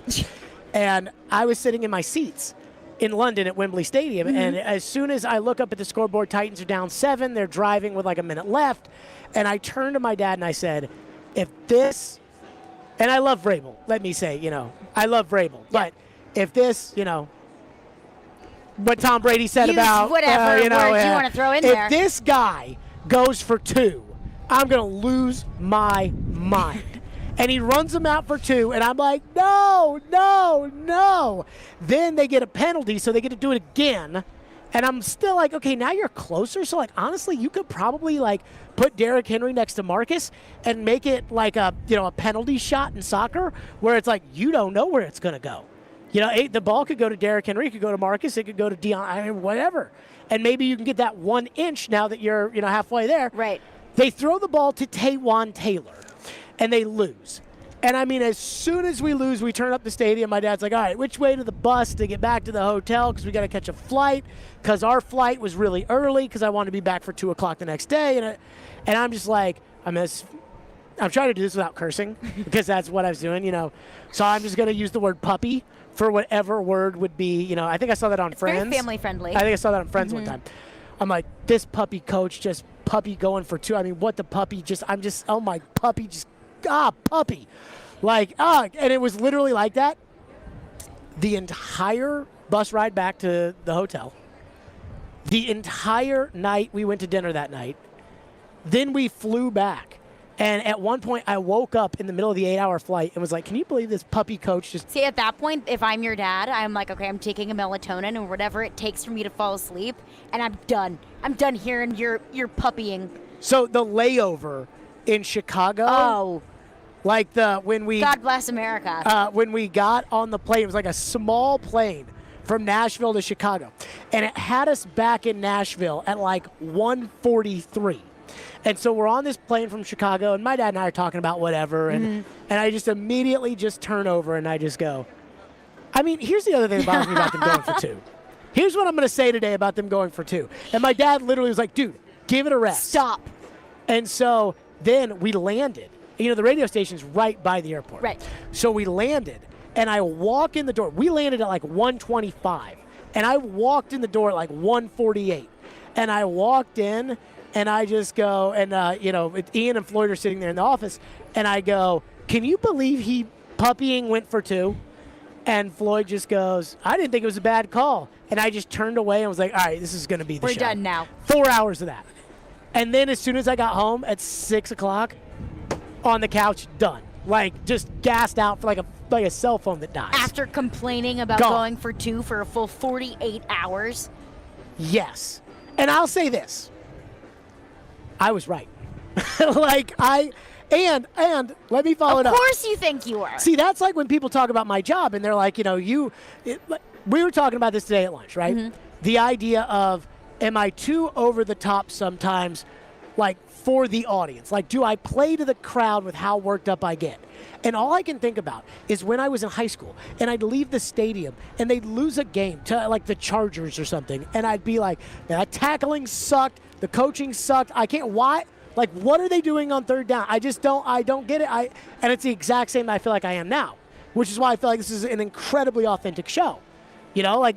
Other shows in town just kiss people's ass. We don't do that. We keep it real. I can attribute to that. If anyone in the audience has ever questioned whether Jared Stillman is the same person that he is off air, that he is on air, it's exactly what he would be saying if we did not have microphones on right now. Yes. Let's get some texts in while we're at this before we get to the TD Power Hour. Text line driven by WilsonCountyHyundai.com. Adam in Portland has a little prediction for the game on Sunday. He says Titan 34, Cardinals 17.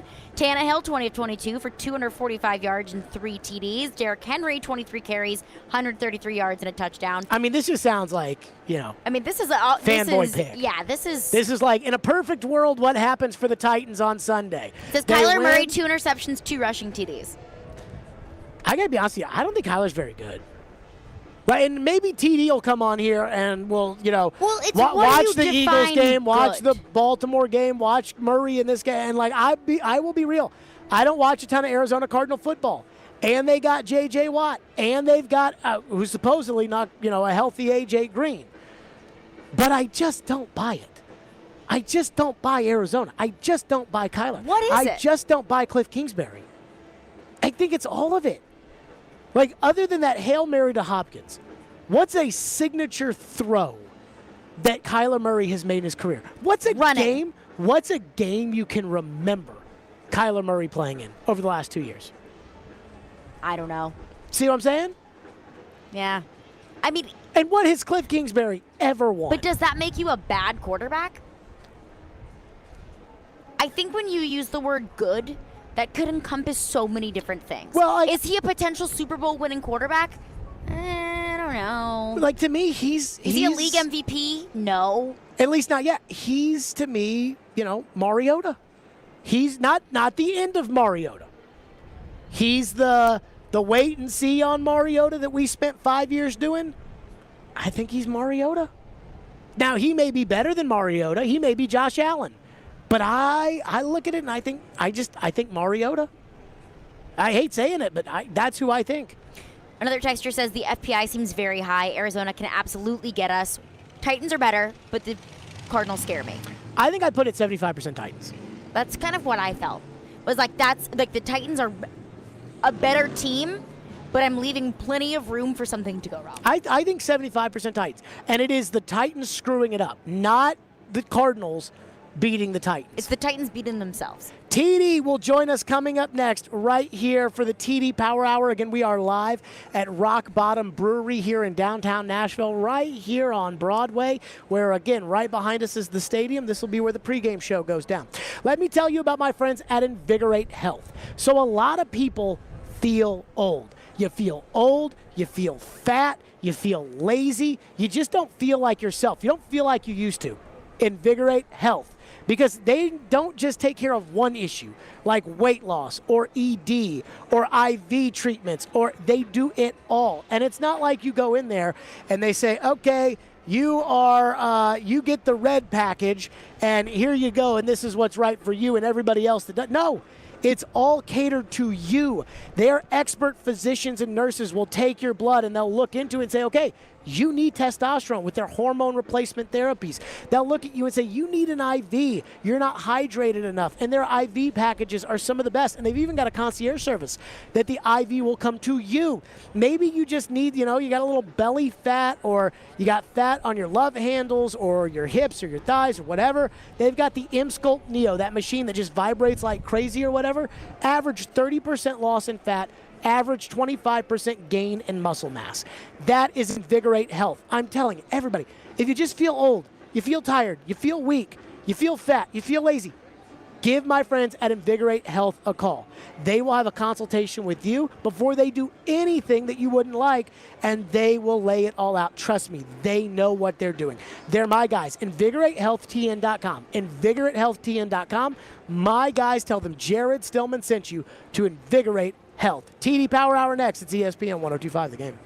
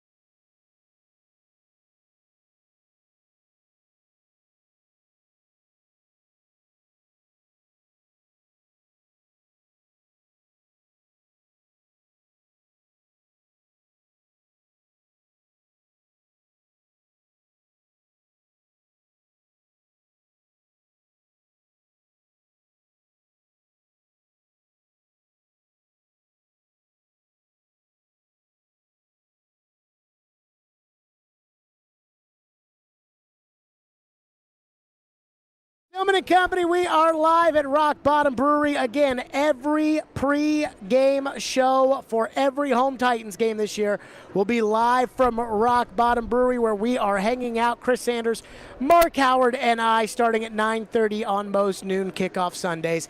TD is here, and he'll be joining us on the pre-game show live from the stadium every single week. TD joins us now for the TD Power Hour, presented by FreedomTireGuys.com and Craneworks and RentalWorks. FreedomTireGuys.com, Nashville's premier mobile tire company, online at FreedomTireGuys.com. Craneworks and RentalWorks, your source for crane and equipment rental. Visit Craneworks.com. TD, it is game week. Titans and Cardinals. We have waited and waited and waited, and here we are for week one.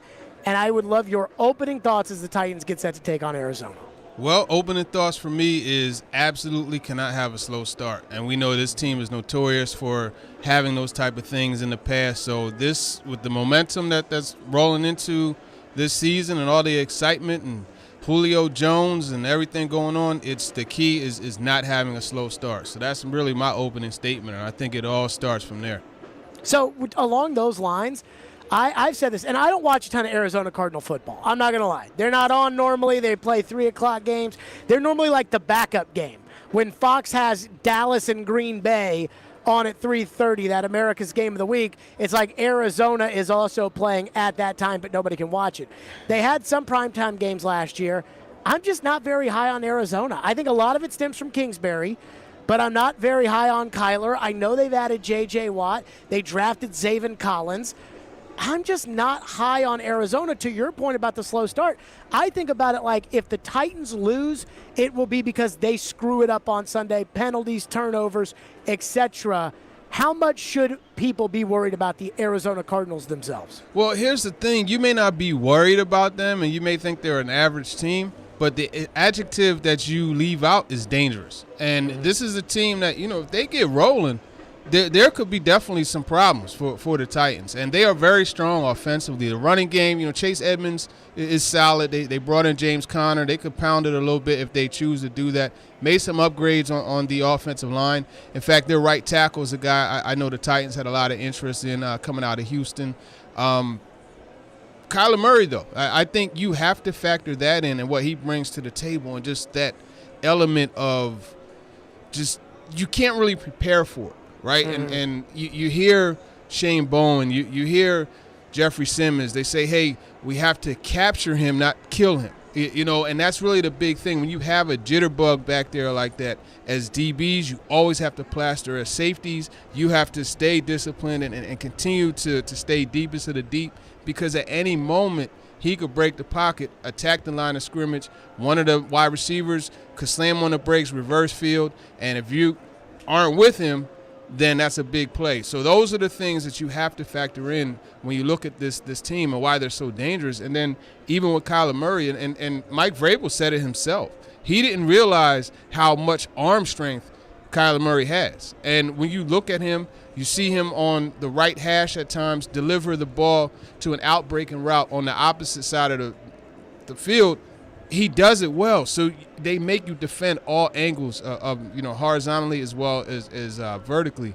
So that's something. But then you look at the defense, and you got playmakers on there. You got Chandler Jones, even though he was hurt last year, he's still one of the top pass rushers. Marcus Golden, very, very heavy hands. Jared, I'm really high on Marcus Golden. This is a guy I felt that the Titans should have looked at over the last couple of years. And the Cardinals brought him back from the Giants, and he's been successful. And obviously J.J. Watt. But then you look at the linebacking core, when you got Zaven Collins and you got Isaiah Simmons, these are two guys that, could pretty much cover a lot of ground.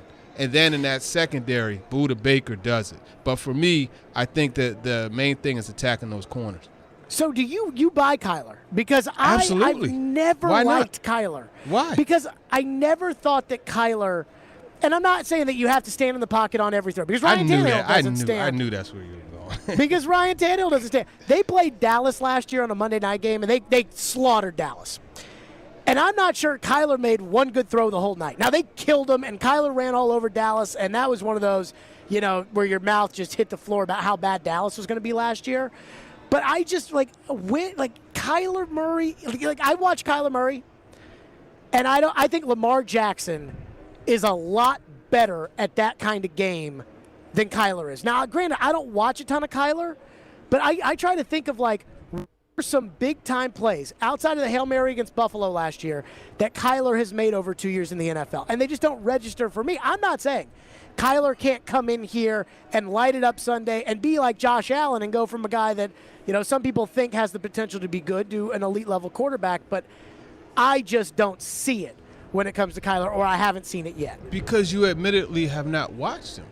But there are plenty of times where you see this guy break the pocket, and it's funny, I laugh because he reminds me like a little kid that you're chasing, after you caught him in the cookie jar or something like that, and you're chasing him down the street, and he's just running and running, and you can't catch him.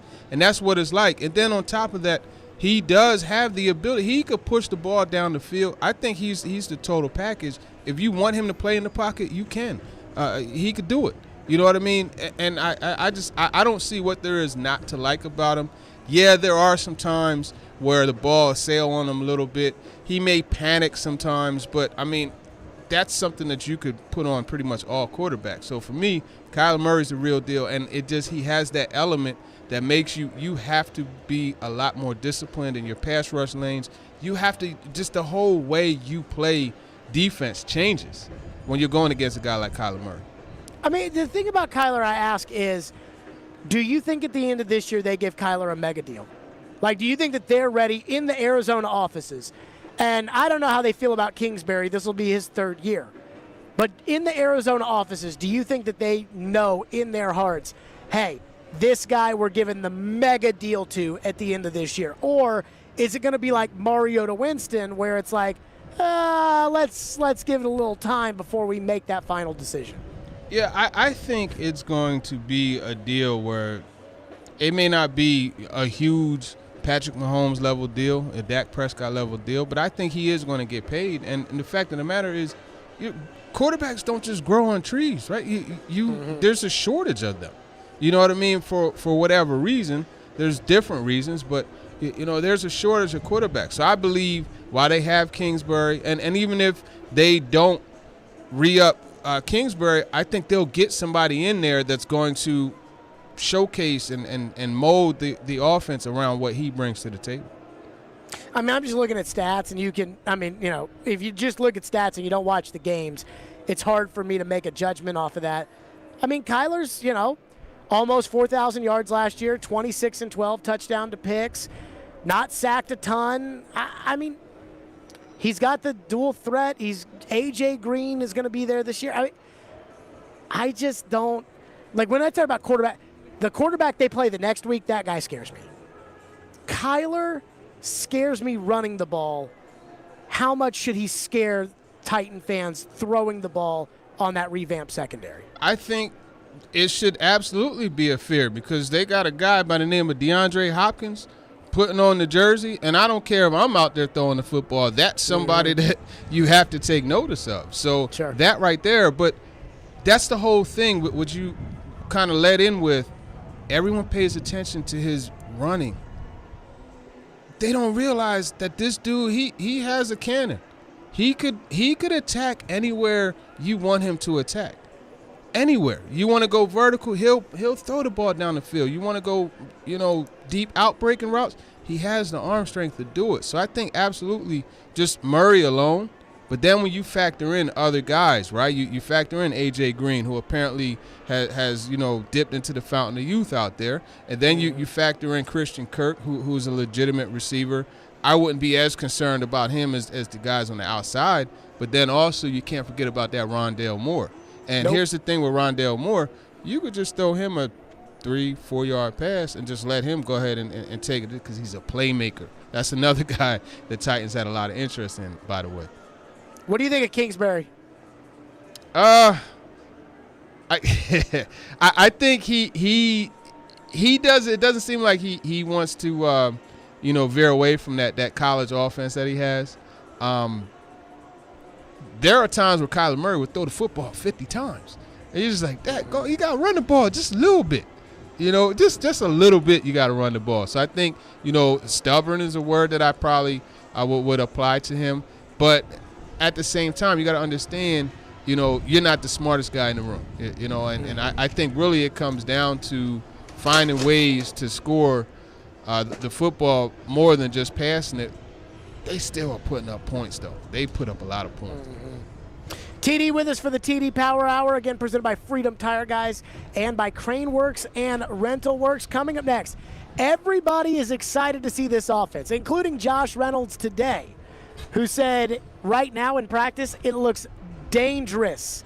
What does TD think the ball distribution Sunday will look like? How much should Derrick Henry get it? How much should Julio get it? AJ get it? We'll get into that next with TD. Teron Davenport is with us. Stillman and company. We are live again at Rock Bottom. Again, the home of the pregame show on Sunday out here at Rock Bottom. Let me tell all the fine folks out there that 102.5 The Game and Cromwell Media are helping our friends at WQMV in Waverly rebuild from the catastrophic floods last month. Head over to thegamenashville.com and learn how you can help as well, as the radio station suffered major damage to their structure, equipment, and more. We want everyone affected by the floods to know you aren't alone and to keep being Humphreys County strong.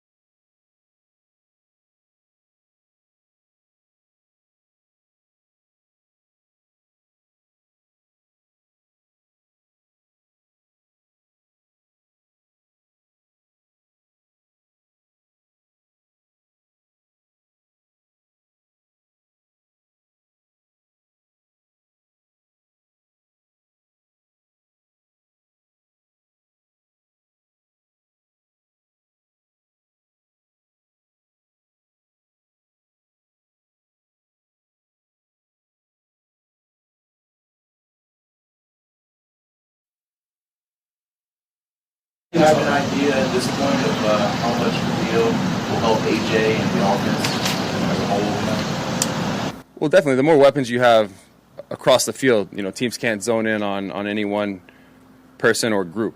So you pair AJ with Julio and Ferkser and Chet, and then you got Derek in the back. They can't kind of lock in on okay, if we take away this guy, then they're going to struggle. So definitely makes your offense more dynamic if you can stress teams in multiple areas of the field. That was Ryan Tannehill talking about that offense. TD Power Hour, Teron Davenport with us. TD Power Hour presented by FreedomTireGuys.com and Craneworks and RentalWorks. TD, the long-awaited debut of this unstoppable offense. A.J. Brown, Julio Jones, Derrick Henry, Anthony Ferkser, Chester Rogers, Josh Reynolds debuts on Sunday. And I'm excited. Even like if it's a disappointment, I'm just excited to see it. You know what I mean? Absolutely. You should be excited to see it. Shoot, I'm excited as well just because, when you look at all the weapons that they have, even Josh Reynolds, I like Josh Reynolds' game, to be honest with you. I do too. I really liked him coming out of A&M, and I laugh because it's just so interesting whenever you ask him about Ryan Tannehill, the smile that comes on his face. And I admit I mess with him a little bit because I always do a reference to how it was with the Rams. And it's very clear that he firmly believes that he upgraded. You know what I mean? So I think just getting to see him as a guy that could be a vertical threat that wasn't utilized that way with the Rams, that's exciting. Obviously, the Julio Jones acquisition, it's just fun just going to practice, watching him, and then seeing A.J. Brown as well. On Whiteboard Wednesday, I drew it up.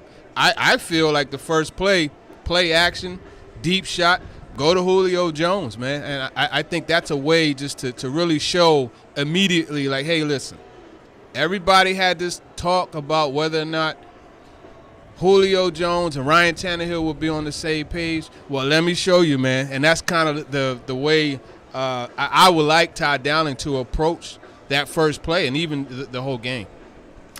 How do you think the ball distribution should work on Sunday between Derek, AJ, Julio, Ferkser, and then I'm going to put Chester Rogers and Josh Reynolds kind of in their own category over here? Yeah, so let's go 20 to 25 touches for Derrick Henry. That could be carries as well as screens. He is working just to kind of continue to push his ability to catch the football. I don't know that that's going to come at any point, but you have to respect the work that he's doing there. So I could see, like I said, 20 to 25 touches there. I think A.J. Brown should get 10 targets. Julio Jones, I would say 8 to 10. So typically what you have, 60, 65 snaps. So, okay, so that's let's go max 25 for Derrick Henry, 10 for A.J. Brown. That's 35. I would say 8 to 10. We'll go max. We'll go 10 for Julio Jones. That's 45. Now you got 15 to 20 touches to distribute, and I think that's really just it's going to kind of work that way. 4 to 5 targets for Josh Reynolds. I think Chester Rogers. Now, here's the thing. Rodgers, in my opinion, is going to be a key to a lot of this because him working that middle of the field, the short to intermediate routes, that's going to move the chains to get you more opportunities to, more snaps, right? A whole new series. So I think that's going to be critical. So I could see Rodgers getting a good amount of targets as well. Ferkser, obviously, red zone, they're going to feature him. So it's going to be really interesting watching that. And I'm going to just wild card it. 3 touches for Kari Blasingame. Really? Yep. Now, I'll say this about Blasingame. You look at the stats before he got there and after he got there with Derrick Henry, and there is no doubt he's played a role in Derrick Henry's success. So I wouldn't rule that against it. I think one of the big issues in this game is going to be, I think the Titans are going to want to run. You said 25 touches for Derrick. That's probably about fair. I think they want to run with Derrick on Sunday because it's supposed to be 88 and sunny. So you want that Arizona defense. You want to wear Chandler Jones, J.J. Watt, and those guys. You want to wear them down. And I think, too, last year, one thing this offense was great at was that quick strike drive, where it was like Derrick 13, Derrick for 6, Tannehill to Corey Davis for, 34, and now you're in scoring range all of a sudden. I think they want to be more methodical this year and giving the ball to Derek. And that's where I think Chester Rogers, like I'm taking the cheese on the Vrabel depth chart. I think Rogers is the starting slot.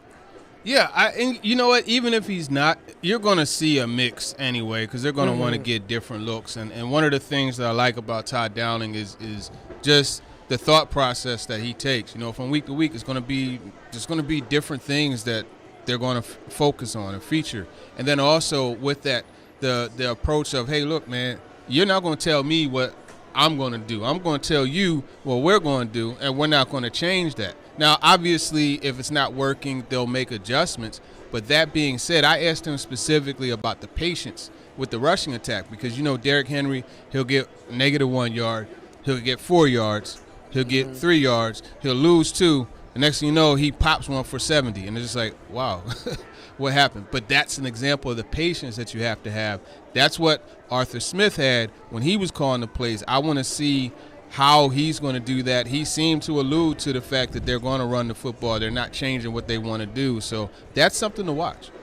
TD, what do we think Vance Joseph is going to do, defensive coordinator in Arizona, when it comes to picking your poison with all these weapons the Titans have? Yeah, that's a good question. I don't think they're going to load the box, honestly, because I don't think they trust. Can you trust Robert Alford, Byron Murphy? You know, can you trust these guys? I don't know that you can. I trust Robert Alford playing that zone Dan Quinn defense 5 years ago, but no, right now, no. So I think they're going to be more coverage focused. They're able to do that too when you have these guys like Zaven Collins and Isaiah Simmons. Like these guys are well, he weighs more than Simmons, but I mean, these guys they're bigger linebackers. So it's like body for body, and they're rangy.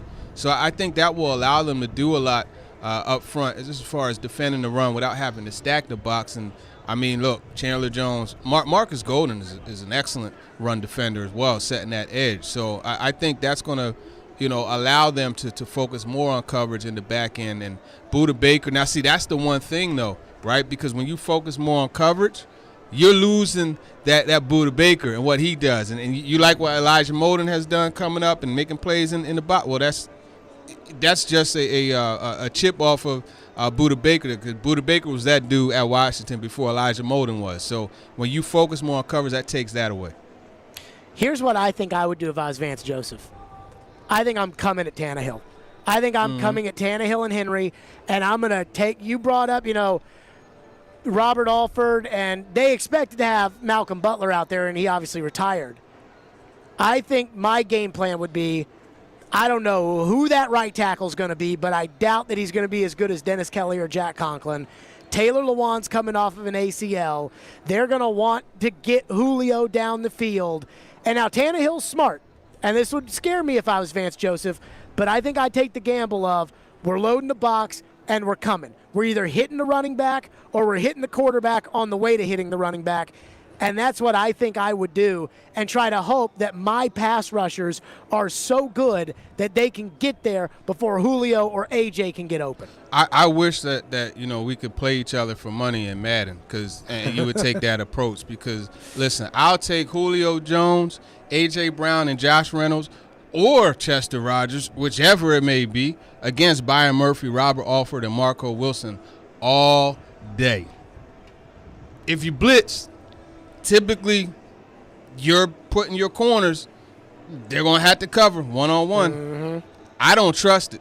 I don't trust it at all, man. Like I said, as a matter of fact, it's Thursday. I was going to say Fireball Hot Take Friday. I'll take that Titans trio of receivers over any trio of DBs in the league. I almost wonder, though, like, even if you don't load the box, right, and let's say you play that coverage. Now Derek, and I think Derek's going to go, you know, 7 and 5 and 6 and 7 and going to eat you up. And then at the same time, I think those corners are still going to get beat by Julio and AJ if the coverage is to kind of confuse Tannehill, he'll just drop it off short. You talked about Rodgers and Ferkser, and that's where, like, if I'm Vance Joseph, at least if I send JJ and I send Chandler Jones and I send Marcus Golden and I send Zaven Collins, at least there's a chance I can get there and beat the right tackle or Lawan coming off the injury, as opposed to putting those corners out there against those Titan receivers. Well, I mean, Chandler Jones, J.J. Watt, Marcus Golden, they're rushing the passer pretty much every pass play anyway, so you don't have to send them. I think what it comes into is, blitzing out of the nickel. Are you gonna do that, right? Send your guy off the edge, or are you gonna run games and twists and things like that where you have J.J. Watt loop to the inside and Isaiah Simmons rush the passer, blitz an opposite gap, or those type of things. That's where the blitzes come into play,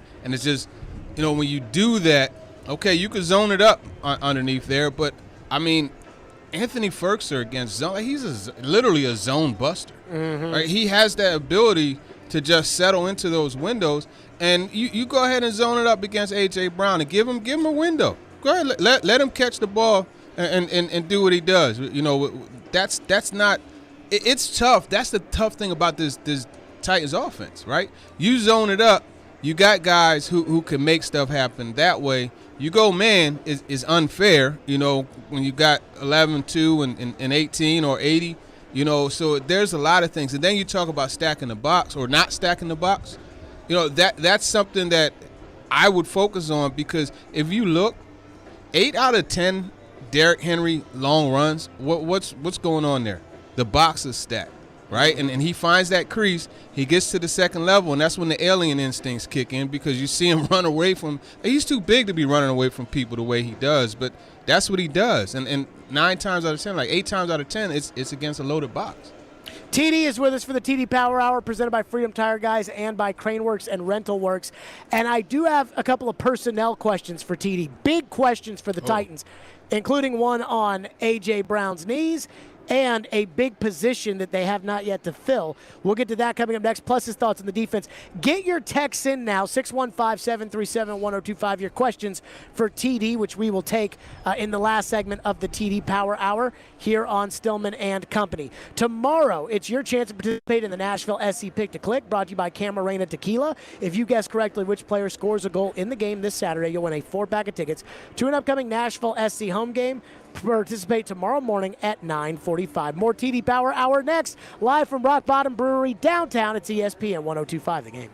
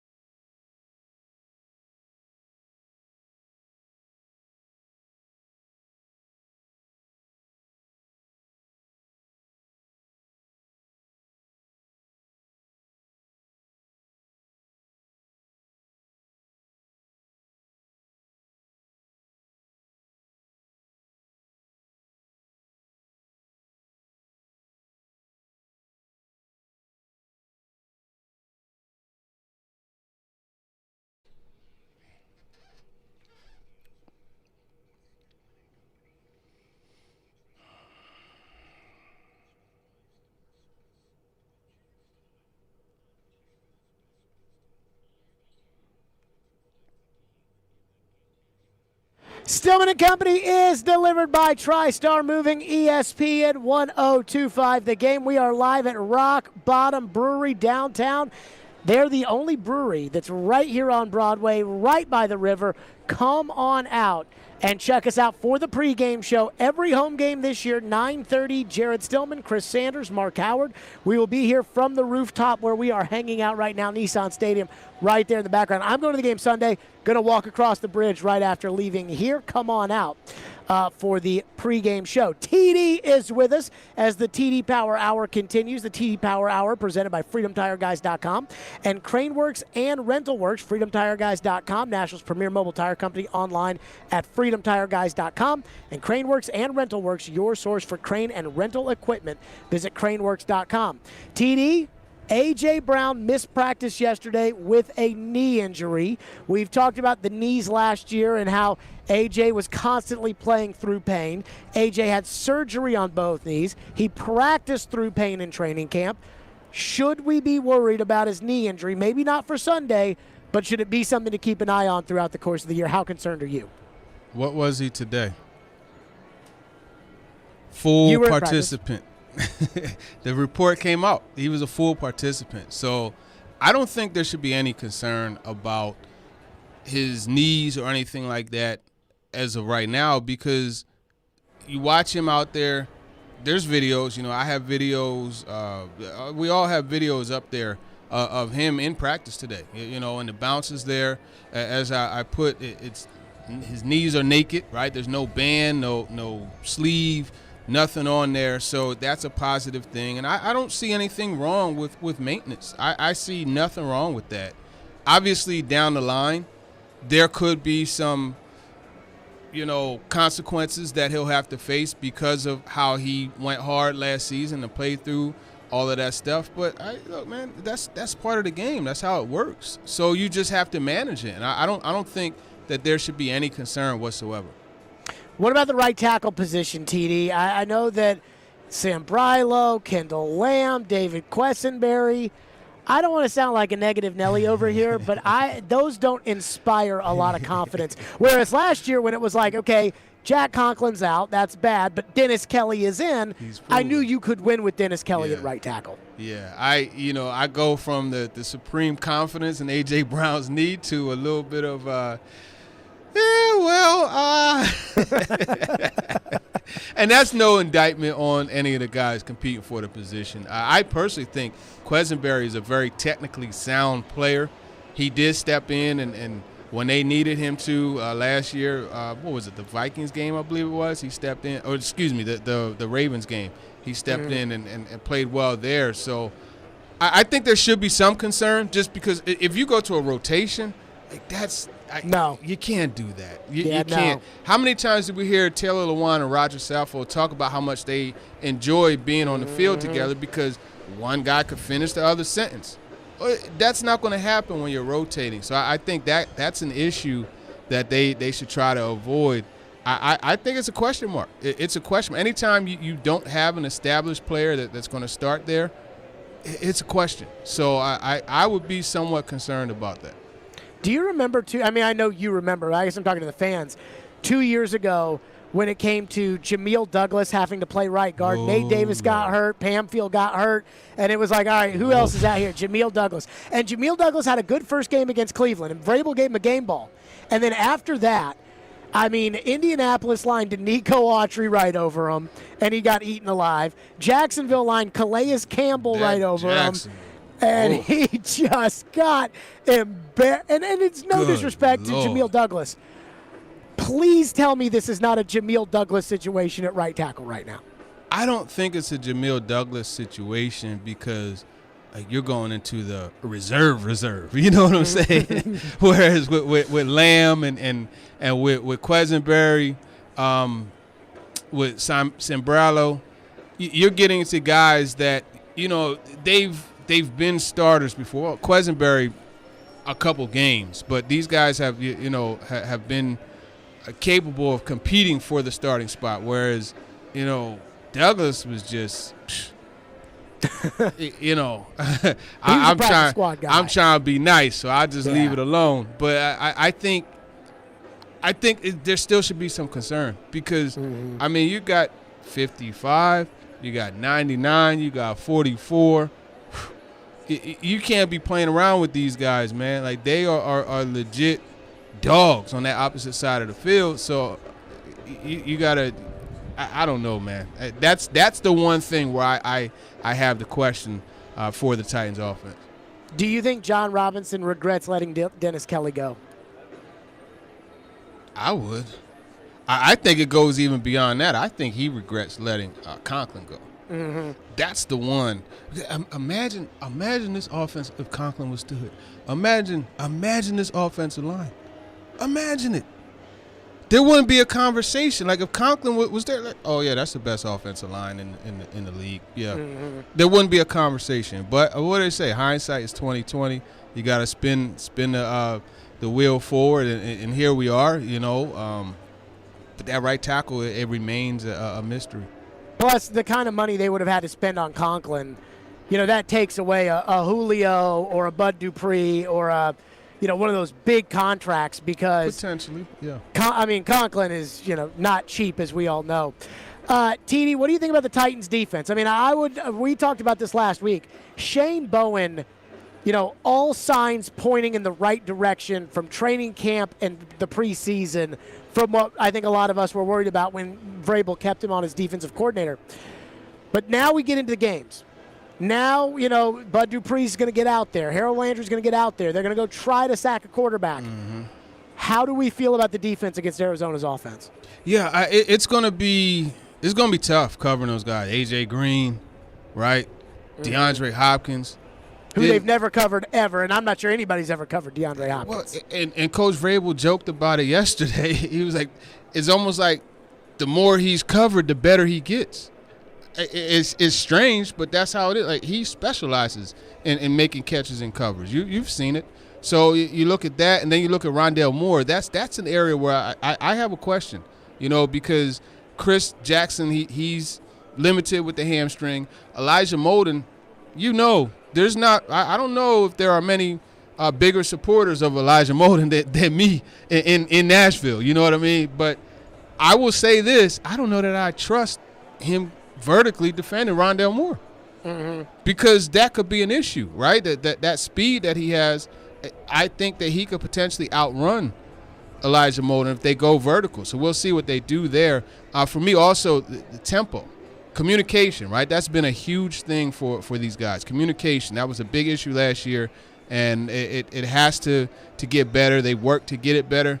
It's a lot harder to do that when you're going against a tempo offense, and that's something that, you know, I talked to Amani Hooker about yesterday, and he just was like, you know, you have to have everything buttoned up quickly. You have to talk on the fly and make sure that it's understood. You know, each guy understands their particular role, and that also goes with the pass rush, which is something I talked to Jeffrey Simmons about because, you know, when you're going against, and they get to do it back-to-back, right? Kyler Murray and then Russell Wilson next week. When you're going against these type of guys that have the ability to find a crease and really gas you, it's mandatory that you be very disciplined with your pass rush. And what does that mean? Well, you know, you can't have two guys behind the quarterback because that gives him a chance to step up and he can slide to either side, escape the pocket, and go. So everything has to be very much, you know, kind of like tumblers to a lock, where it has to be hand in hand. You have to collapse that pocket from the interior.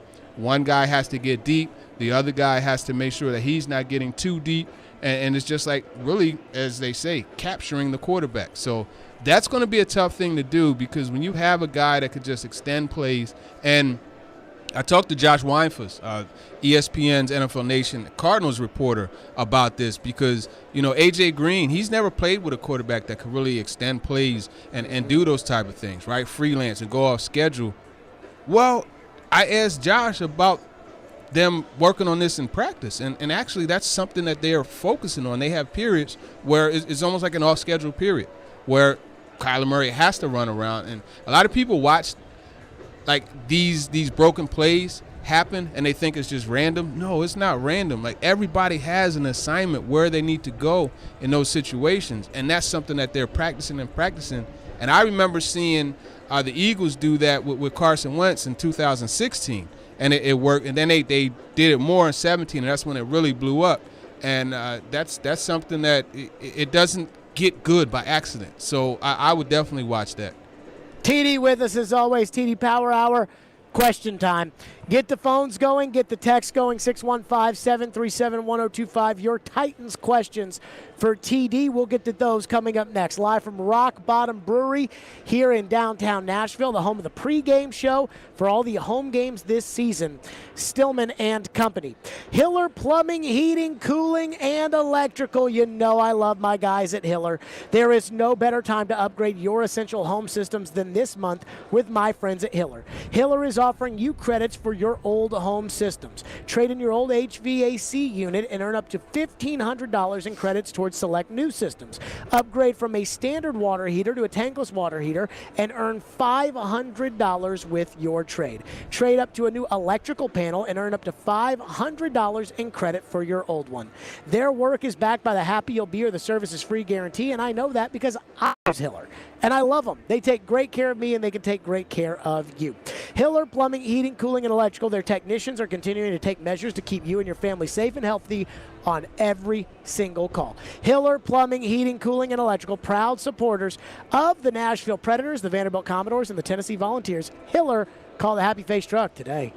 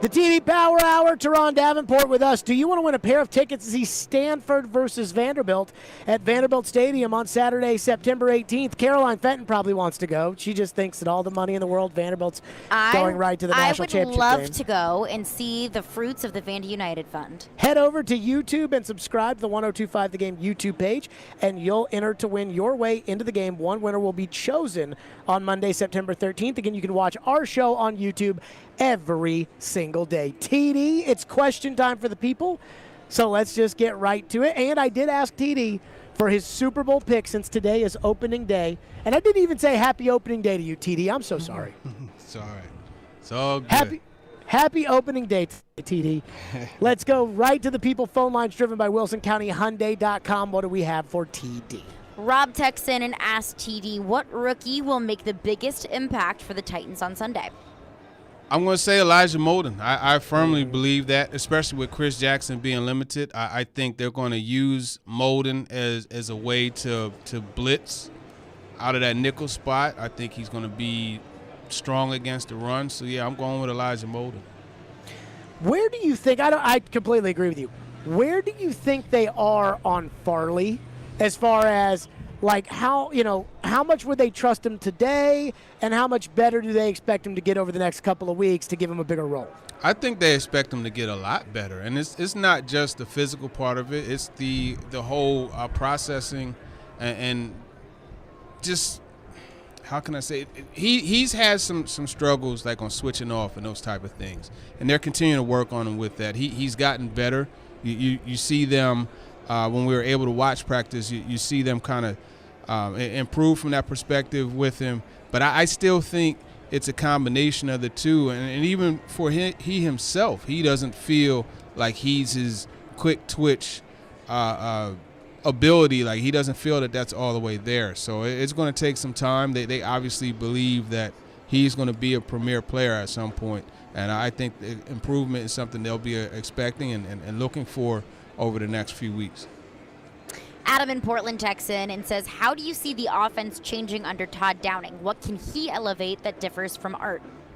I think it's going to be more of like a balance type of situation as far as the offense. The ball just being distributed evenly and having from week to week, right? It's going to be different, right? And I think Todd Downing is going to be more willing to pass the football when they have to be pass happy. So that's the thing. It just seemed like, that offensive lineman and Coach Art, he wanted to run the football. And understandably, when you got that guy back there, Derrick Henry. So I think that's going to be a little bit different, whereas you may not see as much patience with the running game as you did with Arthur Smith. Is it wrong for me to think that Downing may not be as good as Arthur Smith, or in 2 years we may not be happy with the way Downing's calling the games, but I can't see Downing being a disaster? Yeah, when you got Derrick Henry, A.J. Brown, Julio Jones, like how can you be a disaster? And that's no slight on Todd Downing, because I think he's a pretty, brilliant offensive mind just as far as going by people that have worked with him. They say that, players that have played for him. I can't see how he could mess it up at all. And the other part, too, how much of the equation is Tannehill at the line of scrimmage and what he knows now with all of his experience in the league? Because every time you talk to the Titans, and I know you did that more than I did, TD, but they would always talk about the communication between Arthur and Tannehill, and the Tannehill part of that is obviously still there. What we got next for TD? Josh texts in and says, TD, what do you want to see from the defense Sunday? In my opinion, obviously getting off third down, but I also want to see an edge set to limit Kyler's scrambles. Yeah, that's what I want to see, just how they're going to layer that pass rush. And I've been asking almost ad nauseum about that. I know they're probably like, yo, man, this dude, if he asks me one more time about the pass rush, or if he asks another person about the pass rush, I'm going to pop him. But it's just that's what I'm so curious about. I really want to see how they're going to be able to contain him, because when you got a guy like Murray, he could step right past you. You know what I mean? As you're rushing him, so it's just harder to go against a guy like that. So I want to see how they contain him. And actually, Shane Bowen made a good parallel when he compared it to being in the field trying to hunt a rabbit, and it just hops all over the place, and you just have to be very disciplined and tuned in to capture it, and that's I want to see how they do that. Joe texts in and says, TD, out of the 3 right tackles listed right now on the depth chart, which one would you start? Quesenberry. I think Quesenberry. I love how technically sound he is, and here's the thing: he's a guy that when they want to show technique, during practice, they'll have him come in and execute. You know what I mean? And this was even when he was a reserve. So and even when he was on the practice squad, they would use him that way. So I go technique, because here's the thing, right? Technique mixed with some athleticism will most of the time beat just pure athleticism. So I think that is definitely something that he brings to the table, both of those. I was a little surprised by that. Not that, I think you can pick whoever you want to pick right now at right tackle. There's no, I just, Sambrilo last year was the swing guy before he got hurt, and he started a little bit and held his own for a little bit. Not that Quesenberry didn't hold his own, but I think they were hopeful Sambrilo would just win that job as soon as he got healthy, and he hasn't done that. But Quesenberry, I was just, I don't know why I was surprised by it, but I guess I was a little bit. Mm-hmm. Michael from Missouri has a question for TD and says, no expert, but I think the Titans have acquired more talent and depth at outside linebacker, and I think they've acquired and developed the same on the defensive line. Big question all offseason has been about the pass rush, but what number of sacks, give or take, do you think we Titans fans should realistically be expecting this season? Number of sacks. They had 19 last year, so that's got to at least. I would say 20.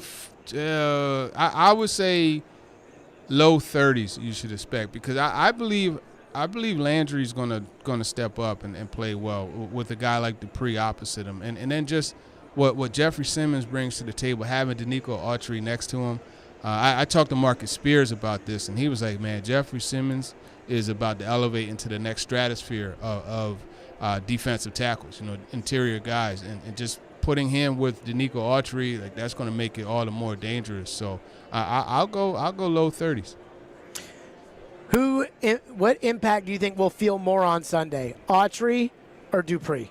I'm going to say Autry, because I don't believe we're going to see the true Dupree until a few weeks in. I mean, yeah, he's out there moving around well, and he's mentally, away from the injury, but I don't think we're going to see the true ability that he has. So I'm going to go Autry. And on top of that, he's working with the outside backers as well as so you might see that in some specific packages. Ron doesn't necessarily have a question, but disagrees with one of your points, TD, so I want to hear your thoughts on it. Okay. Ron says, I disagree with TD and agree with Jared. I feel like Kyler has a disadvantage by being short. I feel his weakness is staying in the pocket. He's short and has to throw over tall linemen. His strength is outside of the pocket, so if we can just keep him in the pocket, we can take advantage of his size. Okay, well, here's the deal. I'm not sure where he's getting that. I feel that he's stronger in the pocket. I clearly said, the element that he brings as far as the playmaking ability and extending plays and those type of things and going off schedule is what makes him so dangerous. However, yeah, he is short, but I don't necessarily put height with it, because Russell Wilson is quote-unquote short. Drew Brees is quote-unquote short. But those guys have a more over-the-top throwing motion, so the ball doesn't get tipped a lot, as it does for Kyler Murray. He had 16 passes batted down at the line of scrimmage. So yeah, I mean, you could try to keep him in the pocket, and that's definitely something that should be the focus. But I'm not going to sit there and act like he can't make plays out of the pocket, because I've seen him do it. So it's just, there's an added element, as I said, with him. So I mean, I'm not sure exactly what point the gentleman was disagreeing with. TD, before we let you go, it is opening day. We will be making in the next hour in the 5 o'clock hour, our official season projections. Who is TD's, Teron Davenport's official Super Bowl pick this year? I think the Bucs make it out of the the NFC, the AFC, it's just I don't know. I don't know who to pick there. Like, it's easy to pick the Chiefs. Buffalo. Yeah, that's a tough call, man. That's a tough call. I'm going to go a repeat of last year's Super Bowl, and it's like an easy pick to make. But I think just when I look at the best two teams, those are the best two. So I'm going to go Bucks and Chiefs, and I would say the Chiefs will win a rematch. There you go. TD, Teron Davenport, the TD Power Hour presented by Freedom Tire Guys, Nashville's online premier mobile tire company, online at freedomtireguys.com. And Craneworks and Rental Works. Again, Craneworks and Rental Works, your source for crane and equipment rental. Visit craneworks.com. TD, appreciate it. We will talk to you on Sunday as we get ready for the game live here from the pregame show. Yes, sir. Appreciate you guys. Take care. Yep, TD, talking with TD. He'll be on Robbie and Rex Road tomorrow as well, joining us in the pregame show. So TD had a couple of thoughts I want to expound on next, including A.J. Brown's knee. We'll get to that coming up next here on Stillman and Company. NFL Week 1 is here, and you got to bet with the FanDuel Sportsbook app, my official sportsbook app. The fridge is stocked. The recliner is ready. Now all you need to do is log into that FanDuel Sportsbook app and get the betting going. Tonight you can bet. That's right, with the FanDuel Sportsbook app. Again, my official sportsbook app. FanDuel is giving all customers a risk-free bet just in time for Week 1 of the season, which means you can hit a same-game parlay and make it big once again risk-free. Same-game parlay, like tonight. You can go with yards thrown, anytime touchdown score, you name it. I think Tampa Bay is going to blow the doors off of Dallas, so you can do that right then and there. FanDuel is easy to use with fast payouts, and it's America's #1 sportsbook and my official sportsbook app. Use FanDuel Sportsbook on any Week 1 game. Bet the money line or take the over or throw some on a prop bet or more. New to FanDuel Sportsbook, sign up with the promo code JGM so they know that we sent you. That's promo code JGM. 21 and older and present in Tennessee. First online real money wager only. Refund issued is non-withdrawable site credit that expires in 7 days. Max refund $10. Restrictions apply. See terms at sportsbook.fanduel.com. Gambling problem? Call the Tennessee Red Line 1-800-889-9789.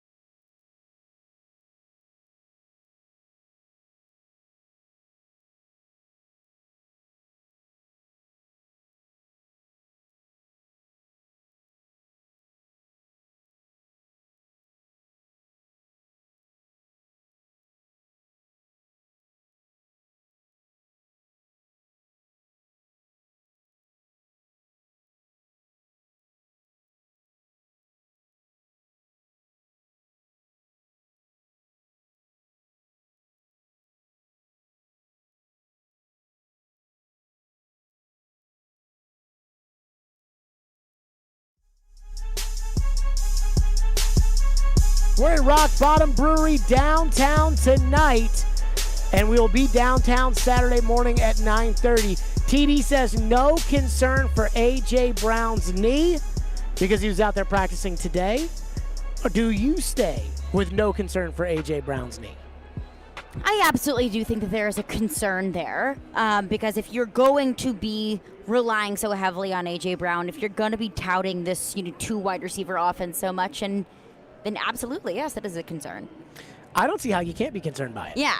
I mean, there are short-term ramifications and long-term ramifications, and then there's the flare-up ramification. And, I mean, I look at A.J. Brown's knee, and I'm like, if he had surgery on both knees and his knee hurts now, what's it going to be like after 6 weeks of taking pops and pounding and everything else? Like, I don't think that it's just maintenance when A.J. Brown misses. Like, I think A.J. Brown's knee hurts, and I don't like that. And then you got to think, if you got to pay him a contract, then what are you going to do? I think that's what I'm worried about as well, is down the road. The A.J. Brown knee injury? The A.J. Brown knee injury. How much money are the Titans willing to commit to A.J. Brown if his knee continues to be an issue, which it seems like it kind of will? And how much will A.J. Brown be willing to negotiate with the Titans, even if the Titans are hesitant to sign him to a big contract? Is A.J. Brown going to be okay with that? Time now for Headlines with Caroline. We're spanning the sports world. It's Headlines with Caroline on Stillman and Company, right here on Nashville's best sports talk, ESPN 102.5 The Game and the Game Nashville app. Headlines with Caroline, presented by Fiero Tequila, the spiciest infused tequila on the market. The world belongs to the brave. Sorry about that. That's okay. We've got some updates around the league that I want to get to, but first and foremost, this is my favorite story of the day. Okay. So I think that I'm not alone here when I love sports so much, and one reason for that is because it kind of bridges any gaps that you may have. You could connect with someone that you have absolutely nothing in common with because you may cheer for the same sports team. Like me and you. Yeah. So a Vol fan is kind of capitalizing on that a little bit. The Phil Nealand Fund has caught a lot of traction across Vol Twitter. So there's a Tennessee fan who has started accepting donations via Venmo to buy game tickets for other Tennessee fans who otherwise may not be able to go to the games, whatever that reason may be. Really, really cool. So they've been totally transparent about it on Twitter, posting pictures of screenshots of the tickets that they've bought and thanking the people who have donated on Venmo.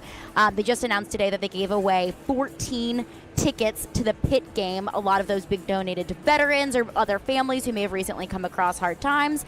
And I just think it's the coolest thing ever that people are willing to donate their hard-earned money, they're willing to donate their time so that other people can experience something that they love so much. I think it's very, very cool what the Phil Nealand Fund has done for Tennessee fans. They'll continue to do it throughout the season. So if you want to Venmo them at Phil Nealand Fund, and you can get more information at philnealandfund.com. Cool. Really cool. Really cool. But to some NFL updates. Let's do it. Ravens are now signing veteran free agent running back Devontae Freeman to their practice squad per Drew Rosenhaus, his agent, since we were just talking earlier about the Ravens' just bad luck and injury bug that's going on at the running back position. So now they have Le'Veon Bell and Devontae Freeman on their practice squad, which may possibly be the most decorated practice squad in NFL history. Well, what's crazy, though, is both of them are going to be elevated Sunday. They don't have a running back. I mean, so if you missed the news today, Gus Edwards, who was their backup running back, J.K. Dobbins, their starting running back, already tore his ACL. Justice Hill, the third-string running back, tore his Achilles, correct?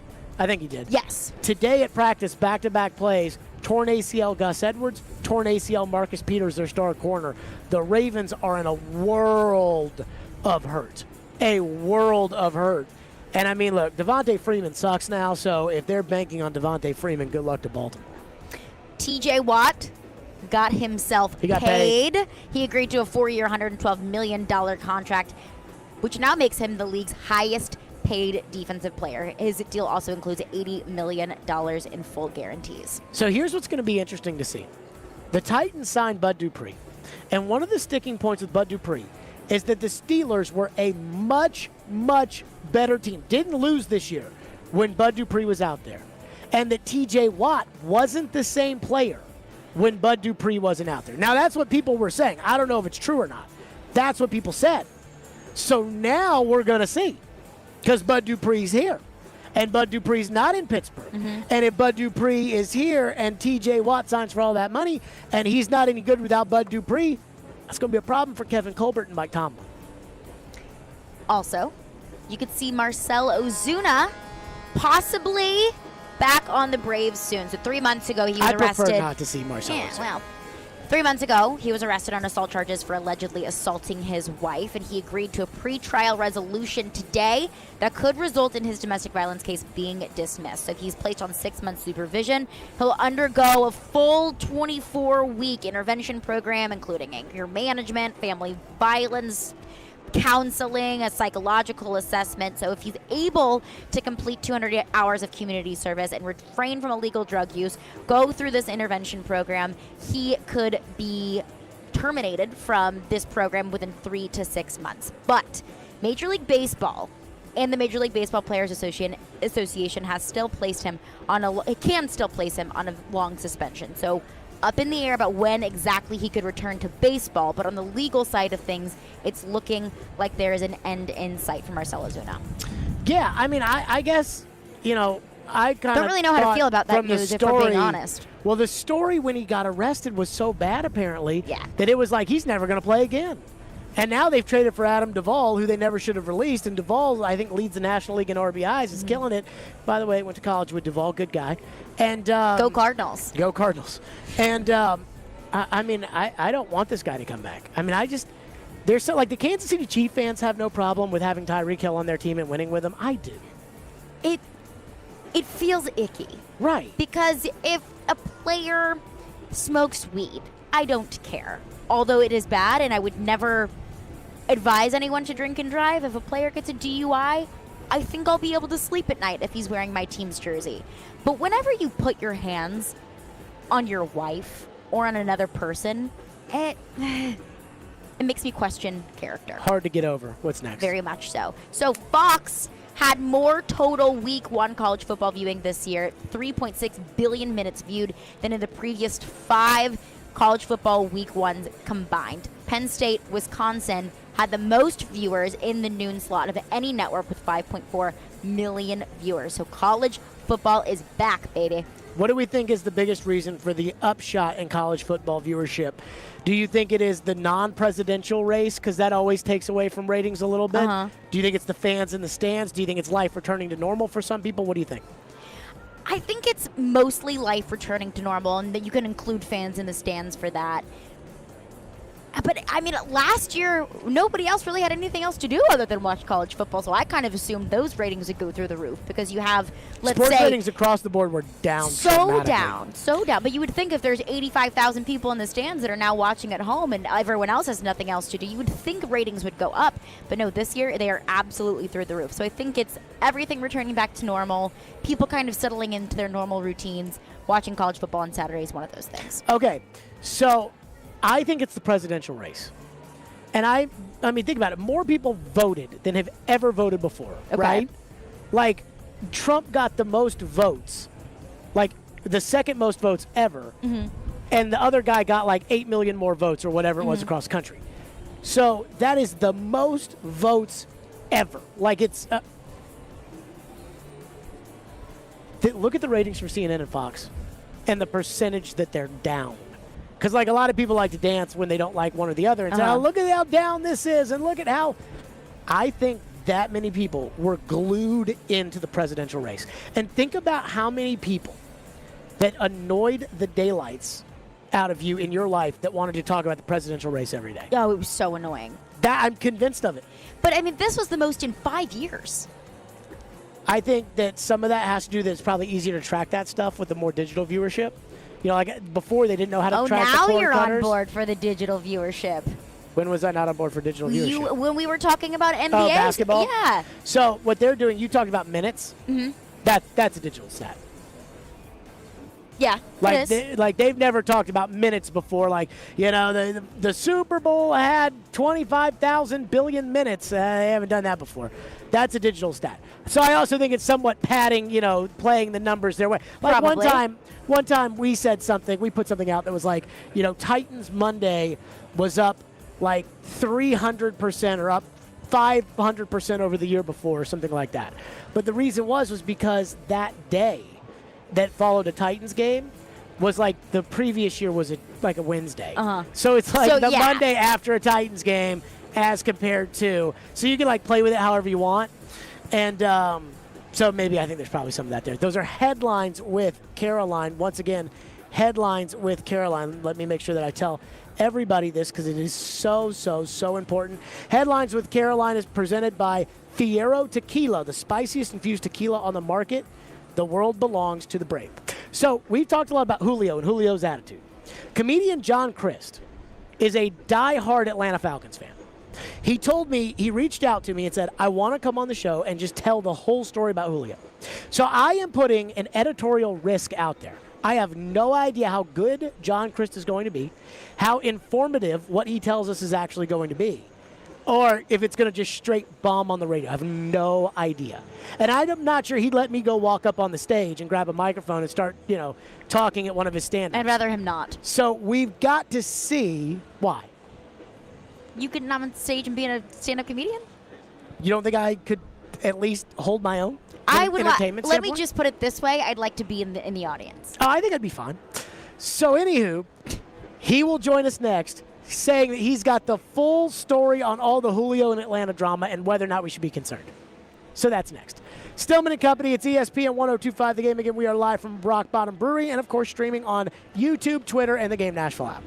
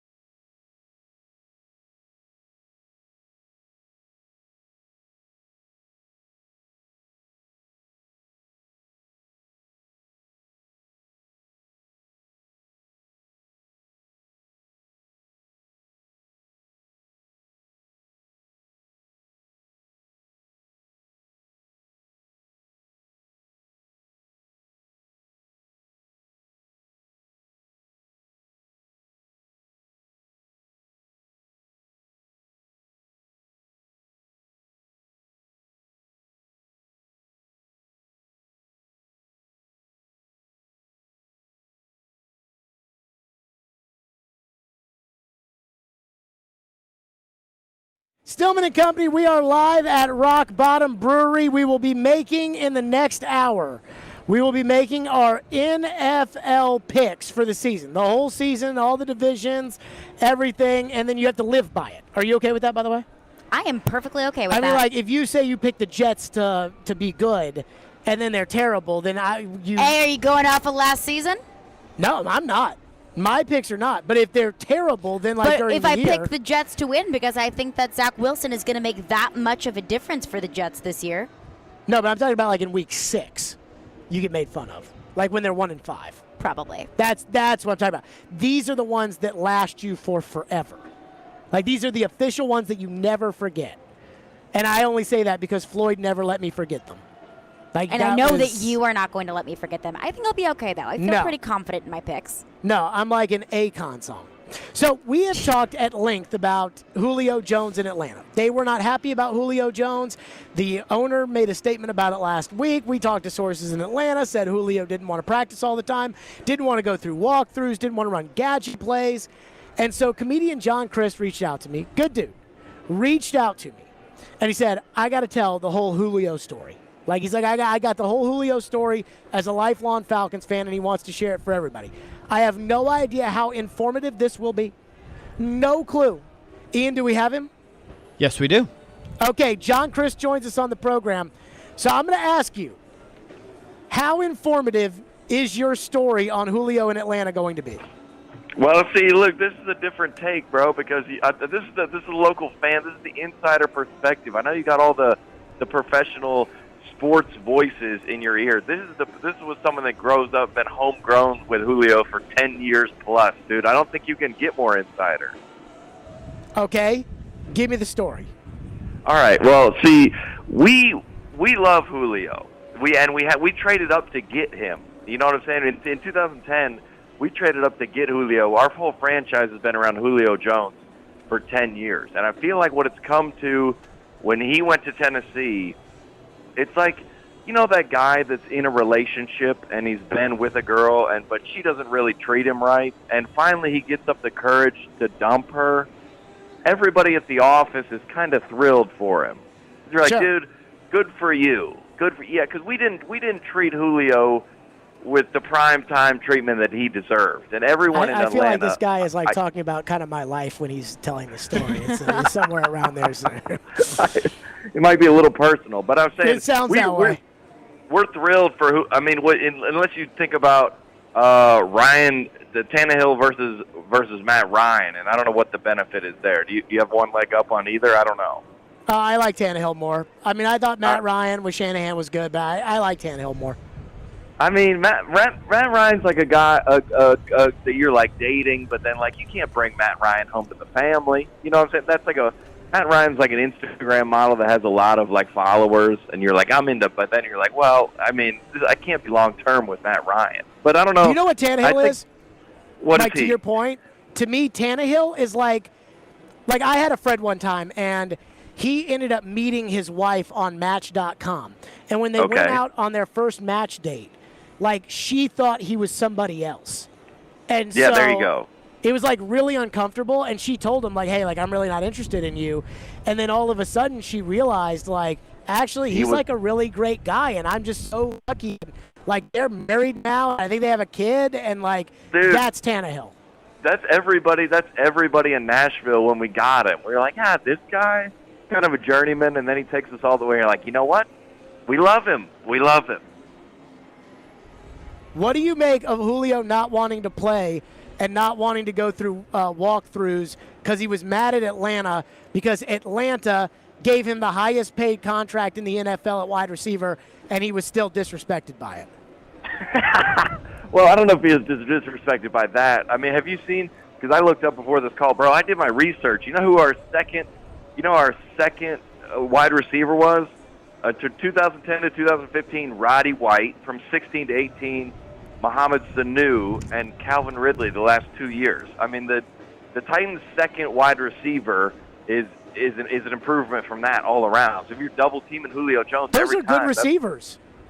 Yeah.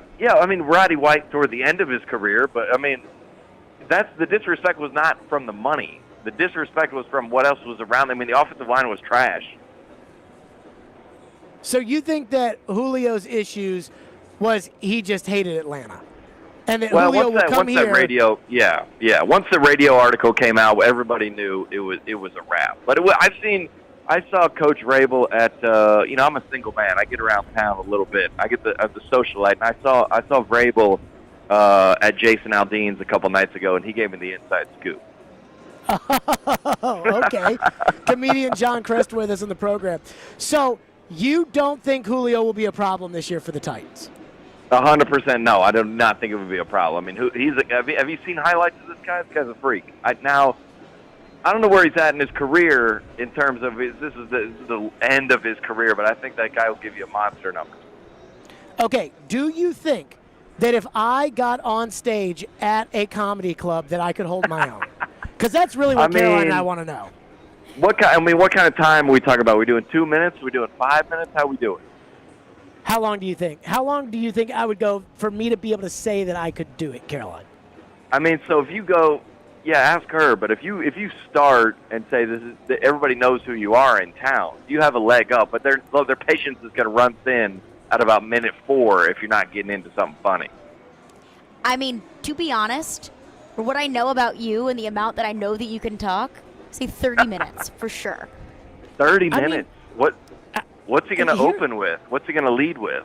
Oh, it'll be something about like something from his repertoire. It'll be something about like CNN or Fox News, or it'll be throw some impressions in there that'll get the people going. Shannon Sharp. Yeah. Like it'll be something. I think I could get on stage and hold my own. I do. I think you probably could, but what you're going to run into if you're a Nashville is that when you take your comedy show on the road, you start to go in cities that think different than Nashville. You might run into trouble. So do you have to have like a different show planned for New York City than say like, Arkansas? Louisville, Kentucky. Yeah, they like different things. It depends on, they like different, mostly political and then geographic and then COVID-wise. They different jokes. Comedian John Crist with us. One story about John Crist, true story. When Floyd passed away, one of the first people that reached out to me, John Crist. And one of the that true was story, man. That meant a lot to me. So we're making our Super Bowl picks. We're making our season picks coming up next, John. Give me your Super Bowl pick this year.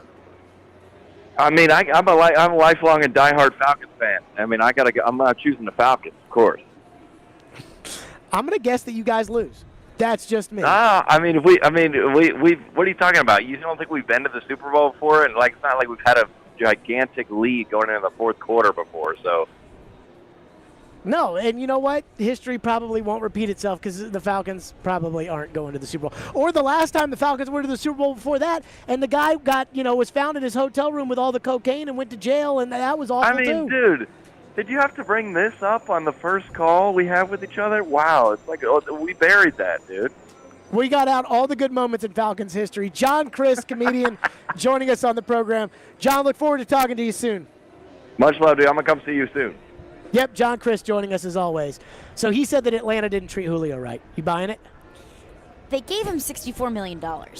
So I don't know. And money isn't everything. So I think, sometimes with respect, money does mean a lot as far as respect. But I think the effort that Julio had to take to get them to pay him the money, I think that was where Julio felt disrespected. And I think respect is also one of those things, kind of like trust. Once you lose it, you don't get it back. So if Julio had his mind made up about the Falcons organization, it was almost anything else they tried to do to repair that respect, to show him that they respected him, it was maybe too little too late. So we are going to make our picks coming up next for the season. We'll go each division, as we always do. Then we'll go through the playoffs, like we have always done in the past. Caroline, this is your first chance at making these kind of picks on this show. And as I said to you during one of the breaks, or I think it was on the air actually, these picks last for the whole season. Like the time I picked San Francisco or Washington to make the playoffs the year that Alex Smith broke his leg when they were 6-3. And Alex Smith broke his leg, and they ended up not making the playoffs, which if Tannehill breaks his leg and almost dies, the Titans probably won't make the playoffs. And Floyd every day, Washington, So these are like the official picks that you have to live with. And I think that you got to be gutsy. and we will make them coming up next. Stillman and Company, we are live from Rock Bottom Brewery, where we are hanging out today. Again, the spot of the pregame show. We will be here 9:30 on Sunday, getting you ready for the Titans. That's right, getting you ready for the Titans and the Cardinals. Let's go ahead and give away some tickets while we're at it. I want to tell all the fine folks out there not to miss the 2021 Middle Tennessee Highland Games and Celtic Festival, Saturday, September 11th at Percy Warner Park, a fun-filled day full of Celtic games, children's activities, Celtic music, food, Scottish and Irish dancers, local and regional vendors, and much more. Tickets are on sale.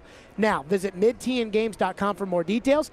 Be caller 5 and you'll win a pair of tickets to the Highland Games and Celtic Festival at Percy Warner Park this upcoming Saturday. Again, fun-filled day, Celtic games, Scottish and Irish dancers, Celtic music, kids activities, food, and much more. Our official picks are next.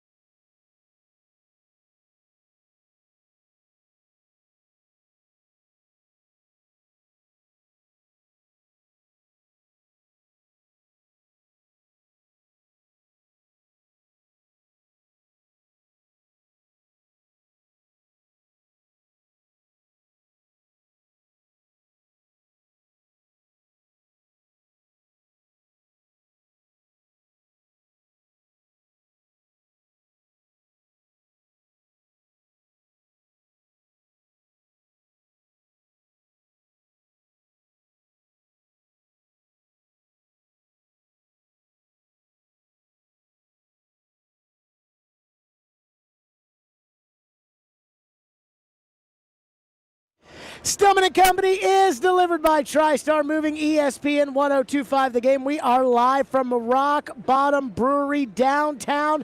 Tonight is opening night in the NFL, Cowboys and Tampa Bay.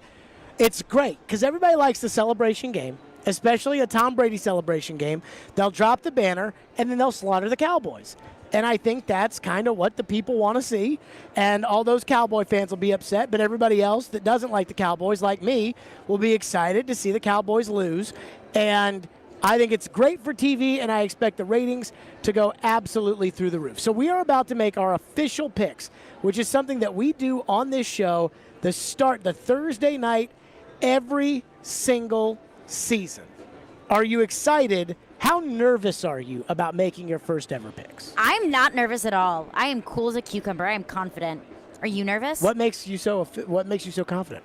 Well, I feel like this year, and I know that it is so easy to say week one, but it feels like a lot, and there are always going to be curveballs thrown out there every once in a while, but it feels to me that most divisions in the NFL right now have one really good team, and the rest are just kind of like, meh. So I have two things to read before we get exactly into this. The first thing, Sean Reese has texted me, Floyd Reese's son, and said, quote, I feel obligated as an extension of my dad on this earth to root for Caroline in these picks. Tell him thank you very much. Make your selections carefully. You are either going to beat up on a girl or get beaten up by a girl, thus you can't win. Which kind of sounds like Floyd, honestly. I mean, there is a little truth to that. And there is no doubt in my mind that if Floyd's looking down, that he's rooting for Caroline. Thank you, There Floyd. is no doubt in my mind. And there's a couple on here that I could hear him cackle when I wrote those. The second thing, to remind you about, the people that are all about, what happened last year or anything else or whatever. According to the NFL, for 31 consecutive seasons, at least 4 teams have qualified for the playoffs that missed the playoffs the year before, including 7 of 14 last year. So if you go all chalk, not going to look great. 30 teams have won division titles in the past 19 seasons since realignment. 26 teams have gone worst to first in their division since 2003, the most of any in any professional sport. Your stats don't scare me. Nervous? Nope. All right. Let's make our official division-by-division pick. Ian, the music, please. We start in the NFC with the NFC South, and I will go first. Tampa Bay, number 1, no-brainer. Oh, groundbreaking. New Orleans, number 2, but I thought about putting Atlanta ahead of New Orleans, which I did not do, only because I like Arthur Smith. But I think Atlanta will be 3. I think Sam Darnold bombs out in Carolina. Panthers 4. Tampa, New Orleans, Atlanta, Carolina in the South. Well, that's no fun. That's what I had. So you're going the exact same track. I'm going Tampa Bay, New Orleans, Atlanta, Carolina. See, I almost went Atlanta over New Orleans. I'm not there yet. I'm not quite there. I have the smallest smidgen of belief in Jameis Winston. The NFC North. Go ahead. Okay. I'm going Cleveland. No, that's the AFC North. What did you say? NFC. Oh, excuse me. Green Bay, Minnesota, Chicago, Detroit. Okay, why Minnesota over Chicago? Veteran quarterback, which I know that Jared Goff is also a veteran quarterback. I just don't really believe anything that's going on in Detroit with Coach Updown. And I think that Dalvin Cook. You don't think Cousins sucks, though? Well, I think that he's going to be better than Andy Dalton. And sure, I think Justin Fields will eventually take over the starting quarterback position, but I don't think it'll be enough to overtake Minnesota. And I think Kirk Cousins does kind of suck, but they have 2 good receivers. They've got a great running back. Take me Minnesota in second in the NFC North. Ian, get ready for your first upset of the day here. The Chicago Bears will win the NFC North. Give me the Chicago Bears, followed by Green Bay, Minnesota. I got no respect for Minnesota. Their coach hates their team. Their quarterback stinks. Everybody hates their quarterback. Minnesota 3rd, Detroit 4th. But I could see it just all going apart in Minnesota and then finishing last with Detroit. But I'm going to go Minnesota, then Detroit. Chicago turns it over to Justin Fields in the middle of the year. Chicago plays an easier schedule than Green Bay. Rodgers has ruined everything in Green Bay. Bay's better. Well, yeah, but that's why the socialist government NFL I know works. that. I know that. Worst team plays an easier schedule. Chicago's got the easier schedule. Chicago wins the North. Okay. By the way, you do know Chicago won the North 2 years ago. Yes, I did know that. And you know Chicago made the playoffs last year. And each year they had Mitchell Trubisky as their quarterback, and he sucks. We had someone comment on the stream that you're probably smoking something. Nope. Chicago wins the North. NFC West, Seattle. Now this one, you could put these 4 teams, I guess, however you want to put them. I mean, this is the weird. Seattle, San Francisco, the Rams, Arizona for me. I think the Rams, overrated team in the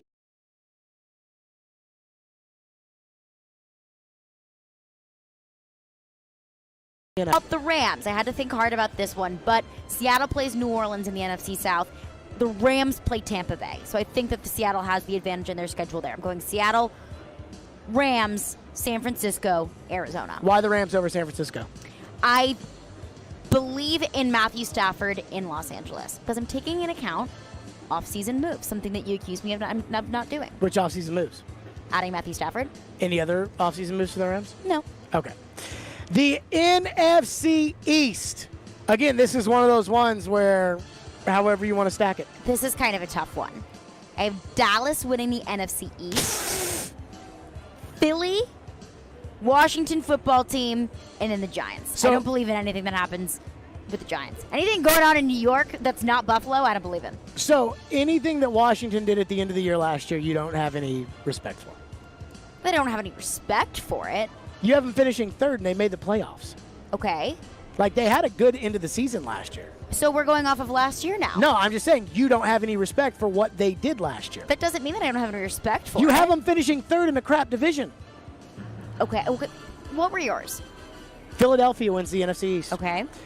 Washington finishes second, Dallas third, and the Giants fourth. And I think Joe Judge is the first coach in the NFL to get fired this year. There's probably a good amount of truth to that. I think Philadelphia. Now, I don't believe in this Sirianni at all, but Philly's got a bad schedule this year because they were awful last year. Yep. And I think getting rid of Carson Wentz is like addition by subtraction. And because of that, I think Jalen wins enough games that 9-8 probably gets it done in this division. Probably. I mean, it's the worst, one of the worst, if not the worst divisions in the NFL. I'll take Philly. Okay. I think Dallas is a mess. To the AFC we go, the AFC East. Give me another curveball. The Dolphins will win the AFC East. Here's the thing you got to understand. Remember the stat. The most teams, 7 teams last year didn't make the playoffs the year before, made it in 2020. The Dolphins 2 years ago were tanking for Tua. Now, last year, they were on the doorstep of making the playoffs. They've got all these draft picks, all this cap space. They get to do whatever they want. Tua's a second-year pro. He's not coming off of an injury like he was the year before. He's used to the NFL. I think Miami has a much easier schedule than Buffalo, and I think that Buffalo's got all the hype surrounding them. Josh Allen's got to recreate the magic. I go Miami 1, Buffalo 2, New England 3, the Jets 4, and I think both Buffalo and New England make the playoffs as wildcard teams. Buffalo does have a lot of hype surrounding them, but I think it's for a reason. So I have Buffalo winning the AFC East. Of course you do. Enough out of you. I just saying, chalk. I had a tough time deciding between Miami and New England, but I'm going to go Miami second in that division, New England third, Jets fourth, because to your point, I think they had a ton of draft picks in Miami. Tua's second year, it wasn't great last year, and I think this year he knows what he needs to do. So I have Miami going second and the New England third. The amount of people that were so high on Tua before the draft and have completely bailed on Tua since, it's not like he's 4 years into an NFL career. It's all recency bias. Well, Tua was great in college, so everyone's going to be high on him. Tua wasn't that great in Miami in his first year, which how can you expect him to be? But it's not like he's in the middle of a 4-year career. Like he's played year. 1 year. He didn't even start all last year. The AFC West. Kansas City. Okay. I'm going to go Chargers, Raiders, Denver. See, I'm going to throw another curveball here. Okay. Kansas City wins the West. Yeah, I mean that's an easy one. Denver in second place. Big on Teddy. I think Is that a homer take? I think Vic Fangio's on the hot seat. I think they have an easier schedule. I think the fact that the Chargers have hype. The Chargers are never good when the spotlight is on them. In your lifetime, when have the Chargers ever won anything when people expected them to win? Well, they had a pretty solid season last year. No, they were pretty bad last year. They fired the coach. They didn't make the playoffs last year, but I mean, I think they were rookie of the year quarterback. I think they might have been 6-10 last year. Like they were not good. They were 14-2 when they had LaDainian Tomlinson and Phillip Rivers and all those guys lost in the first round of the playoffs. They never are good. 2 years ago, they went to Kansas City, beat Kansas City, made the playoffs, beat Lamar Jackson in Baltimore. Terrible the next year. The Chargers have a first-year head coach, and I am not buying it. And Herbert, just like everybody that's down on Tua, everybody's so high on Herbert, I think that's going to even out a little bit. Vic Fangio's on the hot seat in Denver. They've got John Elway out of picking players. They're not beholden to the quarterback that Elway drafted, Drew Lock. I think Bridgewater can get you into the playoffs if you don't expect anything more of him than just what he's capable of. Denver's not going to ask him to throw it all over the yard. Give me the Broncos second in that division, Chargers third, the Raiders in last place. I think this is the end of John Gruden and Derek Carr together. Carr's gone at the end of the year. I'll go Kansas City, Denver, Chargers, Raiders. I have made a change. In the AFC North today. I announced it on the show. There's been a trade. I woke up this morning thinking that the Baltimore Ravens were going to win the AFC North. Then they lost their backup running back, Gus Edwards, who I've always liked, to a torn ACL today in practice. And on the next play, they lost Marcus Peters, their star corner, to a torn ACL. After already losing their starting running back and their third running back. Yes. They've signed Devontae Freeman today. That tells you all you need to know. Lamar is going to have more pressure on him than he's ever had. They drafted him a wide receiver in the first round, Rashad Bateman. The guy's hurt. So it's Hollywood Brown, Lamar, Mark Andrews, and nobody else. Cleveland wins that division. Pittsburgh finishes second. Cincinnati finishes third. Baltimore finishes fourth. No Matthew Judon. No help for Lamar. He will never have more pressure on him in his life. Tough schedule for the Ravens. I think they finish fourth this year in their division. I also have Cleveland and Pittsburgh going 1-2 in the AFC North, but I just don't know if I'm convinced that Baltimore is going to tank that much. It for sure doesn't help them because I would have had a really tough time to pick him between Cleveland and Baltimore winning this division. I think I'm going to do Baltimore third, Cincinnati fourth. And you know how much I love the Cincinnati Bengals. It's an LSU team down there. Yeah, it's the Cincinnati Tigers. But I don't know if Cincinnati did the right things in the offseason they should have done for that team. Joe Burrow coming off of an injury, having a shaky offseason coming back into the regular season. He's got a kind of a case of the twisties. So I'm going to go Baltimore third in that division, Bengals fourth. Takes us to the AFC South. Titans win the AFC South, and then I have Indianapolis, Jacksonville, and Houston. Yeah, I think this is the easiest. That's the easiest. I couldn't tell if it's the easiest division because it's the division that we cover, but it was so easy for me to say 1, 2, 3, 4. It's the easiest division where the chalk is the most obvious. Yeah. Because, like, even in the NFC North, if you wanted, like, Chicago, Minnesota, like, where do they go? Toss up. Tennessee, Indianapolis, Jacksonville, Houston. Here is my seeding in the NFC. Tampa Bay 1, Philadelphia 2. Seattle 3, Chicago 4. The reason Seattle behind Philadelphia, all those teams are going to beat up on each other in that NFC West. So Tampa Bay 1, Philadelphia 2, Seattle 3, Chicago 4. Green Bay, San Francisco, and the Rams make the playoffs as the wild cards in the NFC for me. Okay, I didn't do this, but I'll just do it on the fly. In the NFC, Green Bay, Tampa Bay. How many? What is it, 4? Yeah, you get 4 division winners and then your 3 wild cards. All right, so my 4 division winners in the NFC. Seattle. Well, I'm going to have Green Bay finishing above Tampa Bay, Seattle, then Dallas, and then I think the Rams and Chicago also make the playoffs. Okay. You need one more wild card? Dang.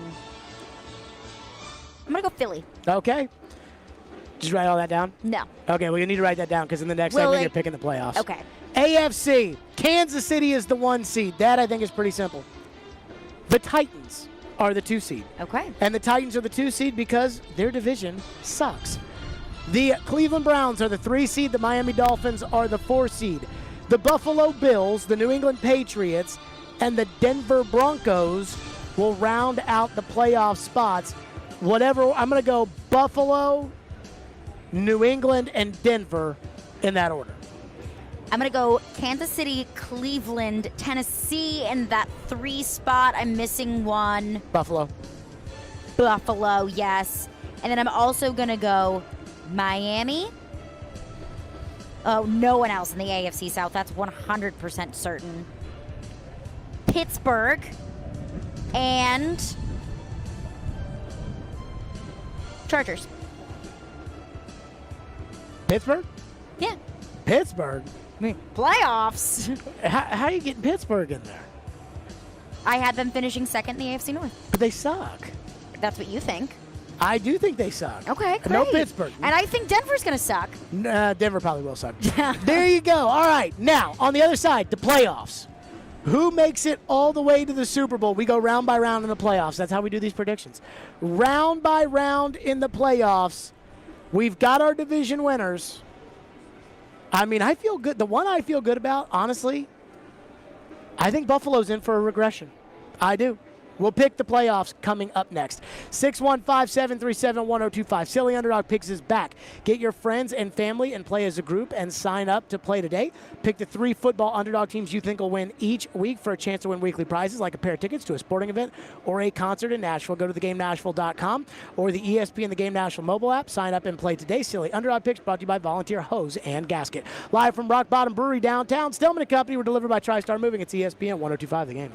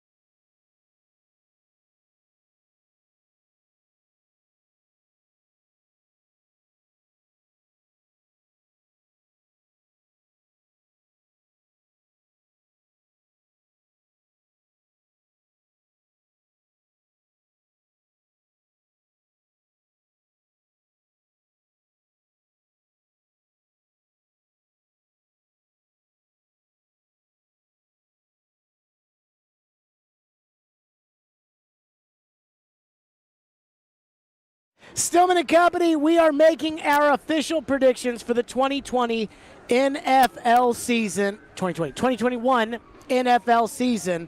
Yours truly has Tampa Bay, Chicago, Seattle, Philadelphia, Green Bay, San Francisco, and the Rams making the playoffs in the NFC. Tennessee, Cleveland, Kansas City, Miami, Buffalo, New England, and Denver making the playoffs in the AFC. So now we pick the games. Ian, if I could please get my primetime music back as we make our playoff picks. In the NFC, Tampa Bay gets the bye.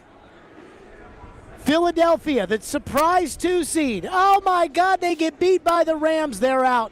Seattle knocks off Green Bay. And Chicago loses to San Francisco. The Rams get knocked off by Seattle in a revenge game in Seattle from last year's playoffs. Give me Seattle over the Rams. Tampa Bay beats San Francisco. Seattle and Tampa Bay in the NFC Championship game. And I'm going to go with the Seattle Seahawks into the Super Bowl in Tampa Bay. Russell Wilson, all the drama, Pete Carroll, the karma from having come on our show a couple of weeks ago, Pete Carroll will take that all the way to the Super Bowl. Give me Seattle in the NFC. I have Green Bay for the bye. Tampa Bay, San Francisco. I'm going to go Tampa Bay wins that game. Seattle, Chicago. Seattle wins that one. Dallas, Rams. Dallas gets knocked out first round of the playoffs. Rams advance. Okay, hold on here. Tampa Bay is my pick in the NFC. Okay. AFC. Kansas City gets the bye. Tennessee, the 2 seed, at home against the Patriots. Belichick and Mac Jones. Derrick Henry doesn't run wild this time like he did 2 years ago, but Tannehill gets it done. Okay. Cleveland and Denver. Cleveland survives. Denver, Teddy Bridgewater's kind of game manager. Doesn't work out there. Miami, Buffalo. Buffalo never plays well going to Miami in the wintertime. And Miami never plays well going to Buffalo. But Buffalo gets it done. Upset about the year in which Miami won the division. Buffalo beats Miami. The Titans knock off the Cleveland Browns at home. Kansas City knocks off Buffalo in a rematch of the AFC title game. So it is the 2019 AFC Championship game all over. Titans and Chiefs. And just like the 2019 AFC Championship game, the Chiefs go to the AFC. Kansas City and Seattle in the Super Bowl. I have Kansas City with a week 1 bye. Cleveland, Miami. Upset alert. Miami beats the Browns in the first round of the playoffs. Titans knock off the Chargers. Buffalo, Pittsburgh. I'm taking Buffalo in that game. I'm going to also have to say Kansas City, Tennessee in the AFC Championship, Green Bay, Tampa Bay in the NFC. I'm going to go Green Bay, Kansas City in the Super Bowl. Oh, I thought you had Tampa Bay coming out. Green Bay and Tampa Bay in the NFC Championship. Oh, okay. So you've got Kansas City, Green Bay in the Super Bowl. Mm-hmm. Okay. Super Bowl winners. The game this year at SoFi Stadium in Los Angeles, unlike last year, no team that hosts in SoFi Stadium will be in the game. Kansas City make it 2 out of 3 for Andy Reid and the Chiefs over Seattle. Seattle's defense is just not good enough. Yeah, I'm going to take Kansas City too. Kansas City feels so unstoppable from what we've seen, and I do believe, to your point, that there is a little bit of a underlying issue in the Green Bay locker room, and Kansas City gets it done. Kansas City, both of us picked to be our Super Bowl champion this year. Groundbreaking, right? I know, right? I was sitting here saying, it's not going to be like last year. It's not going to be like last year. But here we are with Kansas City as our Super Bowl champions. Wow. Coming up next on the program, we got a big one tonight. Dallas and Tampa Bay. Do we think it's as obvious as we want it to be? We'll discuss that coming up next here on Stillman & Company. Again, we are live at Rock Bottom Brewery. We will be here all throughout the Titans football season. Every home game, we will be here for the pregame show for the noon kickoff starting at 9:30. And come on out and see us because we are very excited again to be back downtown. Chris Sanders, Mark Howard, and yours truly. Who likes 40-1 odds? Everybody does with the FanDuel Sportsbook app. That's my official sportsbook app. The NFL is back, and FanDuel Sportsbook is celebrating with 40-1 odds on any Week 1 game. Who doesn't want to win $200 on a $5 bet? It's no Hail Mary. It's that simple. New customers get 40-1 odds when you place your first wager. FanDuel is sports betting made simple. The app is easy to use. Plus, when you win, you'll get paid in as little as 24 hours. Absolutely love it. The 40-1 one I would take is going to be tonight's game because I'd take Tampa Bay to beat Dallas. Dallas, whatever. Anywho, that's the one I would pick. See for yourself why FanDuel is America's #1 sportsbook. They're always hooking you up with exclusive odds boosts and great promotions and much, much more. So just sign up with the promo code JGM. There you go, promo code JGM, and you could win $200 on a $5 bet. That's promo code JGM, exclusively on the FanDuel Sportsbook app. 21 and older and present in Tennessee. New users only. $10 first deposit required. Must wager in a designated offer market. Max bonus $200. Bonus for Tennessee users fulfilled in site credit within 72 hours. Tennessee site credit expires 14 days after receipt. Restrictions apply. See full terms at sportsbook.fanduel.com. Gambling problem? Call the Tennessee Red Line 1-800-889-9789.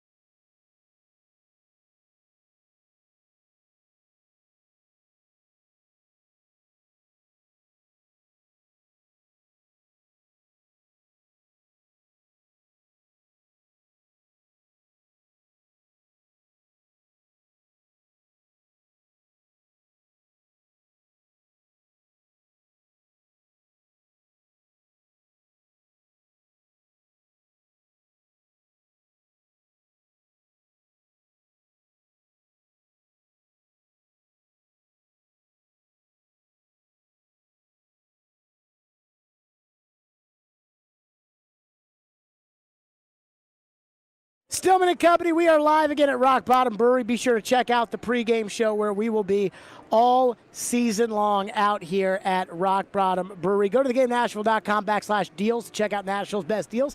Save cash with the purchase of a $10 gift card for Retro Snow, only for $5. Nashville's original shaved ice truck, bringing back snowballs with creativity and pure cane sugar. Dreaming up new flavor combinations and adding fresh, delicious toppings is what makes us Retro Snow. And Nashville's original shaved ice truck. Go visit their first ever permanent location in the nations at 806 51st Avenue North, open Friday 4 to 7, and Saturday and Sunday 2 to 7. Check out Retro Snow's truck schedule at retrosnow.com. Get your deals while they last with other deals at thegamenashville.com/deals. Ian, I was just looking over my picks, and I saw things like Miami to win the AFC East or Chicago to win the NFC North. Now, I'm a believer when it comes to the season, and you're picking things like this. I'm a huge believer in no risk it, no biscuit. You know what I mean? Fair. Like, if you don't risk it, like, it ain't going to work out for you in the long run. But if you risk it, you can also lose the biscuit. That's true. I think Floyd would have just gone bananas. Like when he hears me pick Chicago. Miami. You think Chicago more so than Miami? Rookie quarterback? Oh, he hates rookie quarterbacks. Winning a division? Very unlikely. But I know, but that but division stinks, and you have your Aaron Rodgers Green Bay theory, which also Floyd would like to point out how great their coach is, and he would not let that happen to that locker room. Do you think that Floyd actually thought Matt LaFleur was a good coach? Like, we all know that What's he was his busting record? my chops. What's his record? Oh my God! Is back that to always that- what he said? Six losses in 2 years? I hated Matt LaFleur. Like, I hated Matt LaFleur as offensive coordinator of the Titans. I mean, hated. With a capital H. 13-3. Remember the one that was like, he goes, most wins in the history of a Green Bay rookie coach. I think they've had some good coaches in Green Bay. Every time. I think he would have just annihilated that Chicago pick. Probably and the so Miami on pick. that one. And the Philly pick. Yeah, I mean, Most of another the young picks, maybe. young quarterbacks are tricky, you know, especially with some of these old GM vets, and they don't like to put all their baskets in the rookies. So we'll get to your text in just a second because I haven't gotten to any texts, and I just realized I need to. Yes? Your camera's off. Oh, okay. Yeah, no, I think this charger sucks, so I don't know. Well, I have one if you need one. No, I think it's all right. Okay. It'll work. All right. Bust America. That works. Anywho, so, and by the way, I hate when you, like, buy a charger and then it just stops working, and then it's just so. Well, it's like what you get when you go on Amazon. $6. How do you know I went on Amazon? Well, it says Amazon Basics I on was there. wondering if you could see Yeah. it. Okay, so we'll get to your text in just a second. Tonight's game, Dallas versus Tampa Bay. I understand why. My dad's like, why are they putting Dallas on TV? I know a lot of people are going to watch Dallas, but I just don't understand why they would put Dallas on TV. And I was like, they're putting Dallas on TV because a lot of people watch Dallas on TV. And Bucks, Cowboys to open up the season. Oh, the NFL. They don't is set just all kinds of records. Salivating. And it's crazy because the NFL, like their TV deals are done through 2033. So it doesn't matter that it's the highest rated show on television. All the money is going to be the same. But they love swinging their stick around. Most watched show in 2021. See, it could be the most watched show if they put the Titans and the Cardinals on tonight. But it's because they'll set all kinds of records with tonight's game. Yeah. And they just in their pants, just a giant they love it. Coverage begins at 6:45 right here, ESPN 102.5 The Game, by the way. There you go. Does Dallas have a chance tonight? So, you know when we were talking about Mike Vrabel a couple weeks ago, and it was like, well, I feel like I believe what I believe, but then Mike Vrabel says something, but is he saying that to throw me off, or is he saying that because it's real? And then it just got my head in a pretzel because I don't know what to believe. I think that's what a lot of people want you to think about the Cowboys, is that, you got to take the Cowboys plus 7.5. It's going to be a close game. The Cowboys have a potential to upset. I just don't believe that. Dak Prescott, I don't think is 100% healthy. He's coming off of not one, but two injuries. So does Dallas have a chance? Yes. Do I think that they have a chance of winning? Do I think that they will win, and do I think that it will be a close game? No. I think Tampa Bay should slaughter them tonight. They should. And if Tampa Bay doesn't slaughter them tonight, then the talk about a Super Bowl hangover is real. But I think that says more about Tampa Bay than it says about Dallas. Oh, sure. I mean, Dallas doesn't have Zach Martin tonight. I mean, That's Dallas. another thing. I already think that coach is just a bum. I mean, they are. I heard them talking on the midday show today, and they were like, well, we finished Hard Knocks this year, and I thought Hard Knocks was the worst Hard Knocks ever. Chase, what did you think? Yeah, I watched it. I felt like we had to watch it, even though I watched the first one. I watched 10 minutes of the second one. Done. I did not have the Didn't same really do sort. it for me. I did not have the same sort of commitment to watching that crap team and all that bull crap that was coming from Dallas. I just did not have the commitment to watch it. I think Tampa Bay should win tonight, literally like 48-13. Like, this is like a college football game. Yeah. This is like, Tampa Bay University versus Dallas State. You don't think Like, Dallas they can should- put up points? They'll put up points. No. 13 seems a little low, no? Dude, that Tampa defense. I mean, they are legit, but I mean... They got no line. They're going to try to Yeah. hand it to Zeke. He's fat. They're going to hand it to Zeke. He's going to be tackled 4 yards back in the backfield. Then Dak's going to be running around. And you know what? I'd be scared to death if I was Jerry. And I paid Dak all that money. With their top and Dak offensive starts linemen? running around against those guys. Oh, my God, I'd have a heart attack. You know how Jerry gets on the headset during the games? Which I think is so funny. Like, Jerry Jones is unlike any other owner in sports. Well, I just assume Jerry gets on the headsets during the game, which you're not allowed to do, but I assume Jerry does. Well, if it's not Jerry's actual voice, Jerry's points getting communicated one So way or another. here's the thing. The general manager is allowed to get on the headset. Like, a general manager can sit up in the press box with a headset on like a coach and can talk down to the field. But I think there are certain rules about winning where you can't. I feel like every time I watch Jerry, I think he puts a headset on it at halftime and goes, I want you to go and throw the ball to CD this half. Throw the ball. Is that what he that's- sounds like? Sure. Okay. And I want him. I want him. The Dallas Cowboys, I want him. And I want you to get the vaccine. Because apparently Jerry's like big on that. Well, Jerry's big on money. And Jerry knows he's going to lose money if people don't get the vaccine. Exactly. So here's my theory. Jerry's going to want to take Dak out of the game at some point tonight so he doesn't get killed. Because he's got so much money invested in him. So much money. When I first saw the news that Zach Martin was not going to be able to play tonight, that was my first thought was how much of a beating are they going to allow Dak to take? I mean, in any sort of circumstance, but especially what Dak went through last season and what Dak has gone through in the offseason, rehabbing his shoulder, rehabbing his leg. I want him. That is a nasty defense. I want him. I want him. That is I a want him nasty healthy defense. for the season with the Cowboys. I want him. Let's go to your text. 615-737-1025. Phone line driven by WilsonCountyHyundai.com. Reaction to our season picks. Shane from Ashen City asked, has Kansas City fixed their O-line? Depends on who you ask. They Yep. traded for Orlando Brown Jr. Uh-huh. from Baltimore, which we don't talk enough about when we crap on Baltimore. We do not talk about the fact that they lost Orlando Brown Jr., but they did to Kansas City. Mm-hmm.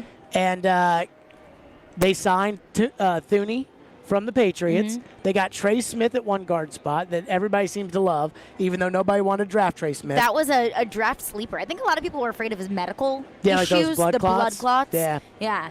And so, But I've heard nothing but good things. again, depends on who you ask. Yeah. You know, Orlando Brown, Thuney, and Trey Smith, some people think. And they got, what's his name, the doctor back, who took out last year because of COVID. The doctor? Yeah. Who? Like they have a doctor on the offensive line. Do they? And he sat out all of last year because of COVID. Because he felt like he needed to be in the front lines fighting COVID and not in the football field. Not in the front lines of the football field. Yes. But he's like, Oh, I do remember Yeah. this. Yes. like he's got a weird last name. Dundiff Tardaway or something like that. I don't know, but I do I don't know remember if this he's story. technically listed as a starter, but will help the depth for sure. I mean, the Kansas City Chiefs offensive line right now is not of my concern. What's next? Randy said Jared picks like one of those people that pick NCAA tournament teams because of their colors. No, Ha. I'm somebody who picks Ha. NCAA tournament teams, like, because you know there's going to be some upsets. Yeah. And this year in football, there's going to be a division winner. Loyola Chicago to the Elite Eight every year. So Tennessee, Cleveland, Kansas City, Buffalo, Tampa Bay, Green Bay, Seattle, and Washington. Those are the favorites to win every division. At least 3 of those teams are not going to win the division. Because that's just the nature of the socialist government NFL and the parity in which they have. But does it not feel like this year, in not all, but most divisions, there's just a clear front runner? But isn't it that way every year? Is it? Yeah. Like the NFC South is not like that every year. But it has been for the last while with New Orleans. Then Atlanta had a nice little run before that. And then Carolina had Cam Newton. They went 15-1. But for the most part, New Orleans has owned that division for a decade. Last year it didn't feel like it. Oh, no. Last year, everybody thought New Orleans was better than Tampa Bay. And then New Orleans smacked Tampa Bay on the rear end, and everybody knew New Orleans was better than Tampa Bay. And then Tampa Bay beat them in the playoffs. Neil says Caroline wins these picks. Woohoo. 2 points for me. Book it. Jared going with Miami, Chicago, and Philly is laughable, and Herbert is 100 times better than Tua. So I keep these little things every year. Okay. And I'm just going to write Neil at the top here. He's coming for you, Neil. So when I'm more You're on right his than list. Caroline, Neil, I'm coming for you, baby. There you go. Caroline's coming up next. 615-737-1025 is our phone number. Again, we are at Rock Bottom Brewery where the pregame show will be. That's right, the pregame show every Sunday during the Titans season, 9:30 to 11:30 at Rock Bottom Brewery right here on Broadway before the game on Sunday. Pregame show brought to you by TriStar Moving, Parman Tractor and Equipment, FreedomTireGuys.com, FanDuel, E2 Roofing, Hillside Medical, Social Furniture, and Screwball Peanut Butter Whiskey. TriStar Moving, they are my official movers. I love TriStar Moving, and if you move with them, you will too. They are so easy to work with. I am telling you, when you've got TriStar Moving, in your corner, they make moving a breeze. Everybody hates moving. I hate moving, but if you use them, you'll enjoy it. When I used TriStar Moving, they took care of my entire home. Didn't have a scratch at the old home or a scratch at the new home. Furniture was there and perfectly taken care of. They've got protective bags for your mattresses, protective boxes for your TVs. I got a lot of TVs. Plus, they've got a brand new state-of-the-art storage facility out in Mount Juliet. Their owners, Garrett and Robert, true Nashvillians, and they want to help out this community any way they can. TriStar Moving. Their motto is TriStar Movers with 5-star service, and you will get that 5-star service. Go to NashvilleMoving.org/radio, which is their website. You'll get 5% off your entire move. TriStar Moving, NashvilleMoving.org/radio. Tell them Jared Stillman sent you for TriStar Moving, my official movers.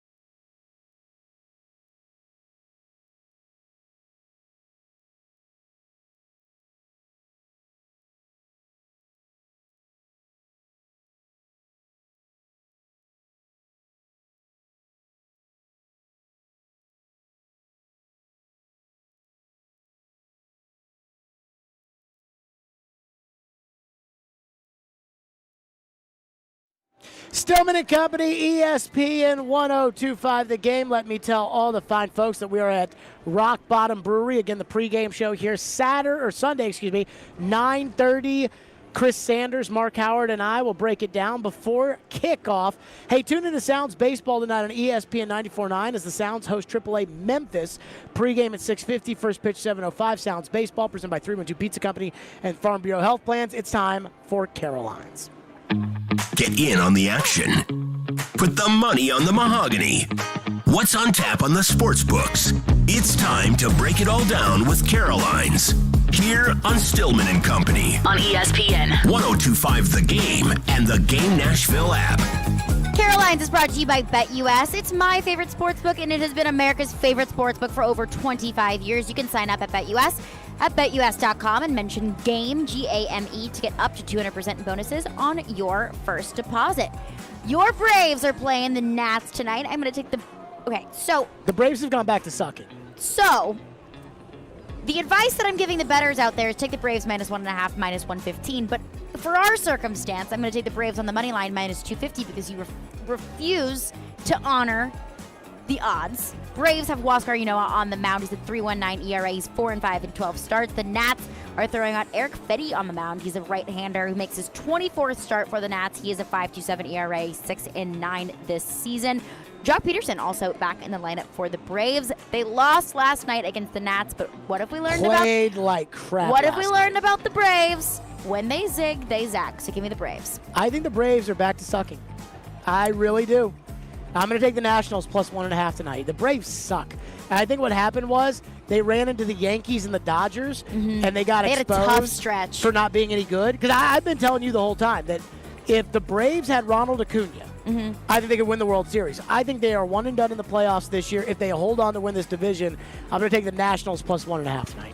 We've also got the Royals and the Orioles tonight. Give me the Royals on the money line, -105. Carlos Hernandez on the mound. Where did we get that game at? That's a bad lineup, or that's a bad matchup right there. But I'm going to take the Royals on the money line. Carlos Hernandez on the mound. He's got a 3.57 ERA, and the Orioles also just suck. So give me the Royals. The Orioles are awful. They're so bad. Now, the Royals are terrible too, but the Orioles are so much worse. Pick the lesser of two evils. I'll go with the Royals tonight I'll go with the Royals on the money line.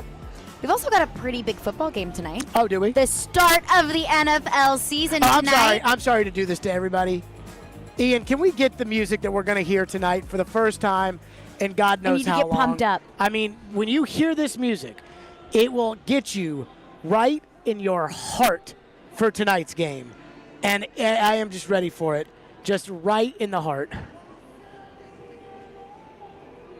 We'll give Ian a second to get it. I need it. Well, I put need Ian it under the gun. But I'll go ahead and give my pick. Okay, go ahead and give it to me. Tampa Bay -9.5, -102. 9.5. 9.5. It was 7.5 last time I checked, and the line has already changed before kickoff. But I'm still going to take the Bucs -9.5 on the money line. It's not really worth your money, -430. But I think it's going to be a 10+ point game. I'm going to need that Sunday.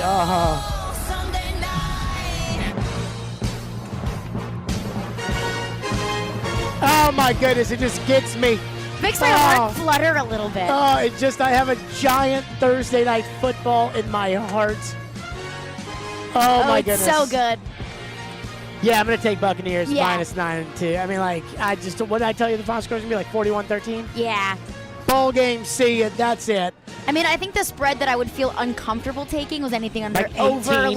like 15 to 18 probably, yeah. That's it for us. We are out of here. We will see you tomorrow at 2 full Titans and Cardinals breakdown. Stillman and Company, live from Rock Bottom Brewery, where we'll be back Sunday as well. ESPN